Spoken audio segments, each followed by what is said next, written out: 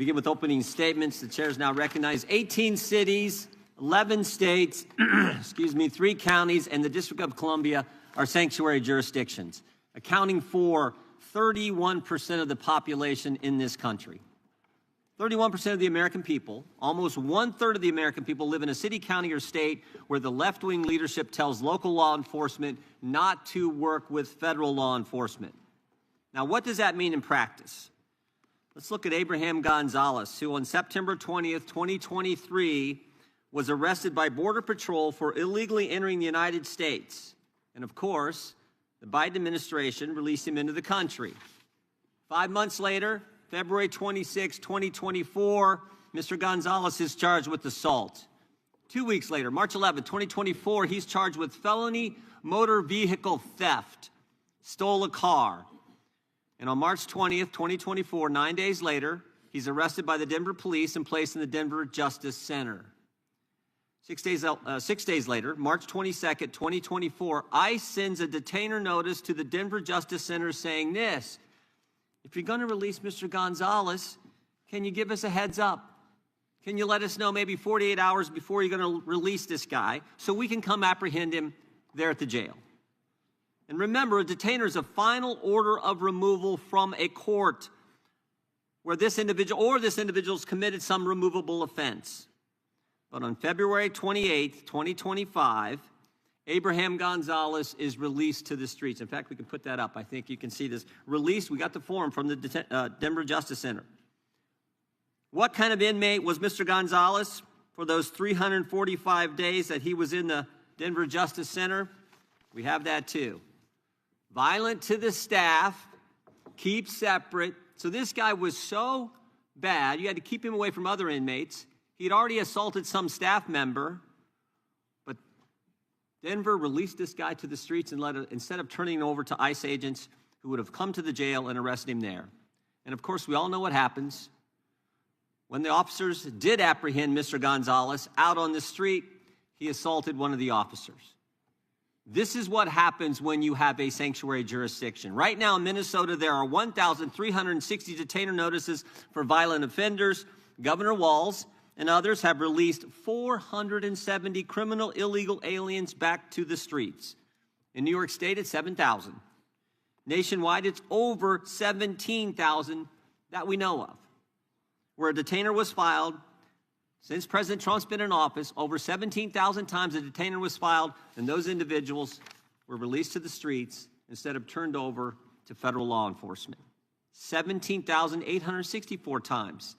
Illegals who've been charged with the crime have been released to the streets, and thereby jeopardizing the safety of the public, the safety of law enforcement, and of course the migrant themselves.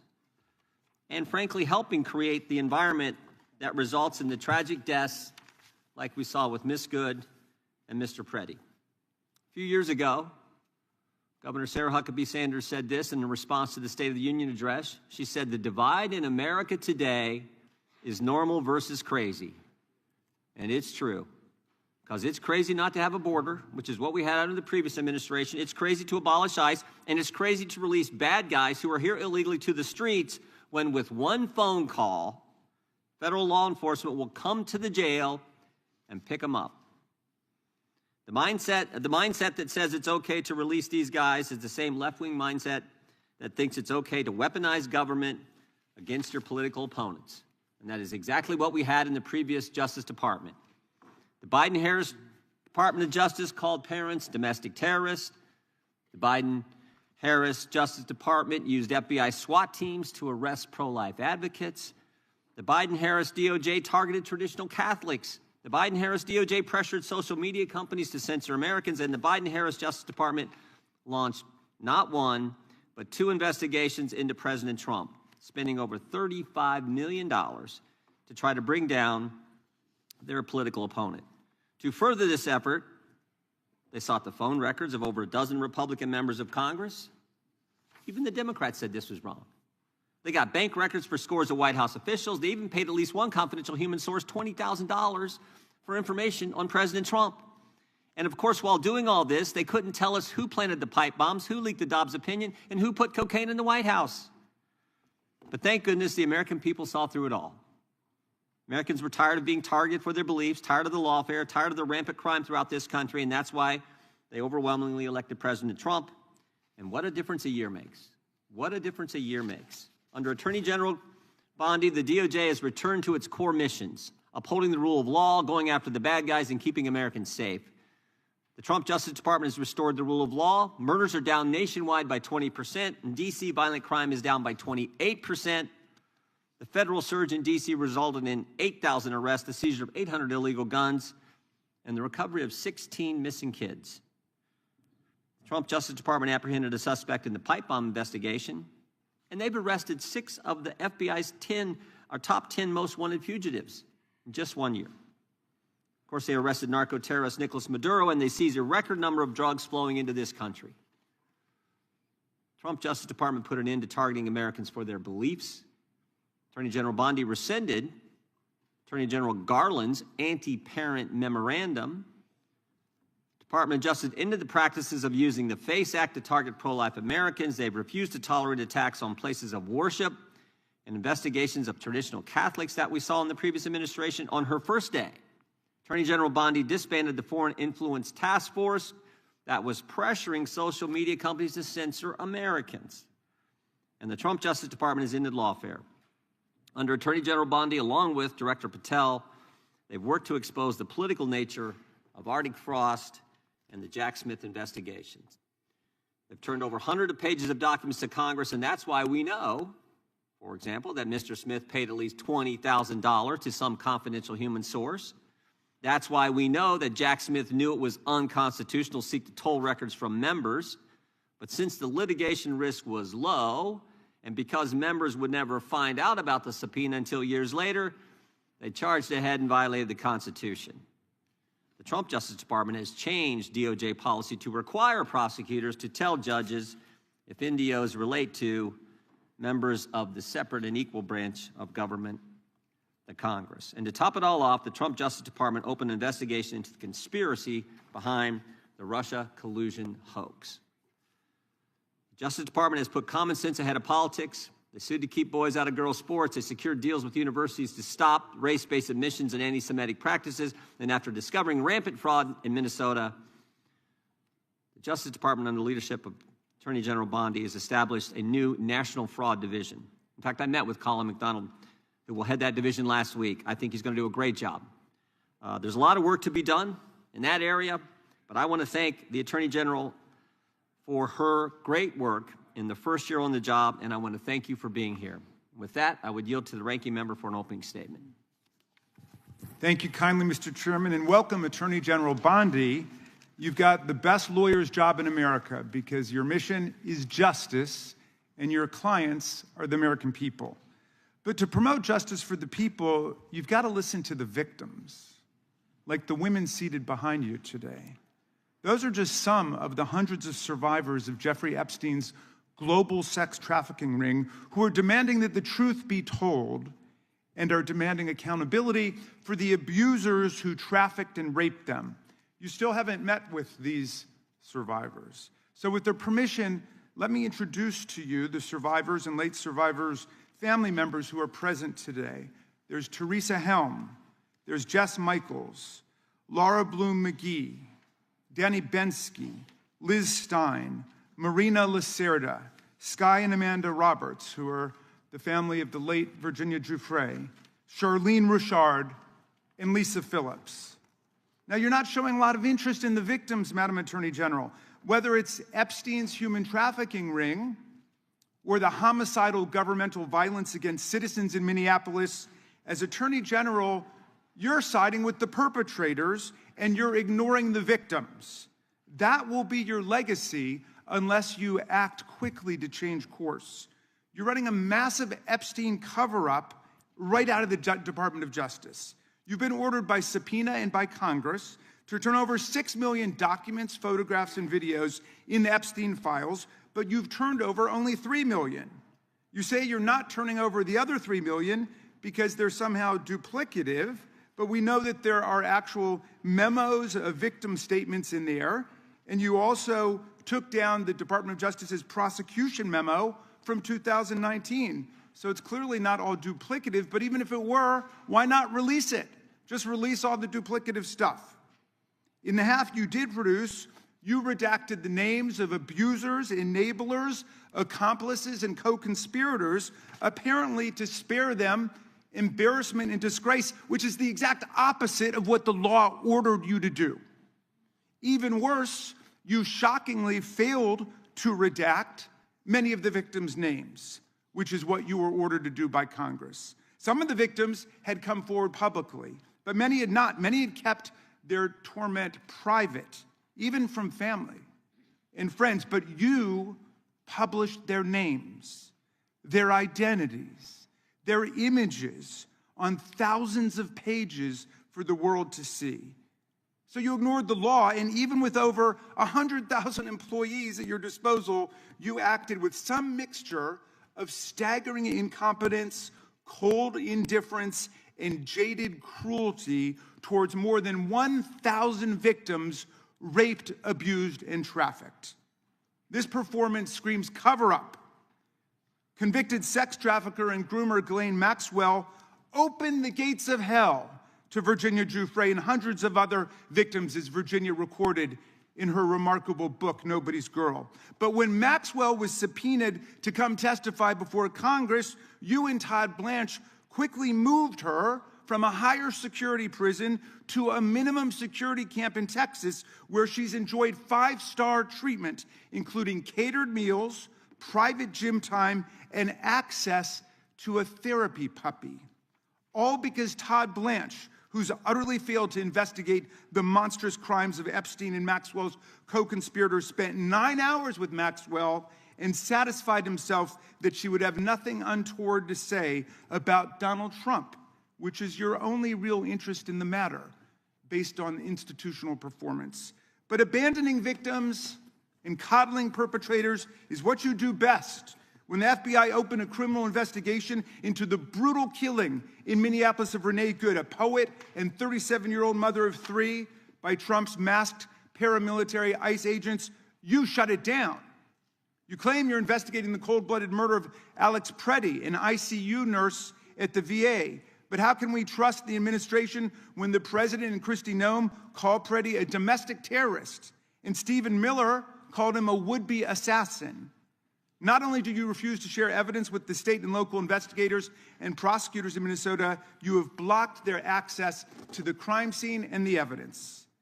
How are you seeking justice for Marimar Martinez, the Montessori school teacher in Chicago who was shot 5 times by a Border Patrol agent who bragged about it on text? Or the family of Keith Porter, a father of 2 shot and killed by an off-duty ICE agent in LA? Or the family of Silverio Villegas Gonzalez, shot and killed in Illinois minutes after he dropped his kids off at school? There's no sign of any movement at the Department of Justice. You even launched a criminal investigation into Renee Good's grieving widow. How sick is that? But it's even worse. You've turned the People's Department of Justice into Trump's instrument of revenge. Trump orders up prosecutions like pizza, and you deliver every time. He tells you to go after James Comey, Letitia James, Lisa Cook, and Jerome Powell, the head of the Federal Reserve Board, and members of Congress like Adam Schiff, Mark Kelly, Alyssa Slotkin, Chrissy Houlihan, Jason Crow, Chris Deluzio, and Maggie Goodlander, to name a few, and you snap to it. You replace real prosecutors with counterfeit stooges who robotically do the president's bidding. Nothing in American history comes close to this complete corruption of the justice function and contamination of federal law enforcement. And the good news is many serious lawyers at DOJ, including some of your own original appointees, have refused your lawless orders. Danielle Sassoon, your original pick for acting U.S. Attorney in Manhattan, resigned rather than follow your corrupt order to quash an indictment against Mayor Eric Adams as a political favor from Donald Trump. A Federalist Society member who clerked for Justice Scalia, U.S. Attorney Sassoon refused to participate in this blatantly corrupt scheme.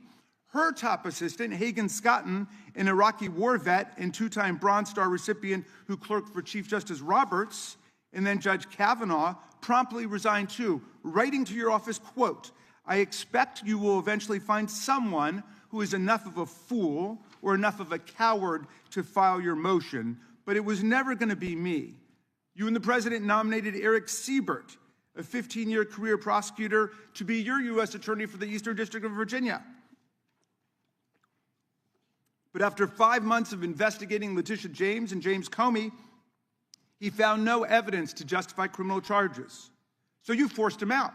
You replaced him with Lindsay Halligan, Trump's personal lawyer from the Mar-a-Lago documents case, who had zero prosecutorial experience and no qualifications. And then you were humiliated when a federal judge found that this corrupt appointment was blatantly unlawful and threw out Halligan's indictments entirely. And grand juries of American citizens have repeatedly rejected your vendettas and baseless indictments brought by the hacks left at DOJ now, with 2 different grand juries in Virginia voting down indictments against Letitia James in a single week. And just yesterday, another grand jury shut down your vendetta factory by rejecting indictments against the 6 members of Congress who had spoken out to remind all service members that they have a duty to refuse illegal orders. You tried to get a grand jury to indict 6 members of Congress who are veterans of our armed forces on charges of seditious conspiracy simply for exercising their First Amendment rights. I hope you will heed the wisdom and the constitutional patriotism of those grand jurors and not try it again by doubling down on that humiliation. As your best lawyers are sacked for having participated in the January 6th case, or just flee for the exits now, your new lawyers keep lying in court. In dozens of cases, they've been excoriated for lying to federal judges. Chief Judge Boasberg, right here in D.C., suggested your Department of Justice perpetrated a fraud on the court. Other judges found your statements to be, quote, inexplicably misleading, patently incredible, totally inconsistent, and so disingenuous that the court is left with little confidence that the government can be trusted to tell the truth about anything. Now, as ranking member, I asked the chairman to add a few extra rounds of questions today because we each have 5 hours of questions, not 5 minutes, but we're stuck with 5 minutes. That's clearly insufficient to give voice to America's victims and survivors and to demand answers about all the corruption and cover-ups that we see at DOJ right now. We've got just 1 round, so we ask you politely but firmly, Madam Attorney General, please do not waste 1 second of our precious time by evading questions, by changing the subject, or engaging in personal attacks against members of Congress. We saw your performance in the Senate, and we're not going to accept that. This isn't a game. In the Senate, you brought something with you called a burn book, a binder of smears to attack members personally for doing the people's work of oversight. Please set the burn book aside and answer our questions. And when you hear us reclaim our time, that means it's time for you to stop speaking. We only have 5 minutes, so when we reclaim our time, that means you stop. And if you don't, we will ask the chair to stop the clock and let you go on his time. The quality of justice in America depends on the character of our government. Please do your job and bring the Department of Justice back from the brink. The survivors seated behind you and the American people watching everywhere deserve a Department of Justice worthy of its name. I yield back, Mr. Chairman. Without objection, all of the opening statements will be included in the record. We will now introduce today's witness. The Honorable Pamela J. Bondi has served as the Attorney General of the United States since February 5th, 2025. She previously served in the Office of the White House Counsel, 2 terms as the Florida Attorney General, and spent more than 18 years as a prosecutor. We welcome our witness and thank her for appearing today. We will begin by swearing you in. Would you please rise and raise your right hand? Do you swear or affirm under penalty of perjury that the testimony you're about to give is true and correct to the best of your knowledge, information, and belief, so help you God? I do. Let the record show that the witness has answered in the affirmative. Thank you. You can be seated. And please know that your written testimony will be entered into the record in its entirety. Accordingly, we ask that you summarize your testimony. Madam Attorney General, you may begin. Thank you. Thank you, Chairman Jordan, Ranking Member Raskin, and distinguished members of this committee. Thank you for hosting me here today. I'm grateful for the opportunity to answer your questions, highlight the work of our department, and discuss the most important topic of all, keeping the American people safe. A little over a year ago, I was sworn into office as the 87th Attorney General of the United States. I came into office with the goal of refocusing the Department of Justice on its core mission, after years of bloated bureaucracy and political weaponization. The Department of Justice's core mission is to fight violent crime, protect the American people, and defend the rule of law above all else. While our work is never done, we have made tremendous progress to make America safe again. In 2025, we saw the lowest murder rate in 125 years. That's nothing short of historic. If you compare 25 to 24, here's what you'll find. The murder rate is down 21%, robbery down 23%, carjacking down 43%, gun assault down 22%, ag assault, burglary, could go on and on. Crime is declining. This did not happen by accident. The numbers tell an important yet straightforward story. President Trump has given us the resources, the support, and the leadership to protect the American people. President Trump's policies have saved lives. I cannot think of a policy outcome more important than protecting the lives of American citizens. Can you?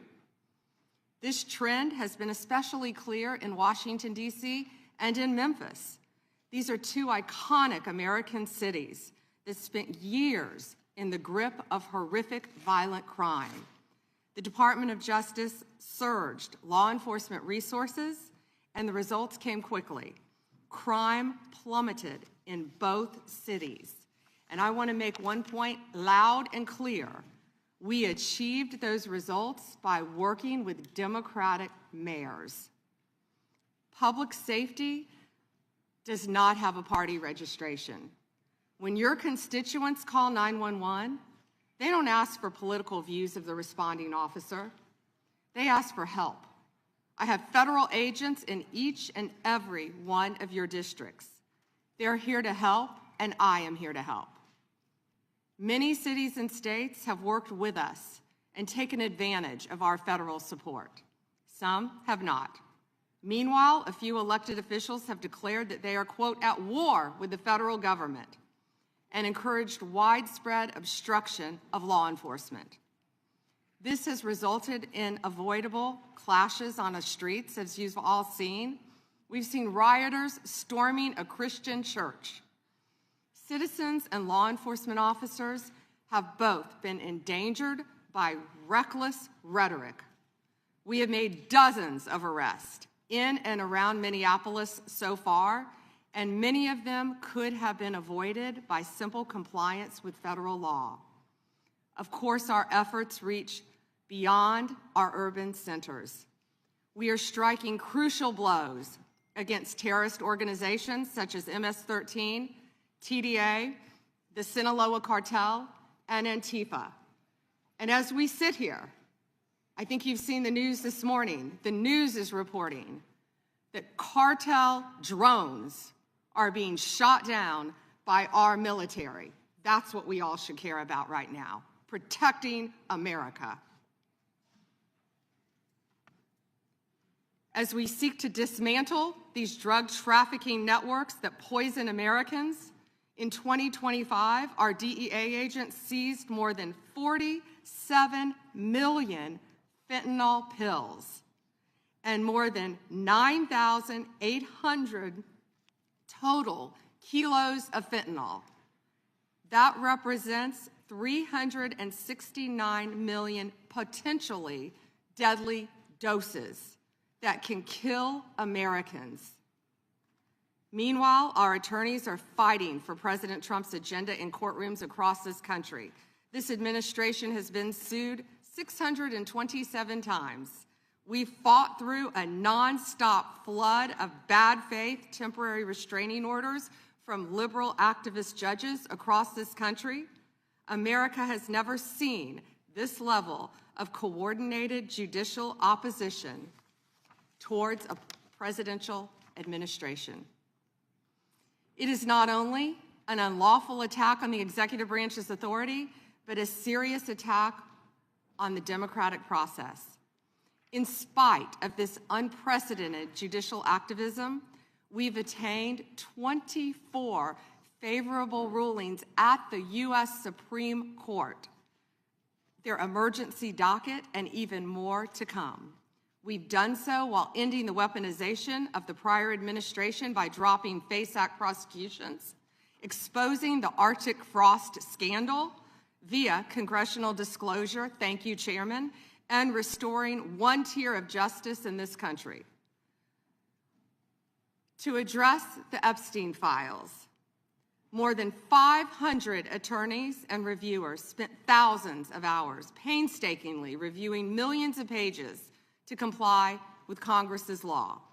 We've released more than 3 million pages, including 180,000 images, all to the public, while doing our very best in the time frame allotted by the legislation to protect victims. And if you brought us a victim's name that was inadvertently released, we immediately redacted it. All members of Congress, as you know, are invited to visit DOJ to see for yourselves. I want to take a moment to acknowledge the Epstein survivors who are here today. I'm a career prosecutor, and despite what the ranking member said, I have spent my entire career fighting for victims, and I will continue to do so.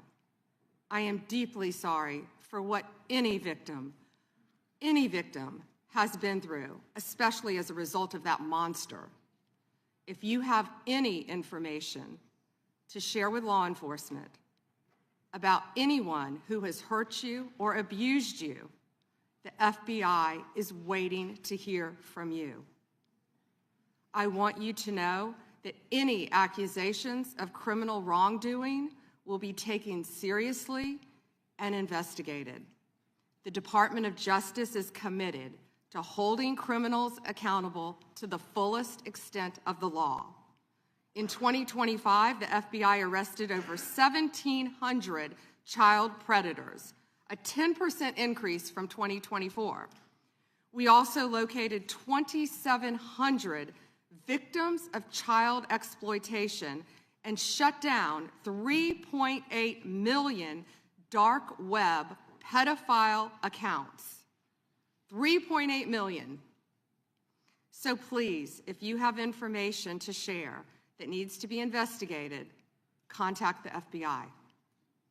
Today, I look forward to discussing further our shared obligation to protect the American people, uphold the rule of law, and keep this nation safe. Thank you. Thank you, Madam Attorney General. The chair we now proceed under the 5-minute rule. The chair recognizes the gentleman from California for 5 minutes. Thank you, Mr. Chairman. Madam General, thank you for your extensive remarks, particularly on your continued investigation of those responsible over the years in the Epstein debacle. Obviously, you have an amazingly full docket between civil rights, between criminal, between so-called white-collar crime, and doing so, as the chairman said, at a time in which both you and the president are under attack, and our ICE agents and FBI and others are under attack when they try to enforce the law. I personally want to apologize for those who would embolden, support, or even stand with those lawbreakers that sit on this and other daises here in Congress. My job generally is to talk about patents and trademarks as the chairman of that subcommittee. I'll forego that today because one of my other jobs is the creation and maintenance of Article III judges, and I work with the Chief Justice on that, and we're trying to expand the court. But currently, there are only 677 district court judges. They have very full dockets as well. But you create a tremendous amount of judges, particularly immigration judges. You do so in order to save the court that, but adjudicate, as is requirement, each of those people who claim a right to be here in the United States. And that has been going on under Republican and Democratic administrations for years. What's unique about the Trump administration this time is that you and President Trump have managed to reduce the backlog of people seeking that for the first time in decades. You are getting ahead of that tremendous backlog that caused, for better or worse, the release of millions of people with little pieces of paper saying, come back later when we call you, and often to no avail when you call. So I want to congratulate you on that, because it's an accomplishment you might not take credit for, and the other side would never give you credit for. But I hope you can continue to do that and do more. And I say so for a reason, because much of this hearing will be about Minneapolis and other places in which the backlog of criminal aliens, including in my home state of California, people who have hurt other people, people who have victimized their communities, is extensive. And although the overall number through adjudication may be going on, because of places like my home state, California, you're unable to apprehend people that my sheriffs want apprehended. They desperately want to cooperate, and they're prohibited by law. It is this committee's opinion on this side of the aisle that, in fact, you should be given the ability to demand that participation, and that the release of a known criminal not be considered to be acceptable just because a state or a city has declared itself a sanctuary. I want you to opine on just one thing that I think has been misunderstood. As I said earlier, you create and maintain those judges that adjudicate these cases. You also support so many that, in fact, have to make decisions as judges. Knowing that this limitation of so few Article III judges are there, please educate those who seem to miss the point that Article I judges, including bankruptcy judges, including immigration judges, including lots of people with the title appropriately judge, do in fact issue documents that look like, act like, and are normally accepted as warrants, as subpoenas, as demands for state officials to stand aside and allow the production of either an individual or documents. Because I think people are missing the point that these ICE retainers and detainers and so on, they act like they're nothing, when in fact, in the ordinary course, Madam General, you do in fact have Article I judges constantly putting those out, and they are respected normally.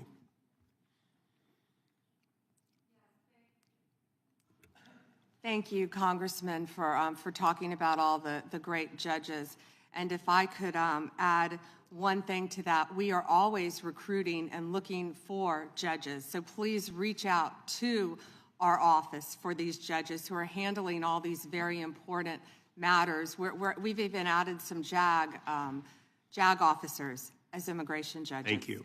And so we're continuing to do that, but we're always seeking qualified lawyers as well to be part of that. And thank you for highlighting that, Congressman. Thank you. I yield back. Gentleman yields back. The gentlelady from Washington is recognized. Thank you, Mr. Chairman. Good morning, Attorney General Bondi, right here. We are joined in this room by some of the thousands of survivors from Jeffrey Epstein's horrific sex trafficking ring. They have shown such incredible courage in speaking out, in demanding accountability to bring the predators and pedophiles to justice. The Epstein Files Transparency Act required your Department of Justice to disclose the perpetrators connected with Epstein's criminal activities and to redact the information of survivors to protect their identities. Let me show you what actually happened. First, in violation of the law, your department has shown a pattern of redacting the names of powerful predators. Here behind me is one example of an email from Epstein to a man whose name was redacted. The email reads, quote, "Where are you? Are you okay? I loved the torture video." Only after members of Congress demanded that we see the unredacted files did the world learn the name of this individual, Sultan Ahmed bin Sulayem, the chairman and CEO of a company that had financial ties to President Trump's business and personal ties to Trump's advisor, Steve Bannon. Second, the survivors were not similarly protected, also in violation of the law. Here is another email titled Epstein Victim List. We have blurred the names of the survivors for their protection, but your Department of Justice initially released this list of 32 survivors' names with only one name redacted, along with numerous files that disclose not only the names, the emails, and the addresses of survivors, but also nude photographs and even the identities of Jane Does who had been protected for decades until your department released their names. Survivors are now telling us that their families are finding out for the first time that they were trafficked by Epstein. In their words, quote, "This release does not provide closure. It feels like a deliberate attempt to intimidate survivors, punish those who came forward, and reinforce the same culture of secrecy that allowed Epstein's crimes to continue for decades." To the survivors in the room, if you are willing, please stand. And if you are willing, please raise your hands if you have still not been able to meet with this Department of Justice. Please know for the record that every single survivor has raised their hand. Attorney General Bondi, you apologized to the survivors in your opening statement for what they went through at the hands of Jeffrey Epstein. Will you turn to them now and apologize for what your Department of Justice has put them through with the absolutely unacceptable release of the Epstein files and their information?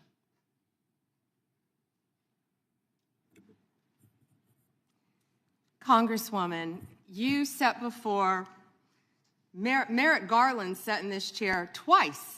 Attorney General Twice. Bondi, No, can I finish my answer? No, I'm going to reclaim my time because I asked you a specific question that I would like you to answer, which is, will you turn to the survivors? This is not about anybody that came before you. It is about you taking responsibility for your Department of Justice and the harm that it has done to the survivors who are standing right behind you and are waiting for you to turn to them and apologize for what your Department of Justice has done. Members get to ask the questions, the witness get to answer in the way they want to answer. The Attorney General can That's respond. not accurate, Mr. Chairman. Because she doesn't like the my answer. time. So, Mr. Chairman, why I have asked didn't a she question. ask Merrick Garland this?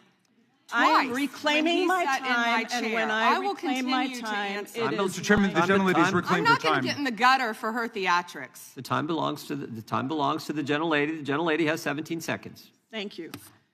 You're not going to answer this question, so let me just Chairman, say this. I'll direct it to What a you. massive No, I'm cover-up. answering a Mr. question. Chairman, will you restore her time? The witness I'm is not going to get in interrupting. the gutter with this woman. Stop the She's time doing and theatrics. let me have my The time. gentlelady from Washington controls the time. The gentlelady has 17 seconds. You can proceed with your final Thank you. 17 seconds. What a massive cover-up this has been and continues to be.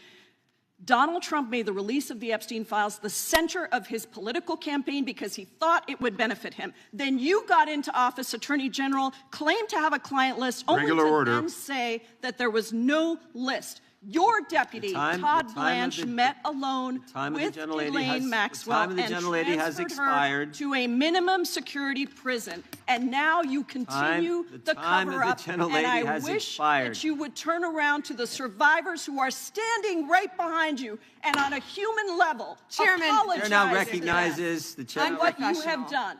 The time of the gentlelady yield expired. back. The gentlelady, you have no time to yield back. Theatrics. We appreciate the thought. And I would argue the central issue in the last election, the presidential election, was securing the border. The gentleman from Arizona who knows something about securing the border is up for 5 minutes. Thank you, Mr. Chairman, and thank you, Attorney General Bondi, for being here today. In 2022, Lafarge, which is a French cement company, pled guilty in U.S. federal court to participating in a criminal conspiracy with ISIS. That conspiracy contributed to the deaths of U.S. service members fighting in Syria during Operation Inherent Resolve. As part of the plea agreement, Lafarge was required to pay more than $775 million into DOJ's asset forfeiture fund. In February 2025, my colleagues and I sent you a letter urging the department to review the petitions for remission submitted by the families of those fallen service members, including several of my constituents. The previous administration ignored these victims and our requests and left their petitions unresolved. My question for you on this particular issue is if you're willing to work to ensure those families that their petitions will be reviewed and brought to a resolution. Congressman, we are aware of that, and we're committed to doing everything we can to support the victims and work with you. Thank you for that question. Yeah, appreciate your answer. And now let's go to something that is also pressing that I've been working on for years, and this is the FISA Section 702 and Arctic frost. In January 2025, you testified before the U.S. Senate and agreed with Senator Lee that, quote, anytime an American citizen's private communications are intercepted or stored, whether through incidental collection or otherwise, those communications should not be searched without some showing of probable cause, close quote. You still hold that view today, I assume? Yes. And during the most recent FISA reauthorization, I offered an amendment to establish a clear warrant requirement for searches of Americans' data while preserving every publicly cited operational exception, including emergencies, defensive queries, cybersecurity threats. And my intent was to ensure the Department of Justice could continue to keep Americans safe while also ending warrantless searches of U.S. persons' data. Are there any additional circumstances or exceptions that you believe must be included to ensure DOJ can continue to operate effectively while still protecting American citizens' data and privacy? Yeah, Congressman, we are committed to working with Congress to uncover weaponization and other misconduct by Jack Smith, by others, Arctic frost, everything that happened under the past administration. And we are committed to working with you on that. And we are working with Chairman Jordan, with the House Intel, with all of my fellow cabinet members on resolving that issue. Well, thank you. And I'm glad you brought up Arctic frost because Section 702 was used in the Arctic frost investigation. It was. And information derived was used by Special Counsel Jack Smith. And my question has always been, and no one's been able to answer this, is what was the legal predicate for using a foreign intelligence authority in the Arctic frost investigation? Have you been able to ascertain any legal predicate?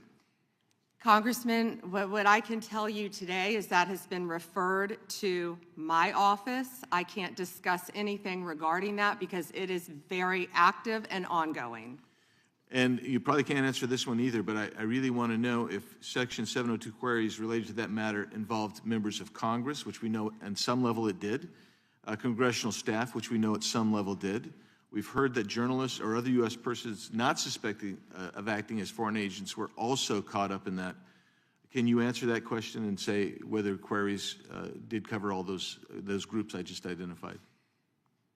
It is a very active pending investigation within my office. However, I believe many members of Congress have stated that their phones were part of Arctic frost.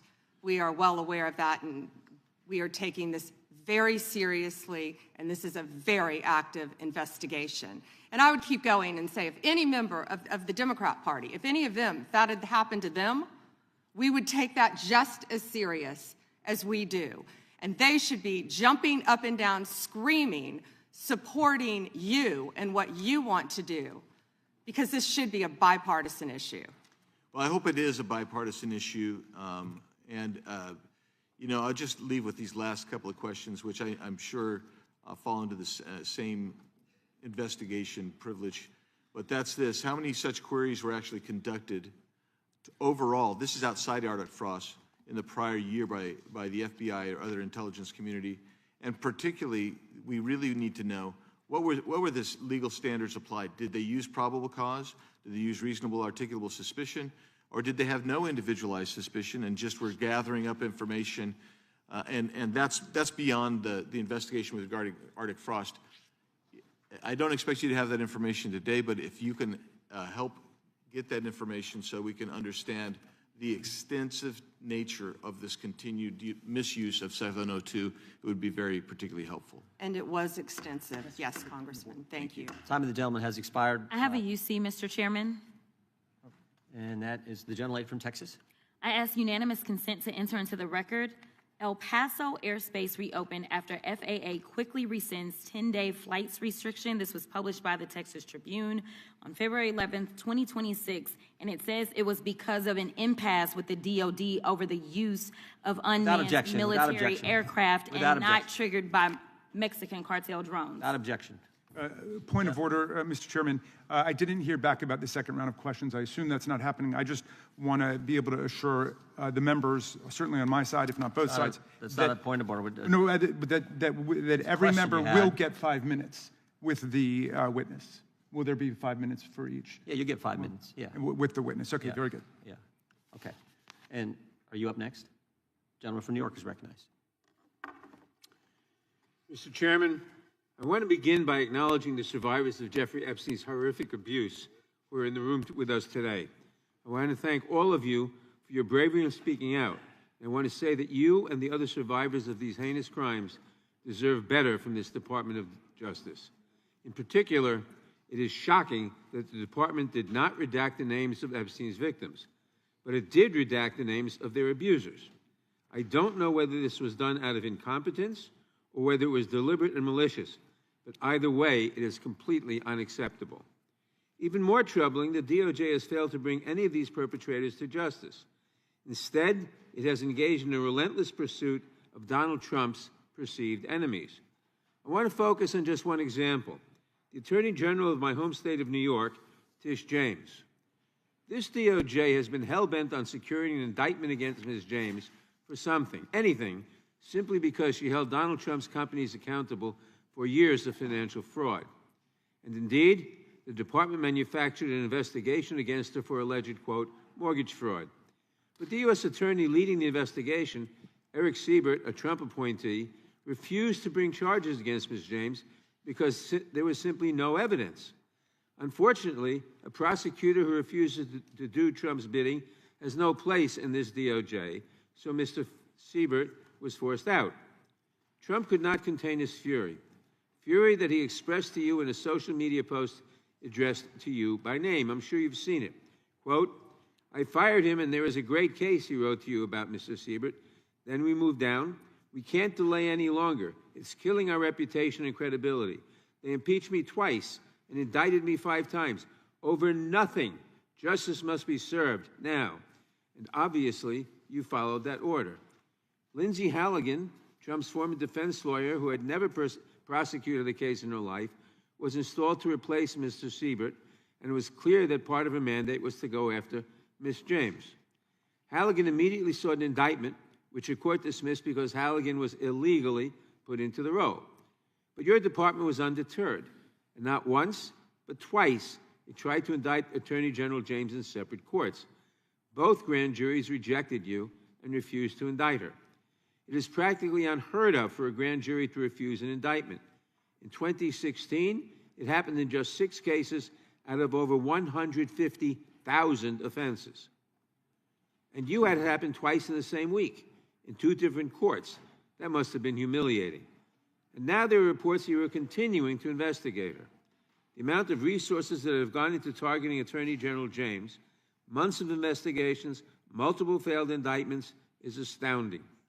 Since your own prosecutors told you that there is not enough evidence to support a conviction, it's clear that you were going after her simply because she held President Trump accountable and he wants to punish her.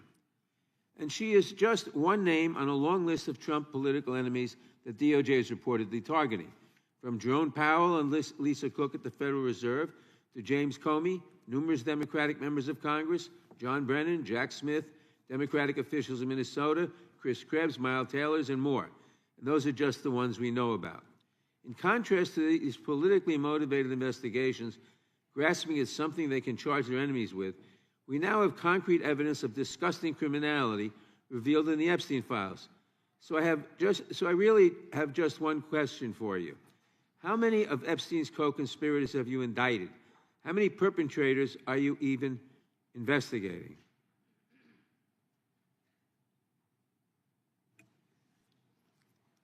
First, you showed it. I find it. How many have you indicted? Excuse me. I'm going to answer the question. Answer my question. No, I'm going to answer the question the way I want to answer the question. No, Your you're going to answer the theatrics are question the ridiculous. way I asked it. Chairman How many have you Jordan, I'm not indicted? going to get in the gutter with these people, How many but have you- I'm going to answer the question. How many have you indicted? Again, the time belongs to Reclaiming my time. the time belongs. I think it's very Reclaiming interesting. my time. I think it's very Reclaiming my interesting. time. And you can When reclaim he your talks time, about they reclaiming my time, indicted, Mr. the Chairman. president said they Close the indicted clock. him Mr. twice. Chairman, please They stop the sure clock did. and And stop he the clock and indicted- restore his time. Okay, here we go with these Committee will be in order. theatrics. The time Reclaiming my belongs time to the and gentleman yield from back New the clock, York. please. We will give you a few more seconds. We will do that. But when Reclaiming you ask my- a question, the witness question gets to was- answer. You may not like the answer, but she Right. gets to The answer. question was, how many of Epstein's... They don't like Que- the answer, Reclaiming Chairman, my time. because it's honest. Reclaiming So my- he asked a Reclaiming my 4-minute time. question. Restore 45 and seconds, I Mr. am Nadler, going please, to Mr. Chairman. I mean, Answer. You can let her filibuster all day long, but not on our watch. Reclaiming- Not on our time. No way. And I Reclaiming- told you about that, Attorney General, before you started. You don't tell me Yeah, oh, I anything, did tell you because we washed saw up what you did in the loser Senate. Lawyer, not even a lawyer. Committee will be in Reclaiming my order. time, and I should get back at least 45 seconds. We will give you a few more seconds. I Not a said that few more, already. 45 seconds. Okay, I'm timing right now, Mr. Nadler. Go All right right. Reclaiming my time. The answer to my question, how many of Epstein's co-conspirators has she indicted, is 0.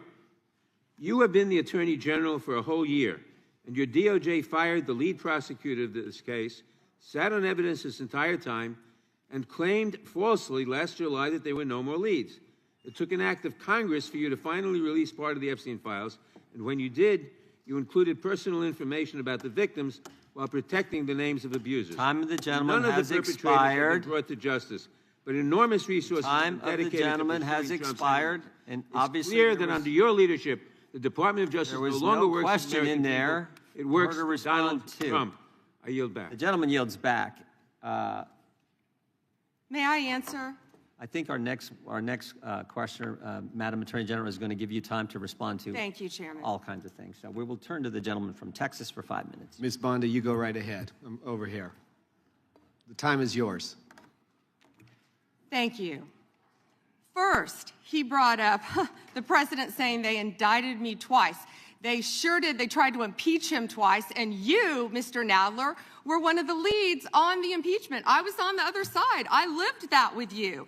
During impeachment, you said the president conspired, sought foreign interference in the 2016 election. Robert Mueller found no evidence, none, of foreign interference in 2016. Have you apologized to President Trump? Have you apologized to President Trump, all of you who participated in those impeachment hearings against Donald Trump? You all should be apologizing. You sit here and you attack the president, and I am not going to have it. I'm not going to put up with it. You know, all they want to do, the American people need to know this. They are talking about Epstein today. This has been around since the Obama administration.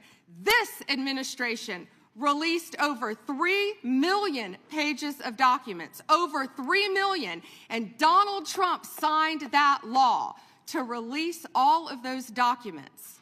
He is the most transparent president in the nation's history.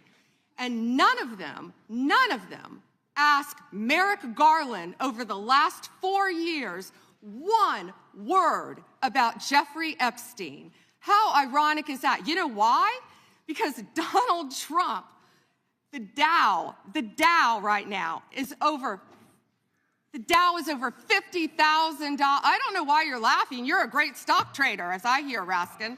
The Dow is over 50,000 right now. The S&P at almost 7,000. And the NASDAQ smashing records. Americans' 401ks and retirement savings are booming. That's what we should be talking about. We should be talking about making Americans safe. We should be talking about, what does a Dow have to do with anything? That's what they just asked. Are you kidding? Mr. Jordan, Mr. Jordan. Committee will be in order. Mr. Jordan, am I going to get an extra 45 seconds added to my time? The committee will be in order. The time belongs to the gentleman from Texas. Ms. Bondi, the Attorney General can respond. Thank you. The Dow has shattered 50,000 for the first time. This is crazy. They said it couldn't be done in 4 years, yet President Trump has done it in 1 year. National median rents have fallen to a 4-year low thanks to Donald Trump. That's why they want to focus on Epstein and our most transparent president in the nation's history. The murder rate, as I said, has plummeted to a 125-year low thanks to Donald Trump. For an unprecedented 9 straight months, there were 0 illegal border crossings at the southern border. That's what we should be focused on. All the great work that this president has done and will continue to do to keep America safe and to make Americans safe. Thank you, Attorney General Bondi. I agree with you totally. I think you've done a fine job. I think that Democrats, in fact, should be apologizing to the Epstein victims for doing nothing during the 4 years that they were running the government. We did not hear about this, and it took you and President Trump to finally provide transparency and give answers to the American people, and I want to thank you for that. I want to thank you also for standing up for truth today and for fighting back against the theatrics and the time waste that you will endure over the next hour or two. I want to apologize on behalf of my colleagues on the left. They're not all that bad, but they've got to put on a show, and I'm sorry that you have to go through that, and I would like to yield the last, I'd say 40, and 40 is 80 seconds. The clock says 40, but I've got 80 seconds since I was so rudely interrupted, and I'll give all 80 seconds to Chairman Jordan. And I would just yield to the Attorney General if she has anything to add. I'm fine to continue. Thank you, Chairman. All right, the chair now recognizes, the gentleman yields back. The chair recognizes the gentlelady from California. Thank you, Mr. Chairman. I would note that Mr. Nadler's question has not yet been answered, but I want to start by asking that out of respect for the American public and the Epstein survivors, some of whom, of course, are here today, that we can have a transparent conversation and get the public the answers they deserve. I want to briefly direct your attention to 2 documents I'm hoping we will put up on the screen. In the first, an individual emails Jeffrey Epstein asking whether a woman identified as M was pro or civilian, and Epstein responds that she was a civilian, Russian, and fun. In the second email, Epstein writes to Steve Tisch about a Ukrainian girl, noting that she was, quote, a little freaked out by the age difference and stating that he would try to convince her not to return to Ukraine. He then instructs Mr. Tisch to call him, adding, I don't like records of these conversations. So I'd like to ask a straightforward question that really is either a yes or no answer. Do these emails constitute credible evidence, not proof, but credible evidence warning further investigation into whether Steve Tisch was involved in Epstein's criminal conduct? Do you think yes or no? I'm not going to play a yes-no game with you, but I will answer the question to the best of my ability. As I said, we will look and investigate any case involving any victim. I'm not familiar, there were 3 million pages, of course, with that email, but of course, we will look into anything. The documents have been released, 3 million. The redacted versions, we left them open for all of you to come view. I believe you view them. If not, will you have some copies? I'd like to. But could I finish, please? I'm not being rude, please. I only have 5 minutes. No, yeah, and I only have 30 seconds based on your filibustering. But you didn't give a yes or no answer, California. so let me just go further. Director Patel testified in this committee room that there was no credible information indicating that Epstein trafficked victims to anyone else. And glancing at the documents, that proves that's not the case. In July, your department issued a memo stating that it had conducted an exhaustive review of the Epstein files and concluded that no additional individuals would be charged. So I did go over to the Department of Justice yesterday. I would note that 400 and all our 35 members are in the House, and there's 4 computers. So it would take many months to actually have the time. I only had a few hours. I think the transparency argument is really kind of a sham because it's not really possible. Whoa. Did you have to wait to get a computer? It is not possible to really go in. I did, however, see a U.S. attorney information for the Southern District of New York indicating that there were additional survivors and probable co-conspirators. Other members of Congress have uncovered likely co-conspirators whose names were blocked out. Now, the Epstein File Transparency Act, which all but one member of this House voted for and the president signed, requires the department to release everything except that it needs to be redacted to protect the victims or an ongoing prosecution, which apparently there is none from the testimony we have received. I am concerned that this act has not been fully complied with. When Director Patel came to the committee, he admitted that up to 1,000 FBI agents had gone through the files and redacted President Trump's name from them. And it's pretty clear that what has been transmitted from the FBI continues to redact President Trump's name, even though he is mentioned thousands of times in these files. So I think the credibility of the department in terms of complying with the act has been damaged. And I think the department's credibility has been damaged in other ways. I think we all saw the horrible video of American citizens being killed by ICE agents in Minneapolis. And I think how the department has handled these cases raises a lot of doubt about the department. State and local police in Minnesota got a court order to get access to the crime scene to be sure evidence would be properly preserved by federal agents. But they took the agents defied the court order, and in a departure from general policy, the DOJ is not collaborating with state and local law enforcement on these homicides. So I really think that is a disgraceful approach to the homicides of American citizens, and really does nothing to bring credit to your department. And Mr. Chairman, I would yield back. Gentleman yields back. May I answer? Attorney General can respond. I find it interesting that she keeps going after President Trump, the greatest president in American history. And if they could maintain their composure, this isn't a circus, this is a hearing. I find it interesting she keeps going after Donald Trump. She doesn't say how much money she took from Reid Hoffman, did you? None. And nor did Mr. she Chairman, post regular anything. order, please. She regular posted nothing on her X account, on her Twitter account, during the Biden years. Gentlelady. Yet now, all of a sudden, question she's asked. going after Committee will be in Point of order. order. There was no Committee will be in question on order. the Attorney General. She doesn't just get to speak. Committee will be in order. I have a point of order, Mr. Chairman. Committee will be in order. Point of order, Mr. Chairman. Gentlelady can state her point of order.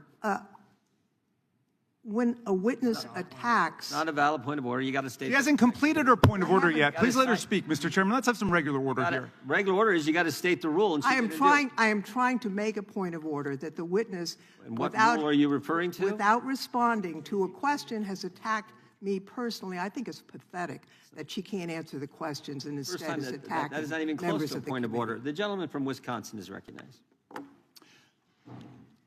In August of last year, I sent a letter to the Department of Justice asking for assistance in seeking compensation for the town of Lac du Flambeau. The town of Lac du Flambeau is in my district, and your office replied that it was an ongoing matter and unable to comment on it, which I understand. That's just fine. But I want to set this up just as a reminder. So 3 years ago, it was at this time of year that 4 roads were blockaded in the town of Lac du Flambeau, and the temperature was 25 below zero. People had to park their cars at a neighbor's place, take the snowmobile across the lake to get their car, and then be able to drive into town. There were people 80 and 90 years old that could not, were very concerned that they'd be able to get emergency medical services. And the perpetrators of this, the tribe out there, they demanded compensation from the town I would call it extortion. They ultimately got $600,000 from the town of Lac du Flambeau.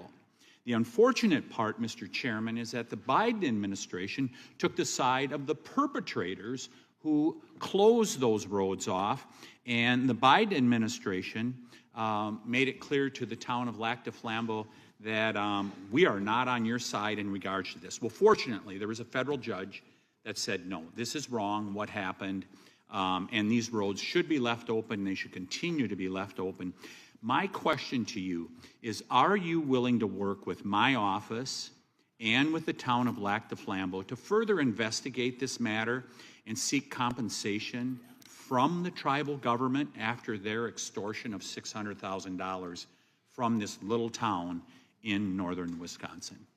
Congressman, you do a great job representing your district. And yes, we would more than welcome working with you, and we are familiar with that investigation. Mr. Chairman, I would just add, we're highlighting these miscarriages of justice in the previous administration. This is just another one of those small examples, no different than the Catholic Diocese in Richmond and many others that you have retold so many times. But here's another instance of what they did to a small town and nearly bankrupted them as a result of it. Fortunately, there was a federal judge that saw through it and has fixed it. I want to move on to fraud enforcement. You've established a National Fraud Enforcement Division. Is that correct, Madam Attorney General? Yes, Congressman. Has this new division begun any investigations and getting after those individuals that have committed the rampant fraud we've seen, like in Minnesota? Well, it's not only rampant in Minnesota, it's rampant throughout this country. Much of it is in California, as you know, and other places. Yes, we are working on it actively. Our criminal fraud division has been working on it. We are expanding that. It was the Vice President's idea to come up with this amazing separate fraud division, which we are establishing and going nonstop, not only to expose the fraud in Minnesota, but around the country. It's taxpayer dollars that have been stolen from the American people, and we are committed to recovering that money and holding those people accountable. Mr. Chairman, I would remind everyone here, why did this happen in Minneapolis? Why did federal law enforcement have to go to Minneapolis? Because of industrial scale fraud. It was an assistant United States attorney that said, this is industrial scale fraud that's going on in Minnesota at this point. I sent a letter to our governor in Wisconsin. We're right across the border there. My district is only 20 miles from the city of Minneapolis. And I asked him to open the books for a federal audit on food stamps and Medicaid. Don't you think it would be a good idea for every governor to do that at this point? It protects the citizens, and I can't understand why that's not happening. And yes, I do think that's a great idea. It's happening around this country. And when our new division with Colin McDonald is established, it's established when Colin is confirmed. He's amazing. I think you've met with him, you said, Chairman. When that is established, we're going to work on both sides of the aisle. That's what we want to do, to stop fraud in every city, in every state in this country. We will continue to fight for the American people. So you would encourage every governor across the United States, after what we have seen in Minnesota, what we almost certainly know is happening in other states, you mentioned California, you would agree that every governor should avail themselves of federal resources to make sure that this industrial scale fraud is rooted out to protect the taxpayers of the United States. Is that correct? Absolutely. Mr. Chairman, I yield back. Gentleman yields back. The gentleman from Tennessee is recognized. Thank you, Mr. Chair. First, I'd like to thank you for holding this hearing and holding it in a proper fashion as you have. Secondly, I'd like to thank all of the victims of the Epstein case who've come here to attend this hearing, for doing it and for being brave and trying to move this justice forward. I apologize, I can't do it, but the Attorney General not recognizing you, that's embarrassing. I am from Memphis, General Bondi, and Memphis does have the task force there. The Memphis Safe Task Force has been operating in Memphis for several months, and we do have a Democratic Mayor, Paul Young, and he's not against the task force, but he is against ICE being in Memphis, and he's not in favor of the National Guard being in Memphis. And I concur with him on those positions. I think the DEA being there, the Alcohol, Tobacco, and Firearms, the FBI, who have been in Memphis in other ways, having more people there is good for Memphis. Crime has gone down in Memphis, but it went down 25% before the task force got there under the direction of Mayor Young and Director Davis, Chief Davis. It's gone down about 15% more since then, and that's good. But I would like to comment that Mexico City's homicide rate has gone down 40% during the same time when Memphis has only gone down 25%, and that's not necessarily because of the task force, although the mayor says he thinks it's helped. So I thank you for that. You would agree, I presume, that violent crime in communities across our country is critically important, and that's why the task force is there. Is that not true? Yes, and if I can just add to that, I think the surge, the FBI, our FBI under the leadership of Director Patel, came in and did a surge in Memphis. Earlier. Prior to the task force. Yeah, Viper. And thank you for saying that about Mayor Young. He's been great to work with, and thank you. He's a good guy. He's a very good guy. One problem I've got with where we are in priorities here. A recent Department of Justice, National Institute of Justice report based on arrest records in Texas and in California found that undocumented immigrants were less than half as likely as U.S.-born Americans to be arrested for homicide. And this pattern holds for assault, sexual assault, robbery, burglary, theft, and arson. Half as likely to be arrested for drug offenses. So I ask you, and I've written to you about this, there are TV ads that run that say to local law enforcement, specifically, says, are you tired of having your hands handcuffed because you can't do the things you wanted to do when you joined? And if you want to do something different, join ICE, and you'll get a $50,000 bonus, and we'll pay off your debts, student debts, and we'll help you with pensions, et cetera, et cetera, et cetera. So they're encouraging local law enforcement to leave local law enforcement and go to work for ICE.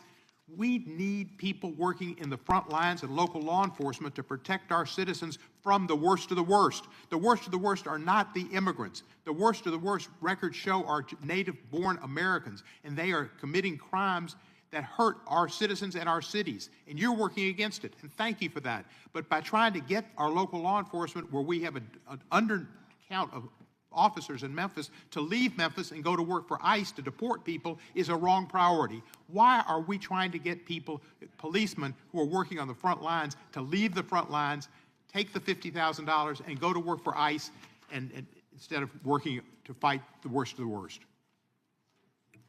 Congressman, I have not yet seen that commercial, that ad. I would argue that we need strong people in both local law enforcement, state law enforcement, and all of our federal agencies working together. I've seen some of the worst violent criminals who were in this country illegally. We both know that. And in Memphis, working hand in hand, I want to stick with Memphis and your mayor and what you discussed, because there have been nearly 6,000 arrests as of February 8th, and I think you agree with this, in your district, and almost 600 gang members. What we found in Memphis, a lot of the gangs are local gangs. But 600 gang members were taken off the streets. Time, because I've only 40 seconds. I'm going to agree with you. Yeah. I thank you for that. And 148 missing children were recovered by all of us working together, and nearly 1,000 illegal guns were seized as a result of us working together. And I don't disagree with some of the things you said, but there are questions about those children, but it's a different thing. The fact is, ICE is running rampant, and you are not investigating them. When they killed Mr. Prete, and Ms. Good, that was an execution, and you did not investigate it. And you tried to investigate Ms. Good's widow, and you tried to investigate Mr. Prete. They were executed like Kristi Noem executed her dog. And that was wrong. And you should investigate those people, and you should investigate anybody that uses a weapon, federal official or not, for civil rights violations. I yield back the balance. Gentleman yields back his time. Madam Attorney General, anytime you need a break, just let us know. If not, we'll just keep going. The chair is now recognized for 5 minutes. Madam Attorney General, you're not allowed to exercise your constitutional rights in a way that tramples on someone else's, are you? No. No, you can't do that. I mean, you have a right to petition the government under the First Amendment. That doesn't mean you can come into this room and start screaming at Mr. Raskin or me or anybody else and disrupt a congressional hearing. You have a right to protest on the street, but that doesn't give you a right to go into the Capitol and disrupt Congress. Something these guys talk about every day. You can't do that. So when Don Lemon said that he was exercising his First Amendment free press rights, freedom of the press rights, that's not really accurate because he was trampling on other individuals' rights. Is that true? Chairman, we will always protect our churches and the freedom of religion. And yes, that's accurate. First right mentioned under the First Amendment, freedom of religion, freedom to practice your faith the way you think the good Lord wants you to, right? That's right, under the federal government. And isn't it true that Mr. Lemon met at a shopping center with the rioters who entered City's church in St. Paul, met with them prior to marching to the church? He did meet, and this is a pending case right now, so I will only stick to what is in the four corners of the unsealed indictment, if I could, Chairman. Yeah, I'm There's focused a lot more that will come out. But under the four corners of the indictment, yes, he did. They had an operation called Operation Pull-Up. They said they were gearing for a resistance. They met in a parking lot, and they caravanned to a church on a Sunday morning when people were worshiping together. And Mr. Lemon said that he live streamed before entering the church with the rioters. Didn't he say we're going to head to the operation? Didn't he say this he said this on camera, is that right? Yes, Chairman, Yeah. and more. That he was in Minnesota and that, as you said, they were gearing up for an operation. So you can't do that. This is why this is, I think, so important that this guy be held accountable, and I think why you guys have charged him and indicted him. Moving to the second subject here, will John Brennan be indicted? Mr. Brennan lied to the committee, which you're not supposed to do, last Congress, and we deposed him. He definitely, 18 U.S.C. 1001, we're all familiar with it. He lied to the committee, and the Congress, and I think the country would like to know if, in fact, he's going to be indicted for lying. And here's why it's so important. I'll give you a chance to respond. Here's why it's so important. It wasn't just that he lied to us, it's what he lied to us about. He lied to us about when all this weaponization against the President of the United States started. He lied to us about the dossier, and specifically what role the dossier played in the intelligence community assessment. Because we know back when President Trump was first elected, first term, this is when it all started, which led to the Mueller and to the impeachment and to the Jack Smith and all the stuff that's happened in the last decade. But it began here, and he lied to Congress about the role he played. And I just want to read a couple of things he said during that deposition before I give you a chance to respond. Mr. Brennan, when asked a question, said the CIA was not involved at all with the dossier. He said it was their purview, FBI's purview, and not ours. He also said the CIA was very much opposed to having any reference or inclusion of the Steele dossier in the intelligence community assessment. Well, that's interesting because declassified information that was declassified this past summer by the CIA says something entirely different. It says, Brennan, I want to put this one up if we have it. It says, Brennan ultimately formalized his position in writing, stating that, quote, this is released by the CIA Director Ratcliffe, my bottom line is that what I believe that information warrants inclusion in the report. He was further asked by an CIA official. The same officer said when he approached the director and asked that the director refused to remove it after being explained this wasn't good. With the dossier's many flaws, he said, yes, but doesn't it ring true? So this is John Brennan using that document to change intelligence community assessment, which I think led to all the stuff we've seen over the last decade. And I think this committee in the country, Congress in the country, would like to know if Mr. Brennan is going to be indicted. What I can confirm is that we have received a referral from you, Chairman Jordan, to investigate John Brennan. His attorneys have made some public statements, but the department is still bound, of course, by our longstanding policy of not discussing matters. What I will say today, I can't confirm nor deny whether there is a pending investigation, but what I will say is no one is above the law. Mr. Chairman, Weaponization has ended. Yeah. Point of order, Mr. Chairman. Gentleman from New York is recognized for a point of order. If we want to know whether Mr. Brennan will be indicted, you should just ask the president. Not a point of order, but I appreciate you trying to make it one. The gentleman from Georgia is recognized. Thank you, Mr. Chairman. General Bondi, it's been reported that there were at one point 1,000 personnel assigned to the task of identifying and scrubbing Donald Trump's name from the Epstein files. Were those reports accurate?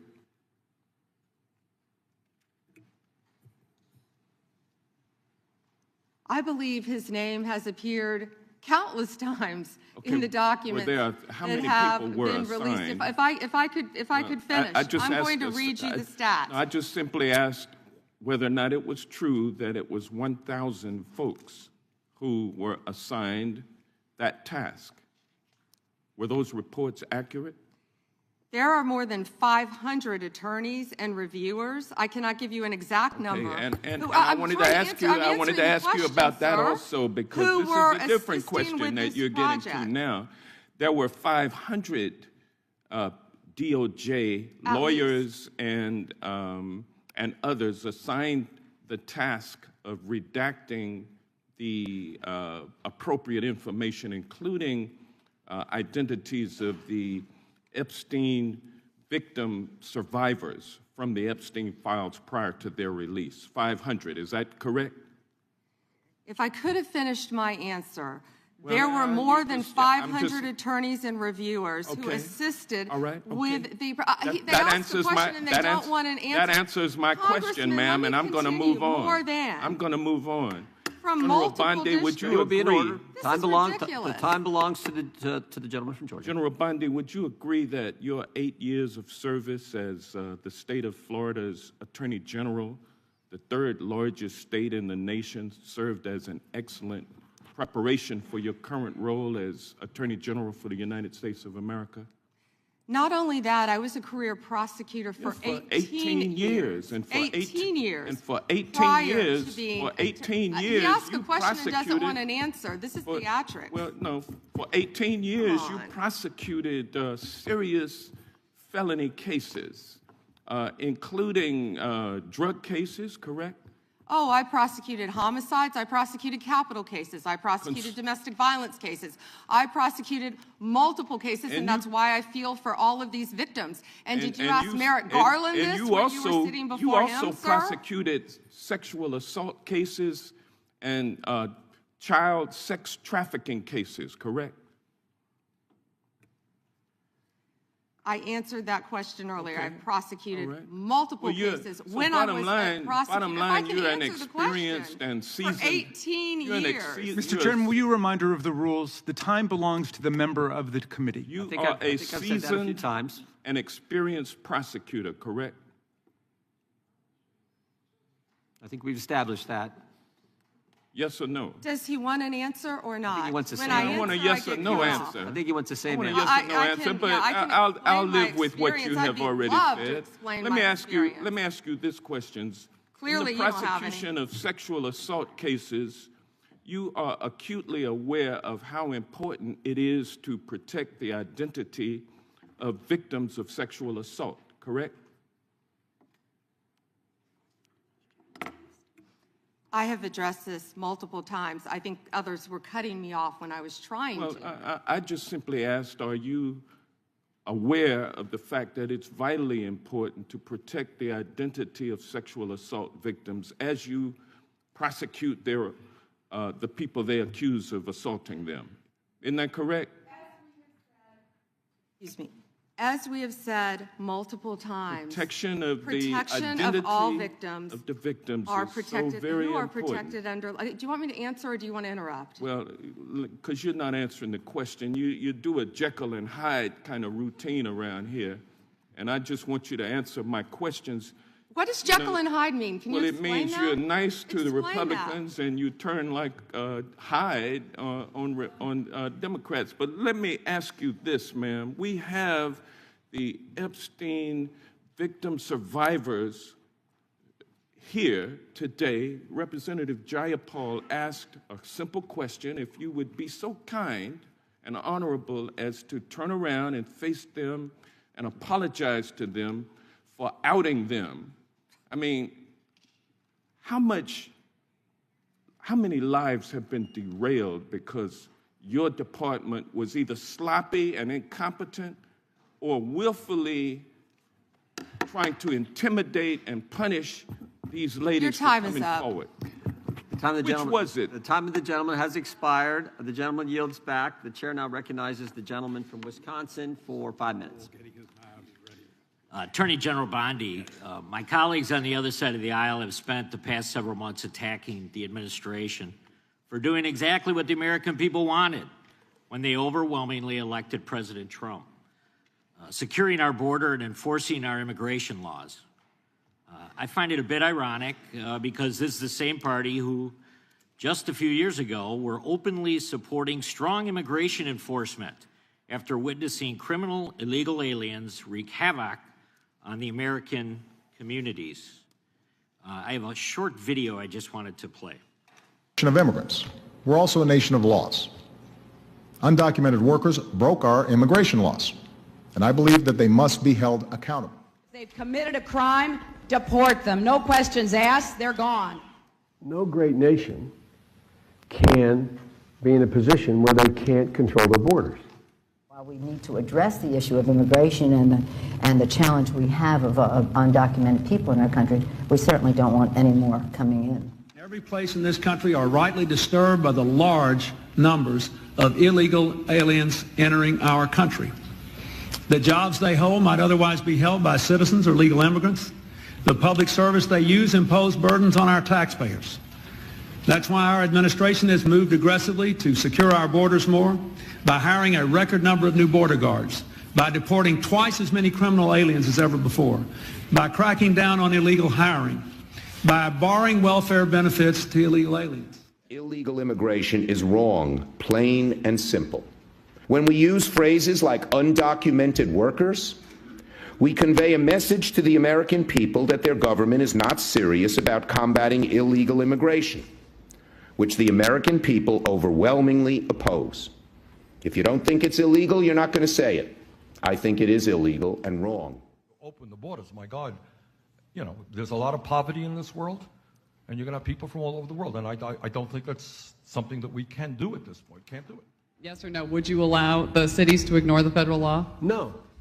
We simply cannot allow people to pour into the United States undetected, undocumented, unchecked, and circumventing the line of people who are waiting patiently, diligently, and lawfully to become immigrants in this country.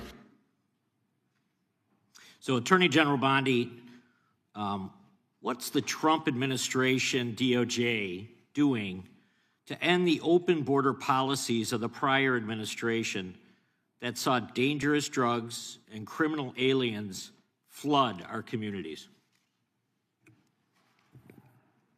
Congressman, President Trump has worked tirelessly, as you know, to close our border, which is what the Democrats had asked for in that video.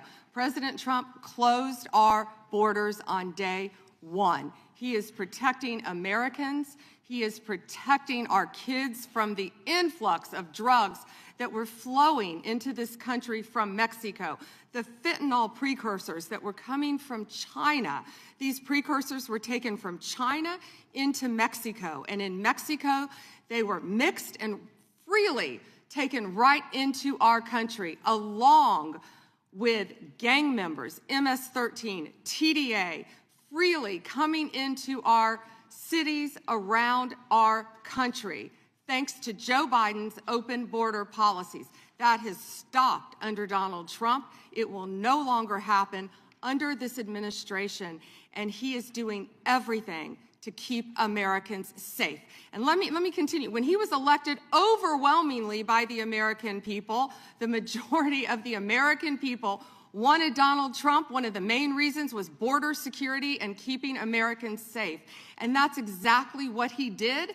And that's why today the other side sits here, they yell, they cut me off, they want to yell, they want to ask a question and don't want answers because they want to distract from all the great things that this president and this administration working hand in hand, and that includes Secretary Noem, who has closed our borders, and Tom Homan, who has closed our borders to keep Americans safe. And they're trying to distract from that, and they're not going to do it because the American people are smarter than that, and they see through their theatrics. Thank you. Just quickly, Yesterday, Senator Grassley reached out to my office to tell me that I was one of the 20 members that was now disclosed were under surveillance from Jack Smith. This brings up the question of non-disclosure orders and whether or not they should apply to members of Congress. But with my phone records being surveilled, as well as looks like 19 other members of Congress, I'm just wondering how DOJ views that. Time is, the gentleman's expired, but the gentlelady can respond. As I stated earlier, Congressman, anyone's records who were illegally obtained, Democrat or Republican, we will fight vigorously to stop that. Anything with Arctic frost, I can't discuss right now. And isn't it true, Madam Attorney General, the DOJ has changed their policy? You can't do that now. The DOJ is not going to go do that and ask the judge for an NDO. Absolutely. Yeah, good. That in and of itself tells you why how wrong it was. The chair now recognizes the gentleman from California. Great, thank you. Madam Attorney General, you acknowledged earlier to Mr. Johnson that President Trump was mentioned and the release countless times, you said, in the Epstein files. I just want to play a video, though, for you that I think speaks to the frustration that many of these victims have. Of times Trump's name appears in the files, so it could at least be 1,000 times. Is that right? The number is a total misleading factor. We have not released anyone's name. We have not released anyone's name in the Epstein files that has not been credible. Director, could it at we have least be 1,000 released times? every piece of legally permissible information. Okay, you can so characterize the numbers however you want it. I'm claiming my time, Director. It sounds like if you don't know the number, it could at least be 1,000 times. Which It's not. leads me- It's not. Is it at least 500 times? No. Is it at least 100 times? No. Then what's the number? I don't know the number. I understand why the victims are frustrated, and the Attorney General acknowledged what Mr. Patel would not acknowledge, that it was way more than 1,000 times. But I want to move, Madam Attorney General, to weaponization of government. And yesterday it was reported that 6 members of Congress had indictments sought against him, and they were not returned by a grand jury. My colleagues have spoken about their frustration of being in subpoenas and having cell phone records combed through. Well, in 2017 and 2018, Adam Schiff and I had our cell phone records and email records combed through, not by you, but a different Department of Justice under the President. It was in retaliation for our role in the Russia interference campaign. An Inspector General report would find this improper and that the predicate for it was absurd. In 2020, after sitting on 2 committees that were a part of the President's first impeachment, an FBI agent leaked my cooperation in a national security case where my campaign was targeted. The President's FBI senior leadership authorized 2 statements to the press that said I was never suspected of wrongdoing and only helped the investigation. But that didn't stop the death threats or my GOP colleagues from referring me to an ethics investigation where Kevin McCarthy's chairman on the ethics committee would find the same thing as the FBI. Our current FBI director would then write a book called Government Gangsters and identify a long list of enemies. About a quarter of them have been either investigated or indicted. He listed me at the very top, along with Adam Schiff, and during that same testimony, refused to recuse himself when asked if he would recuse if any case came across his desk involving me or people on that list. Since that testimony, his department has put me under investigation with Senator Schiff for the nonsense mortgage fraud cases that we've seen. I get it. This is what the President does. I've priced it in. We have a bingo card at home that my kids have made of what will come next. I expected that the President would come after his enemies. But what I want to talk to you next is serious, and I did not expect this would happen, and I'd like your help on it. The President has inspired death threats against me and many sitting up here with me. In June 2025, an individual left 11 voicemails at my district office. On the voicemails, they said, "Get the message to him. I'm going to hunt him down, that motherfucker, and toss his ass over the Golden Gate Bridge by my fucking self." Donald Trump's Department of Justice in the Northern District of California declined to prosecute. On May 14, 2025, on Twitter, responding to something I posted, an individual said, "No, it wasn't Eric, and now I'm going to kill you." The Department of Justice from the Southern District of Texas declined to prosecute. May through December of 2025, we received messages at my office that said, "I hope somebody shoots you and your children and your wife in the head. Pew, pew, motherfucker, pew, pew." I would stay indoors as much as possible, and my children, unfortunately, have to do that. The Department of Justice has not charged this individual and cited that he's a prolific caller and has health conditions, although what we have found in our own investigation and his voicemails is that he has said he will employ others to do this. The president can come after me. It's fine. I'm in the arena. So are these folks.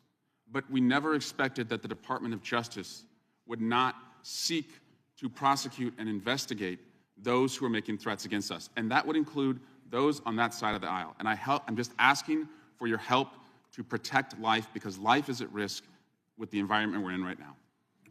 Congressman, I completely agree with you. I know about several of those personally involving you. I believe one has been charged publicly, and there's something I would be happy to talk to you about off camera, but I can assure you that they are very serious. They are being looked into, and I can give you more details on those. None of you should be threatened, ever. None of your children should be threatened. None of your families should be threatened.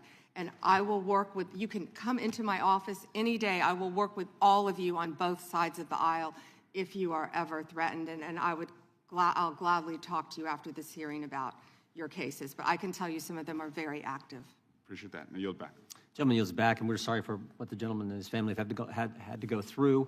We appreciate what the Attorney General said. And I think some of the things that the gentleman from California related, we can all relate to, and it's unfortunate, it's wrong, as the Attorney General said, and we appreciate the help we get from the Justice Department. With that, we will now recognize the gentleman from New Jersey, Mr. Van Drew.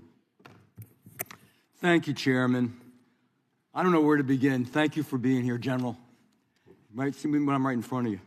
I have to mention this first. You know, I used this word before, and my friends on the other side of the aisle got mad at me, but hypocrisy.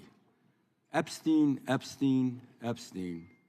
But for years on the other side of the aisle, we heard nothing. Crickets, not a word. Nothing was said when they were in control.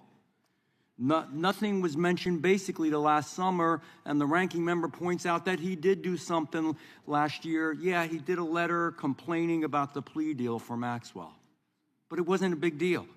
Then we get a new administration, and all of a sudden it's a big deal, and they feign concern, they're upset, they're investigating. They had all these years and all this time. And in fact, Stacey Plaskett, and we all know that name, when they had a congressional hearing, Democratic member, were taking texts from Epstein on questions to ask to go after Trump. So Epstein was using her Democratic colleague as a tool to go after President Trump. Just everybody keep that in mind.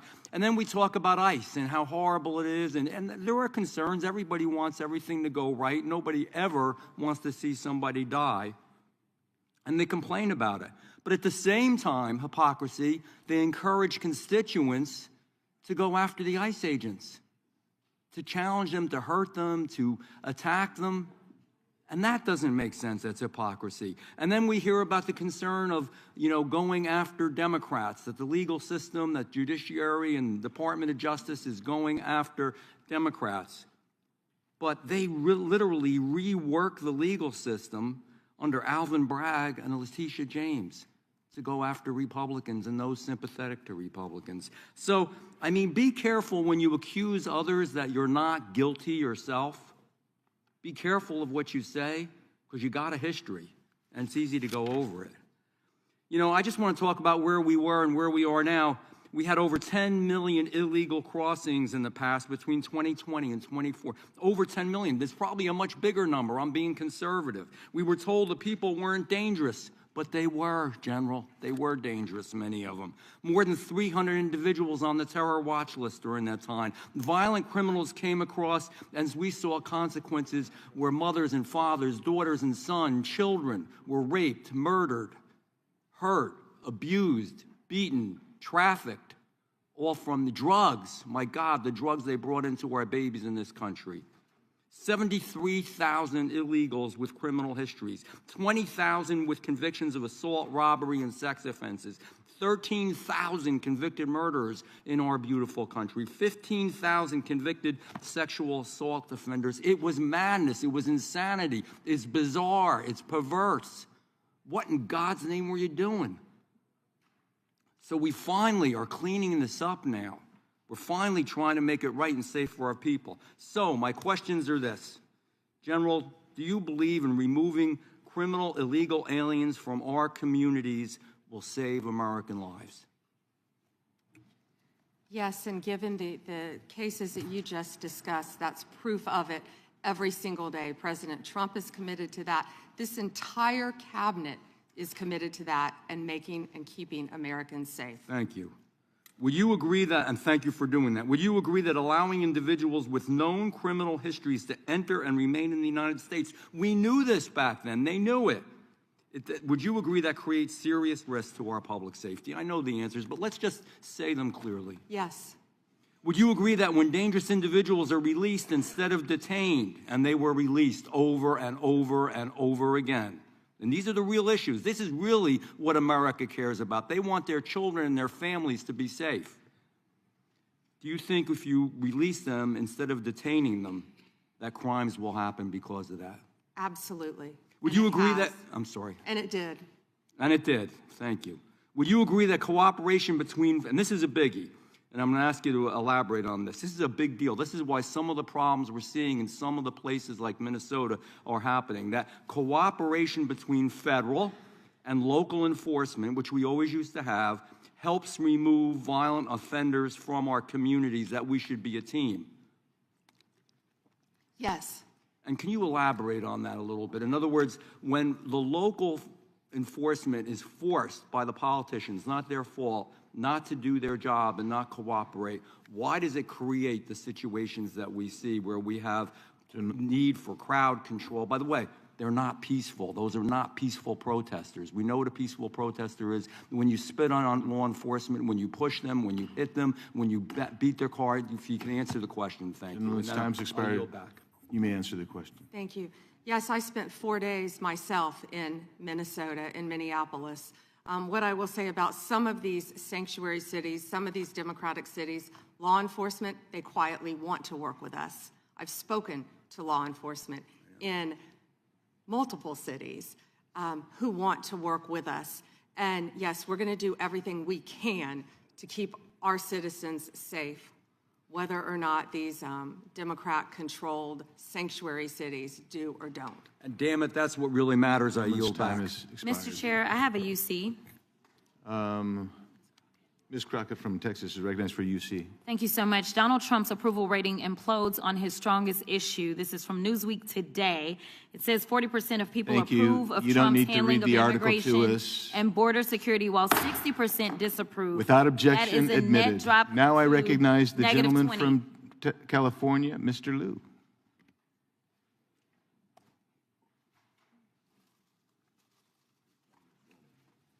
Thank you, Attorney General Bondi, for being here today. I'm going to show you two photos. Thank you. I'm going to show you two photos of former Prince Andrew. Prince Andrew attended various parties with Jeffrey Epstein.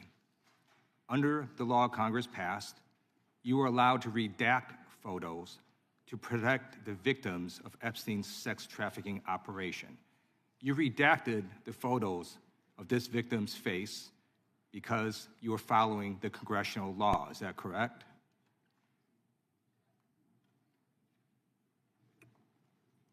I'm sorry, that we redacted the victim's Because you were face? following the congressional law, correct? Yes. Okay. You have now established that please put the photos back up, that we are looking at a sex trafficking victim.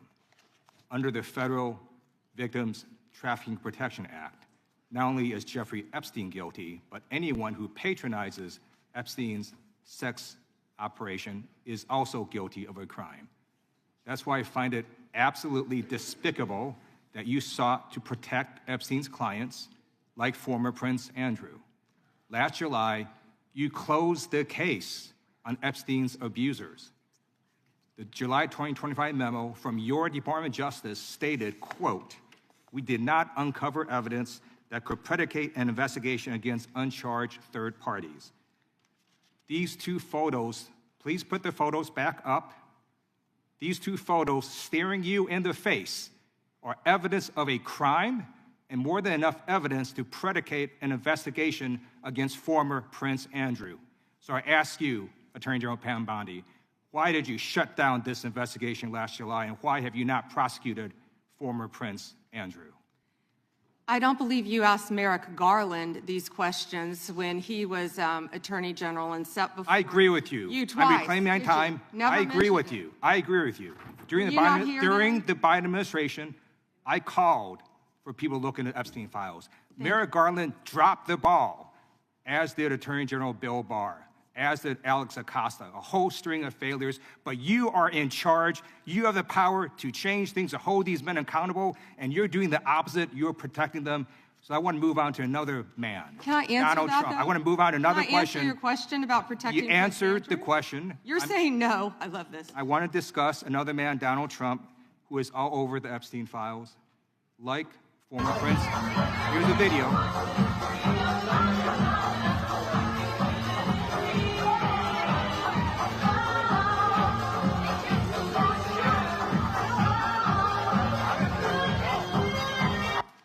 Like former Prince Andrew, Donald Trump attended various parties with Jeffrey Epstein. I want to know, were there any underage girls at that party or at any party that Trump attended with Jeffrey Epstein?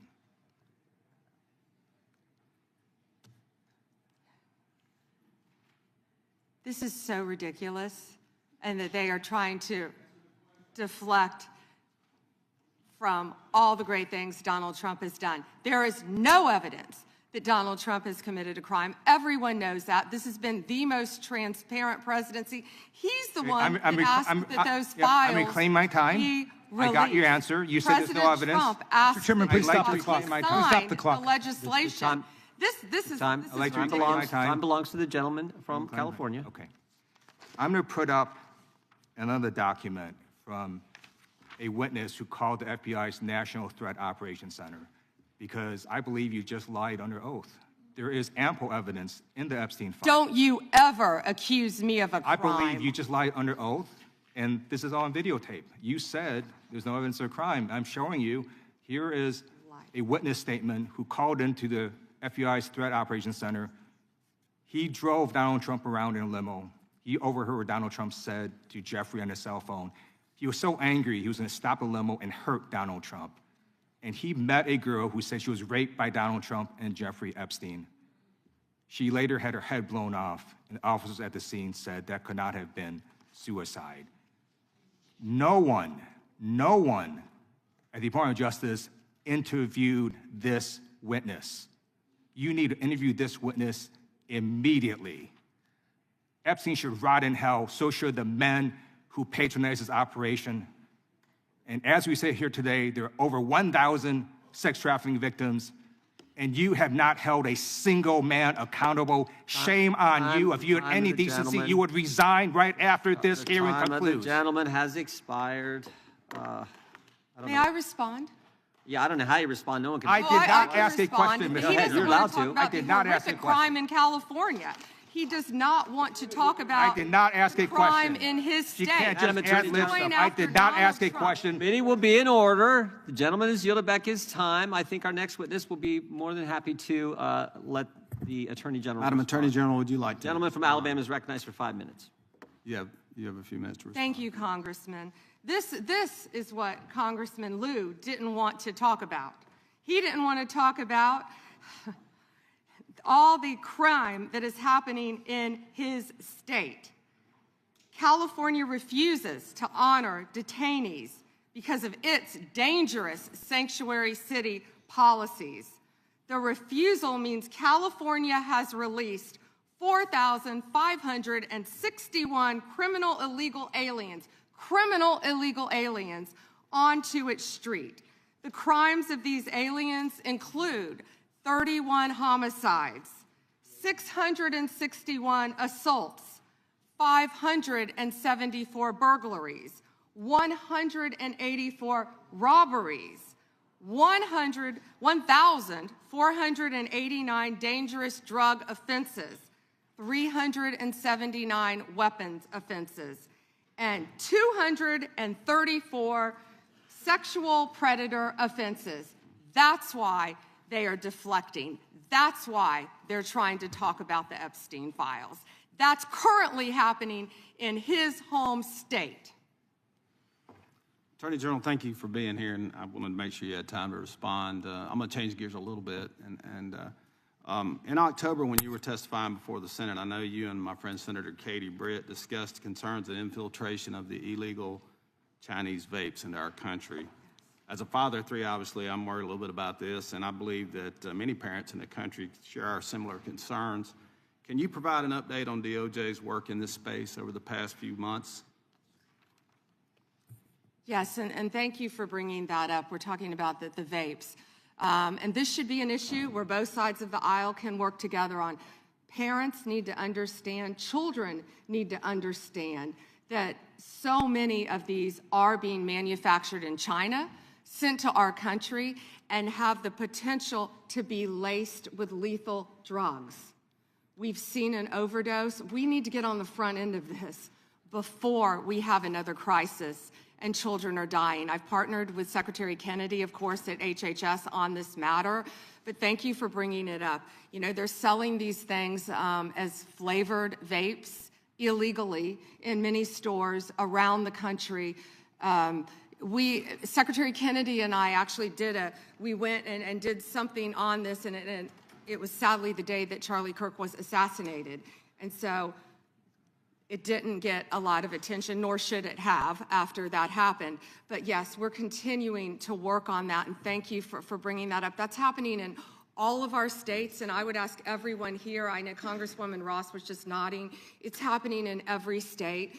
And not only are they laced with THC, many of these vapes, but they could be laced with fentanyl. We have had a child, I wish I could think of the state it was in, but we have already had someone overdose.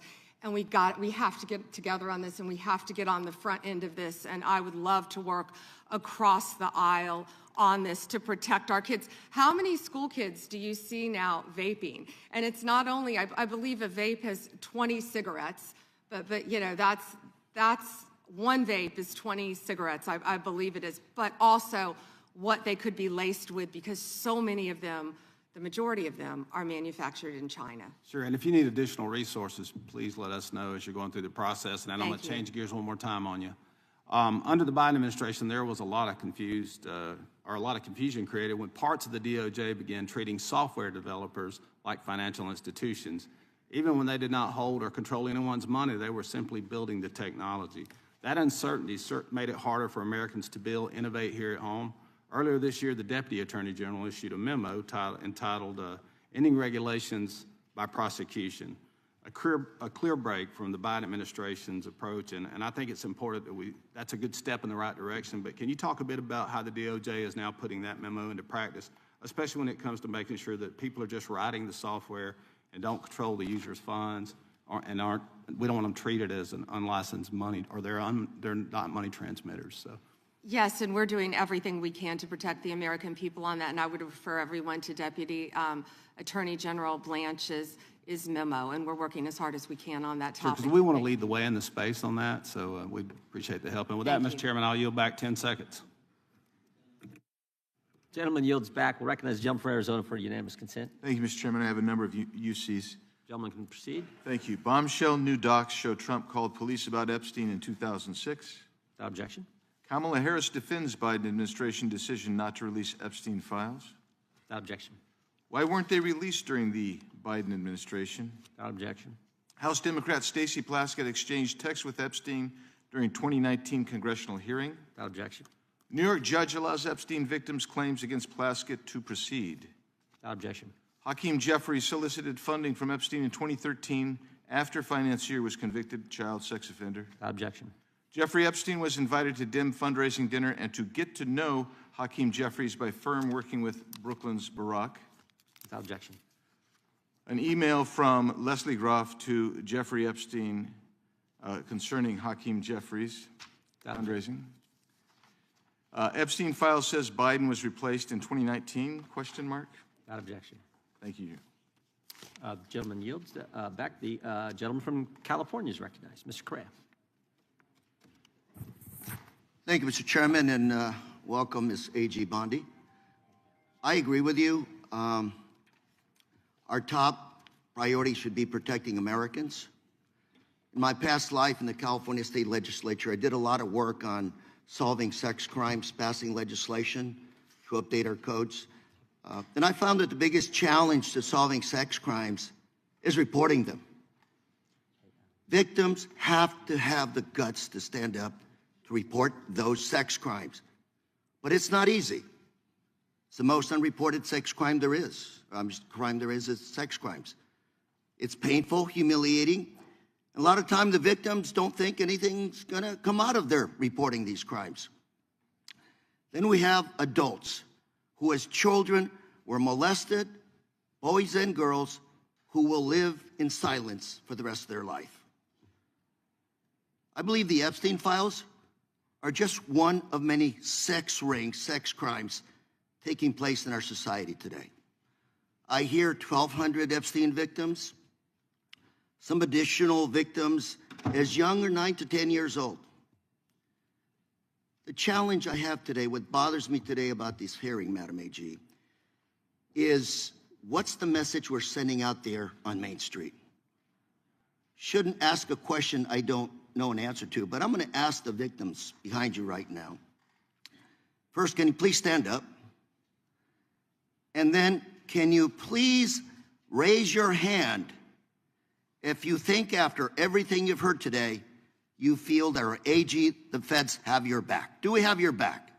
Raise your hand if you're confident that we got your back. And that's the issue, Madam AG. We've got to make sure that victims stand up and report the crimes. Otherwise, we're going to be taking a step backwards.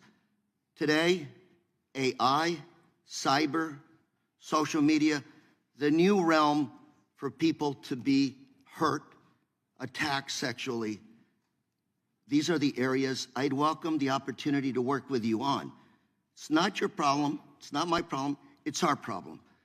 But to have redacted files that are not showing us the names of these predators is wrong. These are very powerful people. This was a very expensive business, and we don't know who they are. I would imagine they're very prominent Republicans, very Republican Democrats, and we are covering up for them. We got to know what's going on out there, Madam AG. It looks like you want to say something. I'm going to give the opportunity to address my statement. I look forward to working with you on any crimes involving child sex predators, children, and also cyber crimes. That is a tremendous problem now throughout our country. AI, you are correct. AI is causing great problems online we're working on that though. AI is an incredible tool, but it also can be fraught with peril with victims of crime. I've experienced that with someone I know who we've been trying to help. I look forward, though, to working with you on that and all cyber crimes. Can I? Please, go ahead. And as I said before, to any victims, we ask them to come forward to our office, and we want to work with them. I have never not worked with a victim, and I believe I've actually spoken to several of the Madam, if I can reclaim my time, I only have a minute. Behind me. If I can reclaim my time. I just think we start out by making sure those redactions are unredacted, those Epstein files, to make sure that the public, according to the law, following the law, that those names in those files are made public. We have to make sure we tell those predators there is no place for them to hide, and if they commit the crime, they're going to fry for it. It starts with showing us the names of the perpetrators in the Epstein files. May I respond to that? Sure. Okay. So if any man's name was redacted that should not have been, we will, of course, unredact it. If a victim's name was unredacted, please bring it to us and we will redact it. We were given 30 days to review and redact and unredact millions of pages of documents. Our error rate is very low, but there are victims are always right behind you. We've got to convince them that we're doing a good job everything of we can protecting to help them. the victims. We will Thank do you, everything Mr. we can. Chair, I'm out of time. Gentleman yields back. The gentleman from California, Mr. Kiley, is recognized. Thank you, Mr. Chair. Good morning, Madam Attorney General. I wanted to return to a point that the chairman raised at the beginning of this hearing, which is these jurisdictions that refuse to honor detainer requests from immigration and customs enforcement, often called sanctuary jurisdictions. Now, I know that you are not involved directly in immigration operations per se, but you do deal with the legal issues surrounding these jurisdictions. So let's say we have someone who's here illegally, who has committed a crime that, like the thousands of people you mentioned in California, murderers, sexual predators, drug traffickers. If that individual is in detention in a jurisdiction that has a sanctuary policy where they do not honor ICE detainers versus in any other jurisdiction where they do, how does the nature of apprehending that person, how does the nature of ICE's involvement in that operation differ in those two circumstances? Well, I believe you've seen that in Minnesota, where people were not cooperating with us. I believe there a lot of local law enforcement did want to cooperate, but we are doing everything in our power to arrest and deport illegal criminal aliens, and that is not going to stop under Donald Trump's administration. You know, why sanctuary cities are so dangerous, what we've seen in Minneapolis. Where do all the criminals go? The gangs, TDA, MS-13, where are they gonna go? They're gonna go to a sanctuary jurisdiction because they believe they're protected, and that's not fair to the citizens of those cities. Yeah, and this is a point that there at least used to be a lot of consensus on. The idea that, you know, it's better to do a handoff to the immigration authorities in a custodial setting rather than releasing them where they have to be apprehended in the community. This is Alejandro Mayorkas when he was before this committee, not exactly a paragon of border security, but he said, "I do not consider it in the service of public safety to release an individual into the community when that individual can be released to immigration and customs enforcement for prompt removal." Now, his words are one thing, his actions are another. But when you have jurisdictions across the country, including my state of California, doing systematically precisely the thing that even Alejandro Mayorkas said threatens public safety, I mean, what does that say to you? It's a danger to the citizens of your community, and thank you for fighting to protect them. Absolutely. And you know, we're having this conversation right now in relation to Homeland Security funding. And I believe there are some common sense reforms that have been proposed that folks on both sides would agree make sense. But those reforms have to go hand in hand with reforming this reckless practice of refusing to cooperate, refusing to honor detainers, and declaring oneself to be a sanctuary. So I'm hoping that we can find bipartisan support for what has long been a bipartisan principle. I want to go to a second topic, which is the school board memo, which I know that you have rescinded. And it was initially promulgated by Attorney General Garland when he came into office with President Biden, essentially opening an investigation into parents who were showing up at school board meetings and expressing their views on COVID policies, masks, various other issues. And using the full apparatus of federal law enforcement and counterterrorism to go after these parents. Now, he said this was because there was an increase of threats, but when even his own FBI director, Christopher Wray, was before this committee, he said there was no evidence of an increase in threats.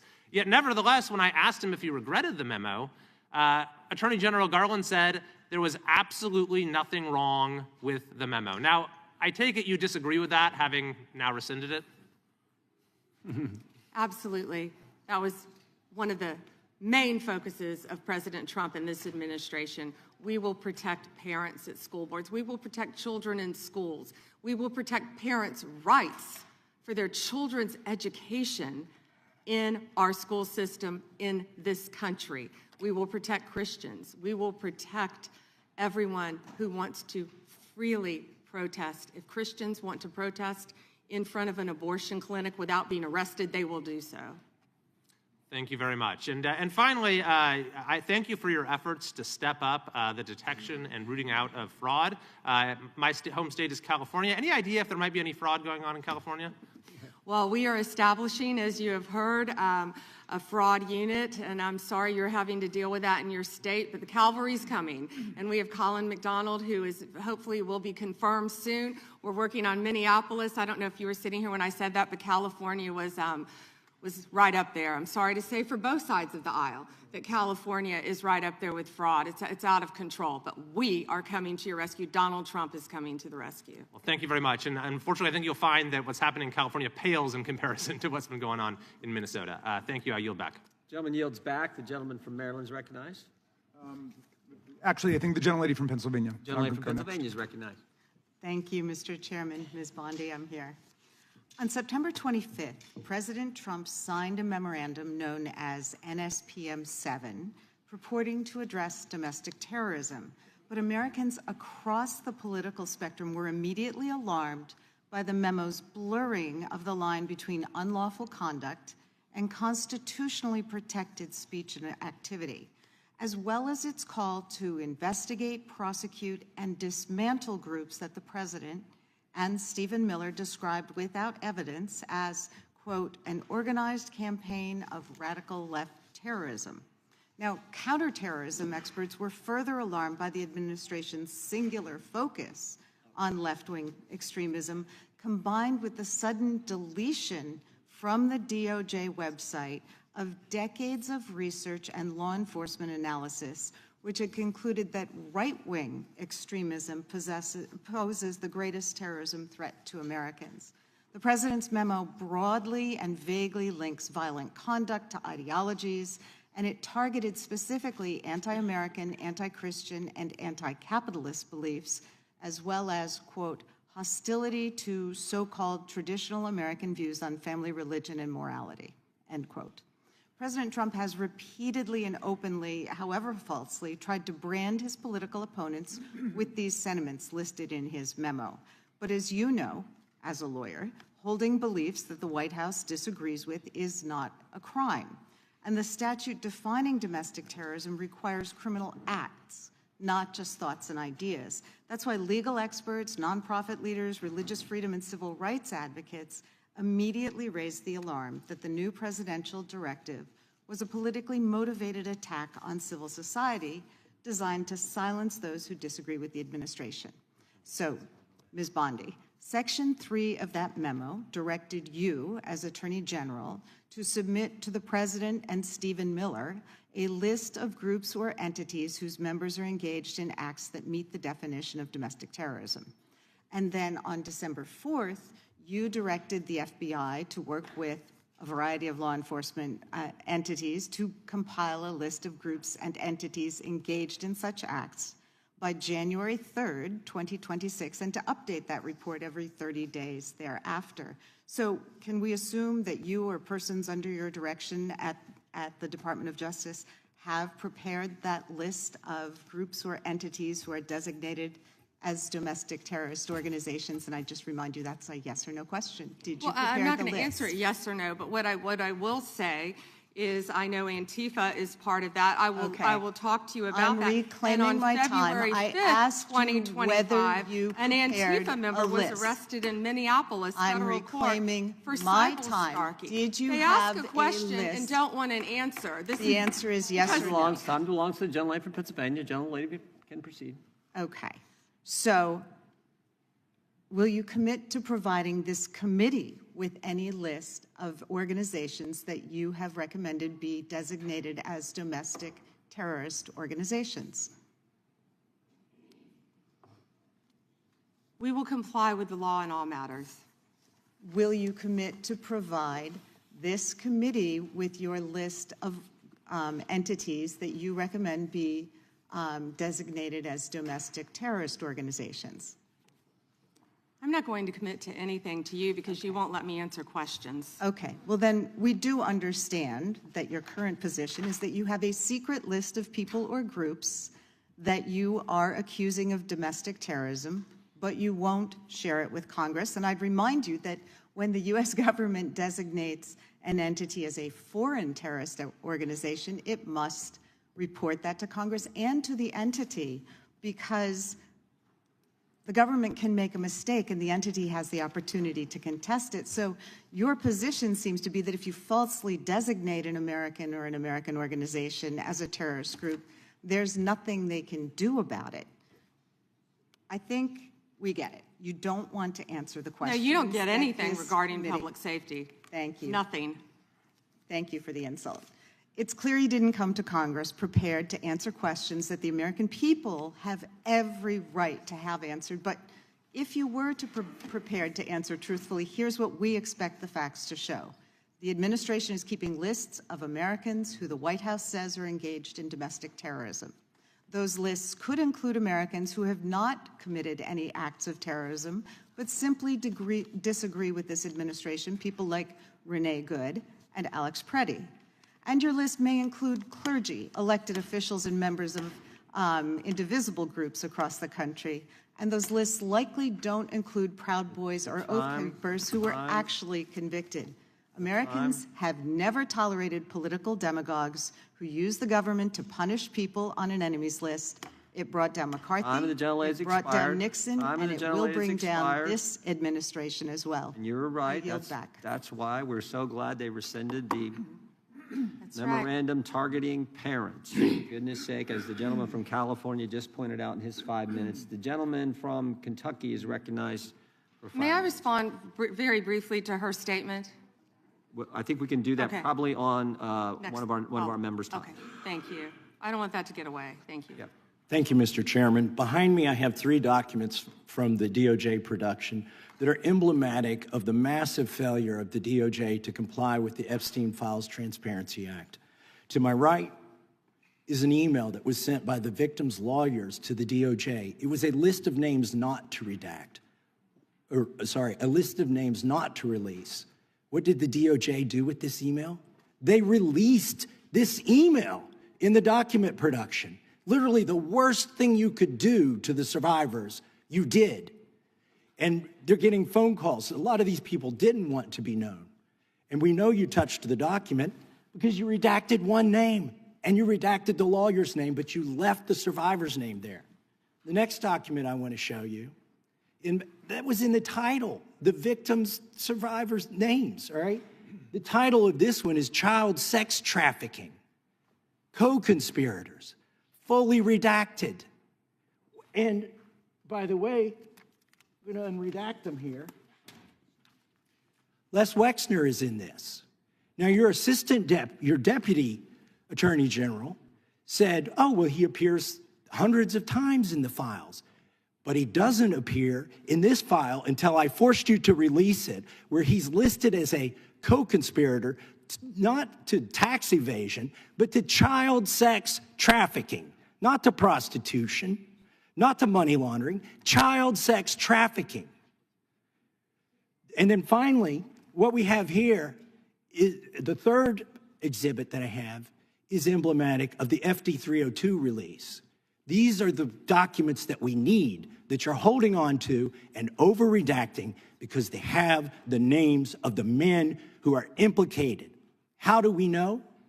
Because the survivors gave testimony to the FBI, and it's in there. And what happens when you go to the portal at the DOJ to look at what's behind this redaction? Another redaction. So we can't even see them. And then there's some of these files you've pulled down from the website that we will never see because we can't search the redactions. So I have several questions for you. Who's responsible? Are you able to track who in your organization made this massive failure and released the victims' names? Are you able to track who it was that obscured Les Wexner's name as a co-conspirator in an FBI document? Do you have that kind of accountability? I believe Wexner's name was listed more than 4,000 times. Yeah, I already told you that. This is where he's listed as a co-conspirator. Can I finish my answer?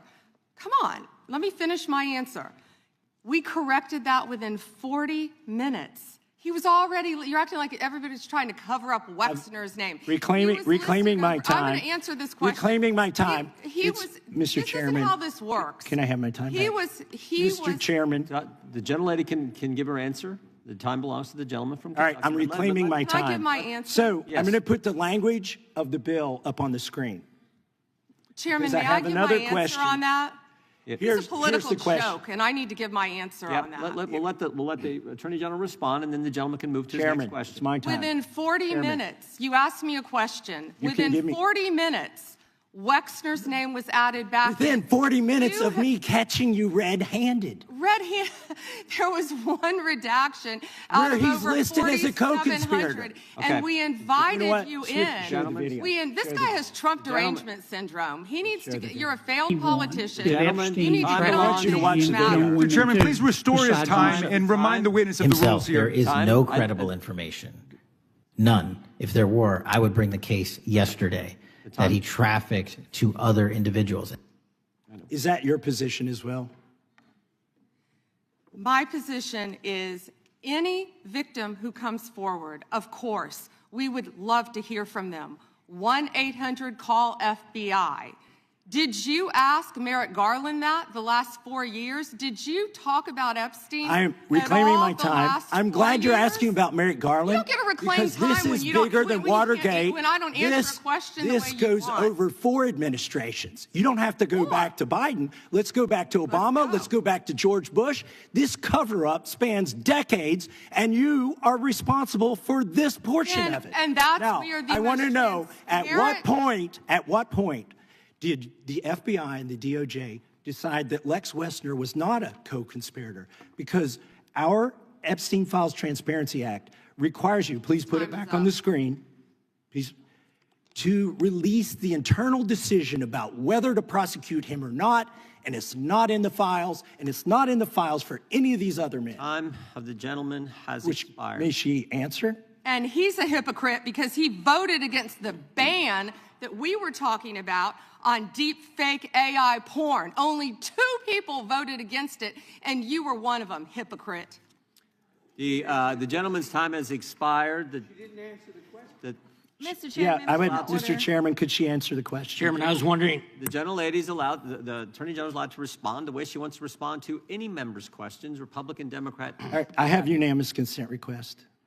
Gentleman's recognized for a UC. All right. This is an example. I'm submitting these 302 forms that are entirely redacted, even when you go to look at them. Without objection. I'm submitting a witness statement that implicates Les Wexner. Without objection. I'm submitting an article from the New York Times that the DOJ released nude photos and identifiable pictures of the victims. I'm submitting a letter from A.G. Bondi to Kash Patel, imploring him to quit keeping the files when you found out that they were keeping files from you, because they're still redacting files that you... Chairman, are we going to recess for votes? Yes, we are. I'm submitting for unanimous consent a document of 17 individuals who've resigned because of the Epstein files. Without objection.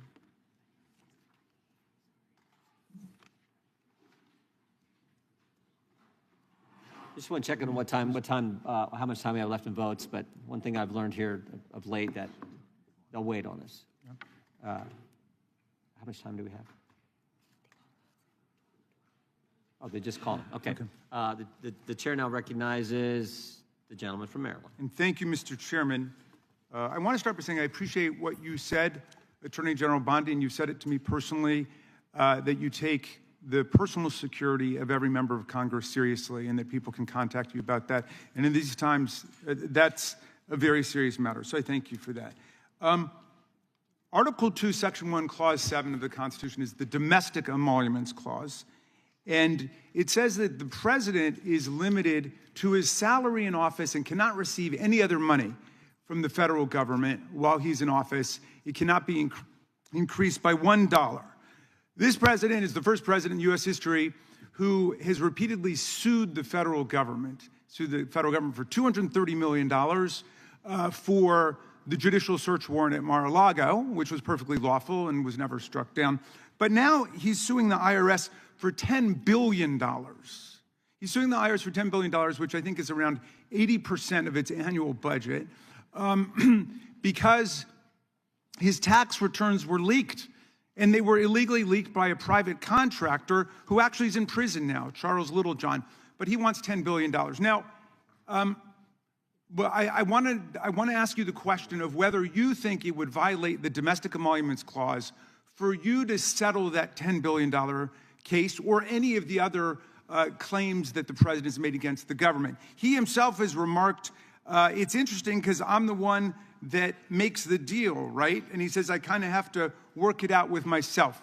Do you think it would violate the Domestic Emoluments Clause for the president to work out a deal from people who are his subordinates under his unitary executive theory to get money in one of these cases? I'm not going to discuss pending litigation.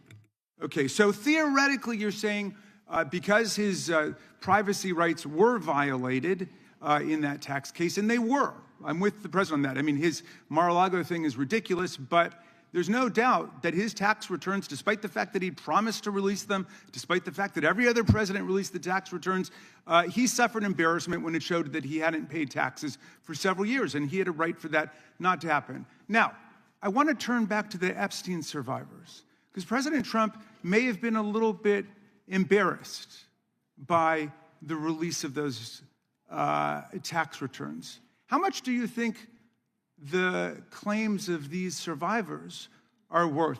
As the good congressman from Kentucky just pointed out, there were lots of survivors who had decided, for reasons of their own, never to release their names. That determination was represented to people in Congress, and we built it into our federal law that their names could not be released, and yet you published their names, their phone numbers, their addresses, personally identifying information. If Donald Trump can get $10 billion, theoretically, from the Department of Justice, how much should these people get for a far worse violation of their privacy rights and a far greater danger established to them in their lives? Do you even know who Chase Mulligan is? You're so obsessed with, you don't, do you? I'm going to teach you the rules again. You're the Attorney General of the United States. We have rules here. You're obsessed with him. You're the Attorney General of the United States. You're obsessed with Donald Trump. You have Trump derangement syndrome. Mr. Chairman, I'd like my time Mulligan will be restored. I'd like my time sentenced next restored. week in your district. In your district, and you don't even know about it, about keeping children safe from online predators. Time belongs to the gentleman from Maryland. The gentleman can proceed. Yeah, and I want the whole country to look at this, because this is the Attorney General of the United States, whose job is law enforcement. We've never had a witness who has misunderstood our rules and been unable to conform his or her conduct to our rules before. We have only 5 minutes, and so we use our time to ask you specific questions. How long are you giving me to answer? Excuse me, I'm not yielding to you right now. I'd like that second restored too. So, Ms. Bondi, the way it works is we ask you a question, and you answer it, and if you go off on a wild goose chase, another tangent, you start reading statistics, or you start talking about stuff going on in our district, and by the way, I invite you to my district. Come to my district, but that's not what we're here to do today. Okay? So, and you do that, then we're allowed to say we reclaim our time. At that point, you have to be quiet. You have no choice. You have to be quiet. So I hope you understand the rule at this point. Now, here's what I want to ask you. You're in law enforcement. We've seen all kinds of evidence of crimes. And when we go over to the Department of Justice for the 4 computers for every member of Congress, we see more evidence of crimes. Will you create a joint task force of the Department of Justice and governors and state attorney generals and district attorneys across the country to investigate the crimes that have taken place against these victims and more than 1,000 like them? The DOJ is not doing its job. Will you create a task force with state and local law enforcement to make that happen? Gentlelady can respond if she wants to. Thank you, Chairman. He called Chase Mulligan a wild goose chase and didn't even know who he was. He is a defendant in your own district who preyed on girls. Mr. Chairman. Well, you know what? If he were part of the Epstein investigation, you wouldn't do anything about it. Online chat rooms and committed sextortion. Yet he didn't even know in your tiny little district who he was. Mr. Chairman, she's embarrassing you. He's about to be This is your committee, and she is embarrassing you. Shame on you. The time of the gentleman has expired. I would remind the committee that last Congress, Secretary Mayorkas was here numerous times, and he wouldn't answer our questions, even when we sent them to him ahead of time in writing. So that's what we've had to deal with. I think the Attorney General is doing just fine. We have votes shortly. I will go to the gentleman from Virginia, and then we will take a break to head to the floor. I thank the Chairman, Attorney General Bondi. Thank you for being here. and I wanted to thank you for your work at DOJ in restoring the rule of law, encouraging transparency surrounding Jack Smith's partisan investigations into President Trump, declassifying information about the Russia collusion hoax, cracking down on sanctuary jurisdictions, and establishing the National Fraud Enforcement Division. Let me first go to securing the border and immigration enforcement. Our new governor has recently rescinded 287G cooperation between the state and ICE. Can you talk about, have you evaluated the public safety impact, how that would affect safety in Virginia to withdraw that support, and what that would do to criminal activity involving illegal immigrants in Virginia? Yes, it would be detrimental. And as you know, Congressman, one of the top members of MS-13 in the entire country was living in Virginia, in a suburb, among all of us, living not even probably half an hour away from where we are now. And the cooperation previously with the governor, with the members of the state of Virginia, helped catch him and take him off our streets. An illegal MS-13, one of the heads for the entire country, was living in Virginia, and it's a shame that that's happening now, and thank you for talking about it, because we're going to keep America safe. And when people feel like they can flee to these cities and states and be safe, they can't, because Donald Trump is going to protect Americans. We're going to protect the citizens there, whether or not the governors, the mayors, are going to do it or not, but President Trump is. We're going to keep Americans safe from violent gang members like he's been doing this last year. We appreciate that. We appreciate your work to make that happen in Virginia and keep Virginia safe.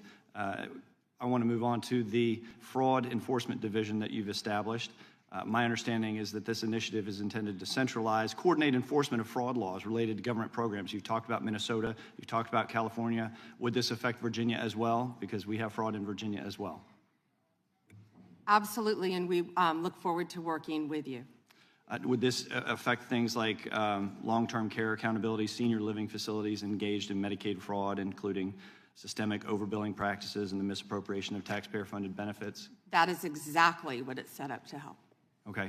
I know that whether it was related to fraud specifically or another subject, that under the Biden administration there was a sitting member of the Virginia General Assembly under investigation. Is that investigation still ongoing? Can you speak to that? I can't discuss that. Okay. I'm going to move on to the Second Amendment rights of law-abiding Americans. Last year, President Trump signed the One Big Beautiful Bill into law, which included the Hearing Protection Act, part of it that was sponsored by myself and Congressman Clyde. It reduced the national firearms tax, $200 tax on suppressors and short-barreled firearms, to zero. And while the tax has been eliminated, the NFA's registration and paperwork requirements remain in effect. And your DOJ has said that that would, even though the tax was reduced to zero, that the registration requirement is still somehow necessary, even though with regard to Obamacare and the Affordable Care Act, when that mandate was, when that tax penalty was reduced to zero, you decided that the mandate was no longer necessary. How are you justifying the existence of this registry? Congressman, that's pending litigation right now. It is, and I would hope you would reconsider. You would reconsider that. I yield back. Would gentleman yield? I yield to the chairman. I think that Attorney General Bondi, why did Jack Smith have to pay some secret source $20,000 of taxpayer money? Do you know the answer to that? I can't discuss anything on that matter, but that's a good question, Chairman Jordan. Well said. It's a good question because he subpoenaed just about every Republican in this town, got half the Congress's phone numbers if you were a Republican. But he has to pay some secret source a bunch of taxpayer money. We'd like to know, the committee would like to know how many other sources he paid. Was it more than $20,000? Why he had to do those things? We'd like to know when you can, if you could get that information to the committee. I think when you think about the guy who was trying to put the President of the United States in prison, ridiculous that whole thing was, we'd kind of like to know the answer to that if you could. And with that, we're going to stand in recess. We will go as quickly as we can and vote. We have 2 quick votes on the floor, and we will be back. There is actually some lunch if you all need it. We have for our members, and since you're back here, you can have some. We normally have plenty. Mr. Chairman. We'll take a recess. Before you gavel out, can I ask for unanimous consent to enter to a record the article entitled Inside Trump's DOJ, dated October 16, 2020? Without objection, we stand in recess.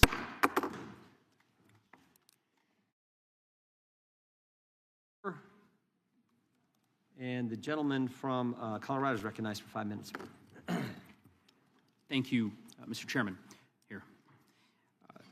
Attorney General Bondi, 6 days ago, you posted online, quote, "If you come for law enforcement, the Trump administration will come for you," end quote. I want to show you just a brief video. It's about 30 seconds, and I'll ask you a couple questions about it. You guys are disgusting, man. Hey, you guys are disgusting. I'm former law enforcement. You're disgusting.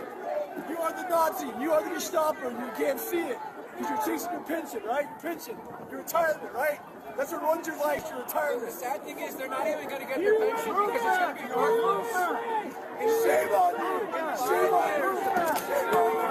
Yeah. Fuck that. Yeah.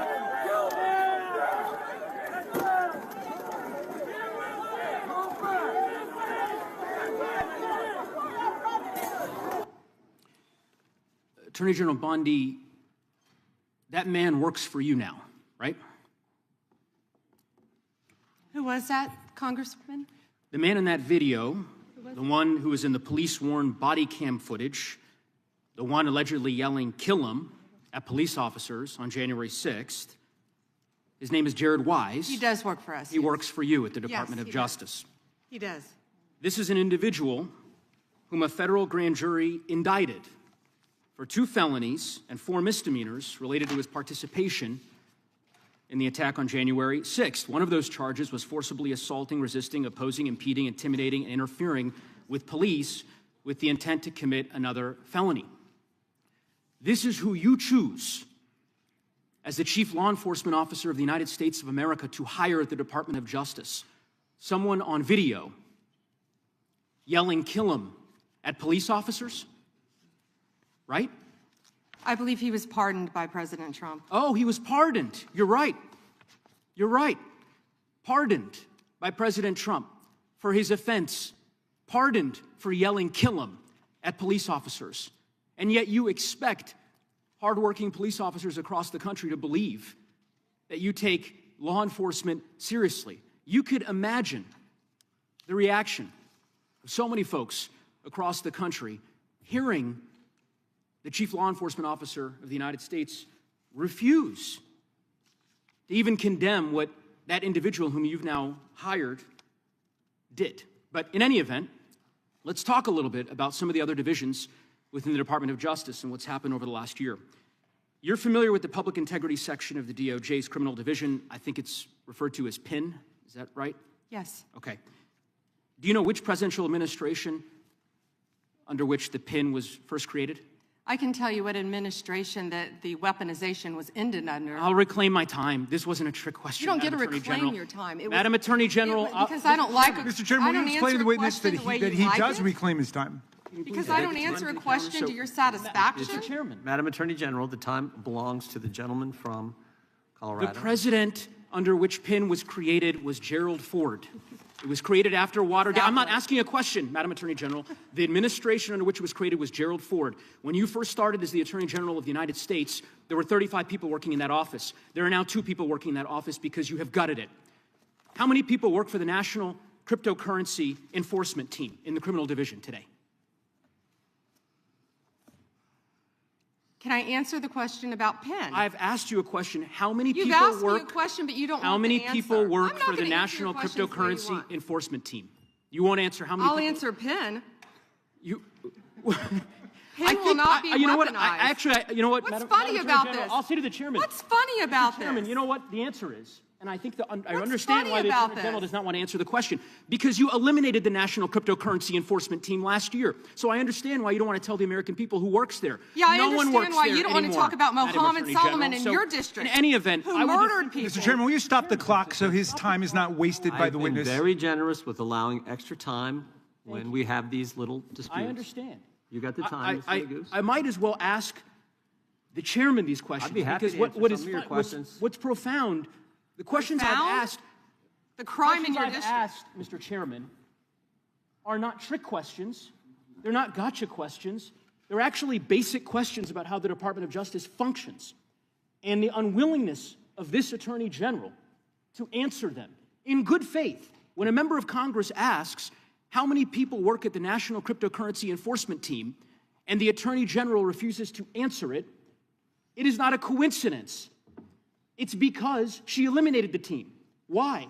Because her boss, the President of the United States, is making money hand over fist, $1.4 billion over the course of the last year through cryptocurrency holdings. I think what is happening at the Department of Justice is a disgrace, Mr. Chairman, and I would urge you to gain control of this hearing. With that, I yield back the balance of my time. Yeah. I would ask the gentleman, does he agree with the standing up of the Deputy Attorney General for dealing with fraud? That's something that's happened in this administration. First time. You talked about Penn.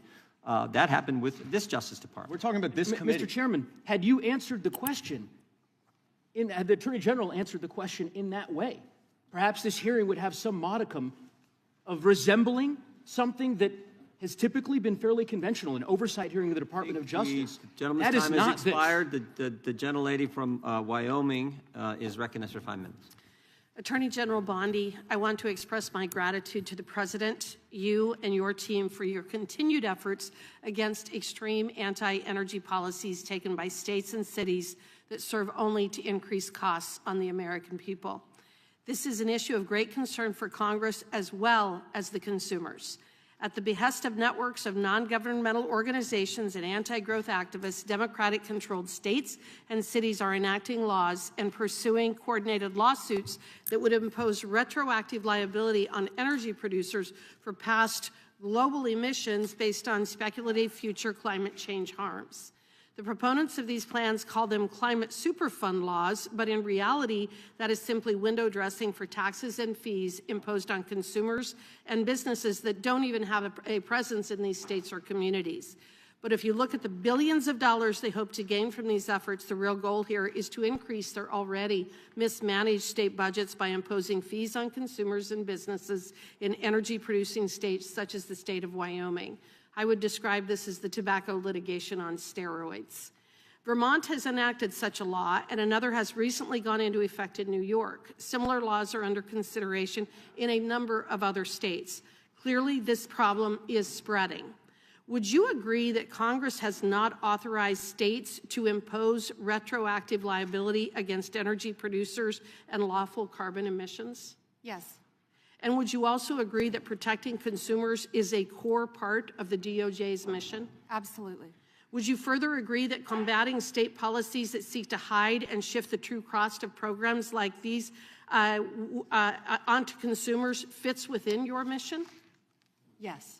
So, Attorney General Bondi, fossil fuels are the foundation of the U.S. economy, and the recent winter storms underscored that gas, coal, and oil remain essential to grid reliability and heating our homes. Can you confirm that the DOJ is fully committed to using all available legal tools to stop these state and local level attacks on domestic energy production? Congresswoman, we are committed to that, and so is the entire administration. We talk about that a lot. Thank you. Thank you. The President's April 2025 executive order directed the DOJ to identify and act against state laws that burden U.S. energy production. What concrete actions has the DOJ and the administration more broadly taken to carry out this directive? Well, we filed 4 lawsuits. We're filing multiple lawsuits. Many things are pending within this office to carry that out. Okay. States continue to invent new causes of action to pursue state climate lawfare, as is evidenced by Michigan's recent novel claim related to antitrust violations. The city of Boulder, Colorado has also filed such a lawsuit, despite refusing my challenge that they actually forego the use of fossil fuels if they disagree with them so much. Does the Department of Justice agree that these novel approaches require a federal response, and will the department pursue such an approach? Yes, Congresswoman, and would be happy to talk to you more about that. Wonderful, Yes. thank you. Multiple climate lawsuits are now advancing toward trial, even in states that rely on those energy forms to provide heat and electricity for their citizens. In fact, in any community, that they all rely upon fossil fuels in some fashion. Is the department actively considering intervention to protect federal supremacy over interstate emissions and energy policy? Yes, would be happy to discuss that with you. Thank you. And clearly, this is an area in which Congress has a role to play. To that end, I'm working with my colleagues in both the House and Senate to craft legislation tackling both these state laws and the lawsuits that could destroy energy affordability for consumers. To that end, are there any authorities or tools that DOJ and the administration don't currently have at their disposal that would be helpful in that effort that Congress could adopt? Well, we work with multiple agencies throughout the administration, but I'd be happy to talk to you about that more. Wonderful, Yes. thank you. I appreciate your effort in this regard. And may I have 20 Please. seconds of your time Please. before to address something? Yes. Thank you. Your colleague, Senator Neguse, didn't want to talk about crypto because he said I was a disgrace talking about crypto because he didn't want to talk about the tremendous crime in his jurisdiction. He voted no on preventing violence against women by illegal aliens. Yet, on June 1st, 2025, Mohammed Solomon attacked members of the group Run for Their Lives in Boulder, Colorado, where an 82-year-old woman sustained burns on over half of her body and eventually died from her injuries. I believe that she was a Holocaust survivor. She was. The time the gentlelady has expired, yield back. the gentlelady yields back, and the gentlelady from Georgia is recognized. Thank you, Mr. Chair. Ms. Bondi, as the Florida Attorney General, attorneys from your office handled the appeal of my son, Jordan Davis's murder, which was denied. As a result of the efforts of those attorneys under your watch, the court actually upheld the life sentence for a man who used prejudice as his defense for murdering my son and scarring his friends for life. Attorneys from your office, under your management, worked hard to remove a dangerous man from the community who terrorized innocent people like my son and his friends. The compassion and respect that my family received throughout that ordeal were critical in helping us keep faith in the rule of law and justice. Based on my experiences, I have seen how strong victim services, sustained investigations, and well-supported prosecutors can make a meaningful difference in the lives of families who are grieving and suffering. Ms. Bondi, just yes or no, would you agree that government officials should be respectful and supportive of victims' families as they mourn? First, Congresswoman, thank you for talking about that, and I'm so very sorry for what happened to your family. Thank you. And yes, I agree with that with all victims, including the ones sitting behind us today. I absolutely do. And Okay. also, thank you for voting yes on the Lake and Riley Act. Thank you for that. Thank you. Okay, so your answer is why the recent treatment of families in Minnesota raises really serious concerns for me. Because shortly after Mr. Alex Preddy was murdered, administration officials referred to him as an assassin and called Mr. Preddy the definition of domestic terrorism. They also lied about Mr. Preddy holding a gun and threatening officers. After Ms. Renee Good was murdered by ICE officials in Minneapolis, administration officials also accused her of being a domestic terrorist and investigated her wife in a clear act of retaliation. The statement Mr. Preddy's mother made after the murder resonated with me more than you'll ever imagine. She said that, and I'm quoting, "The sickening lies told about our son by the administration are reprehensible and disgusting," end quote. And I assure you, I know how it feels to hear lies that are told to justify the taking of someone's son. They were used by my son's murderer as a defense, and those lies still affect me today. He was called a thug, and he was called a gangbanger. And the attorneys from your office actually defended my son's name, his memory, and defended his honor. I'm certain that Mr. Petty's mother watched videos of her son, Alex, an ICU nurse at the VA hospital, using his phone to record federal agents. She also watched him getting pepper sprayed, kicked, hit in the head, and surrounded by at least 7 agents before having his gun removed from his waistband, which he legally carried. And she watched seconds later as 2 of those agents shot her son Alex at least 10 times. The administration was quick to spew an incorrect narrative and call him so many things that they wanted us to ignore the truth that we actually saw with our own eyes. Ms. Bondi, will you denounce the statements that were made to tarnish the names of Alex Petty and Renee Good, and will you protect their names like those attorneys back in Florida under your watch protected my son's name?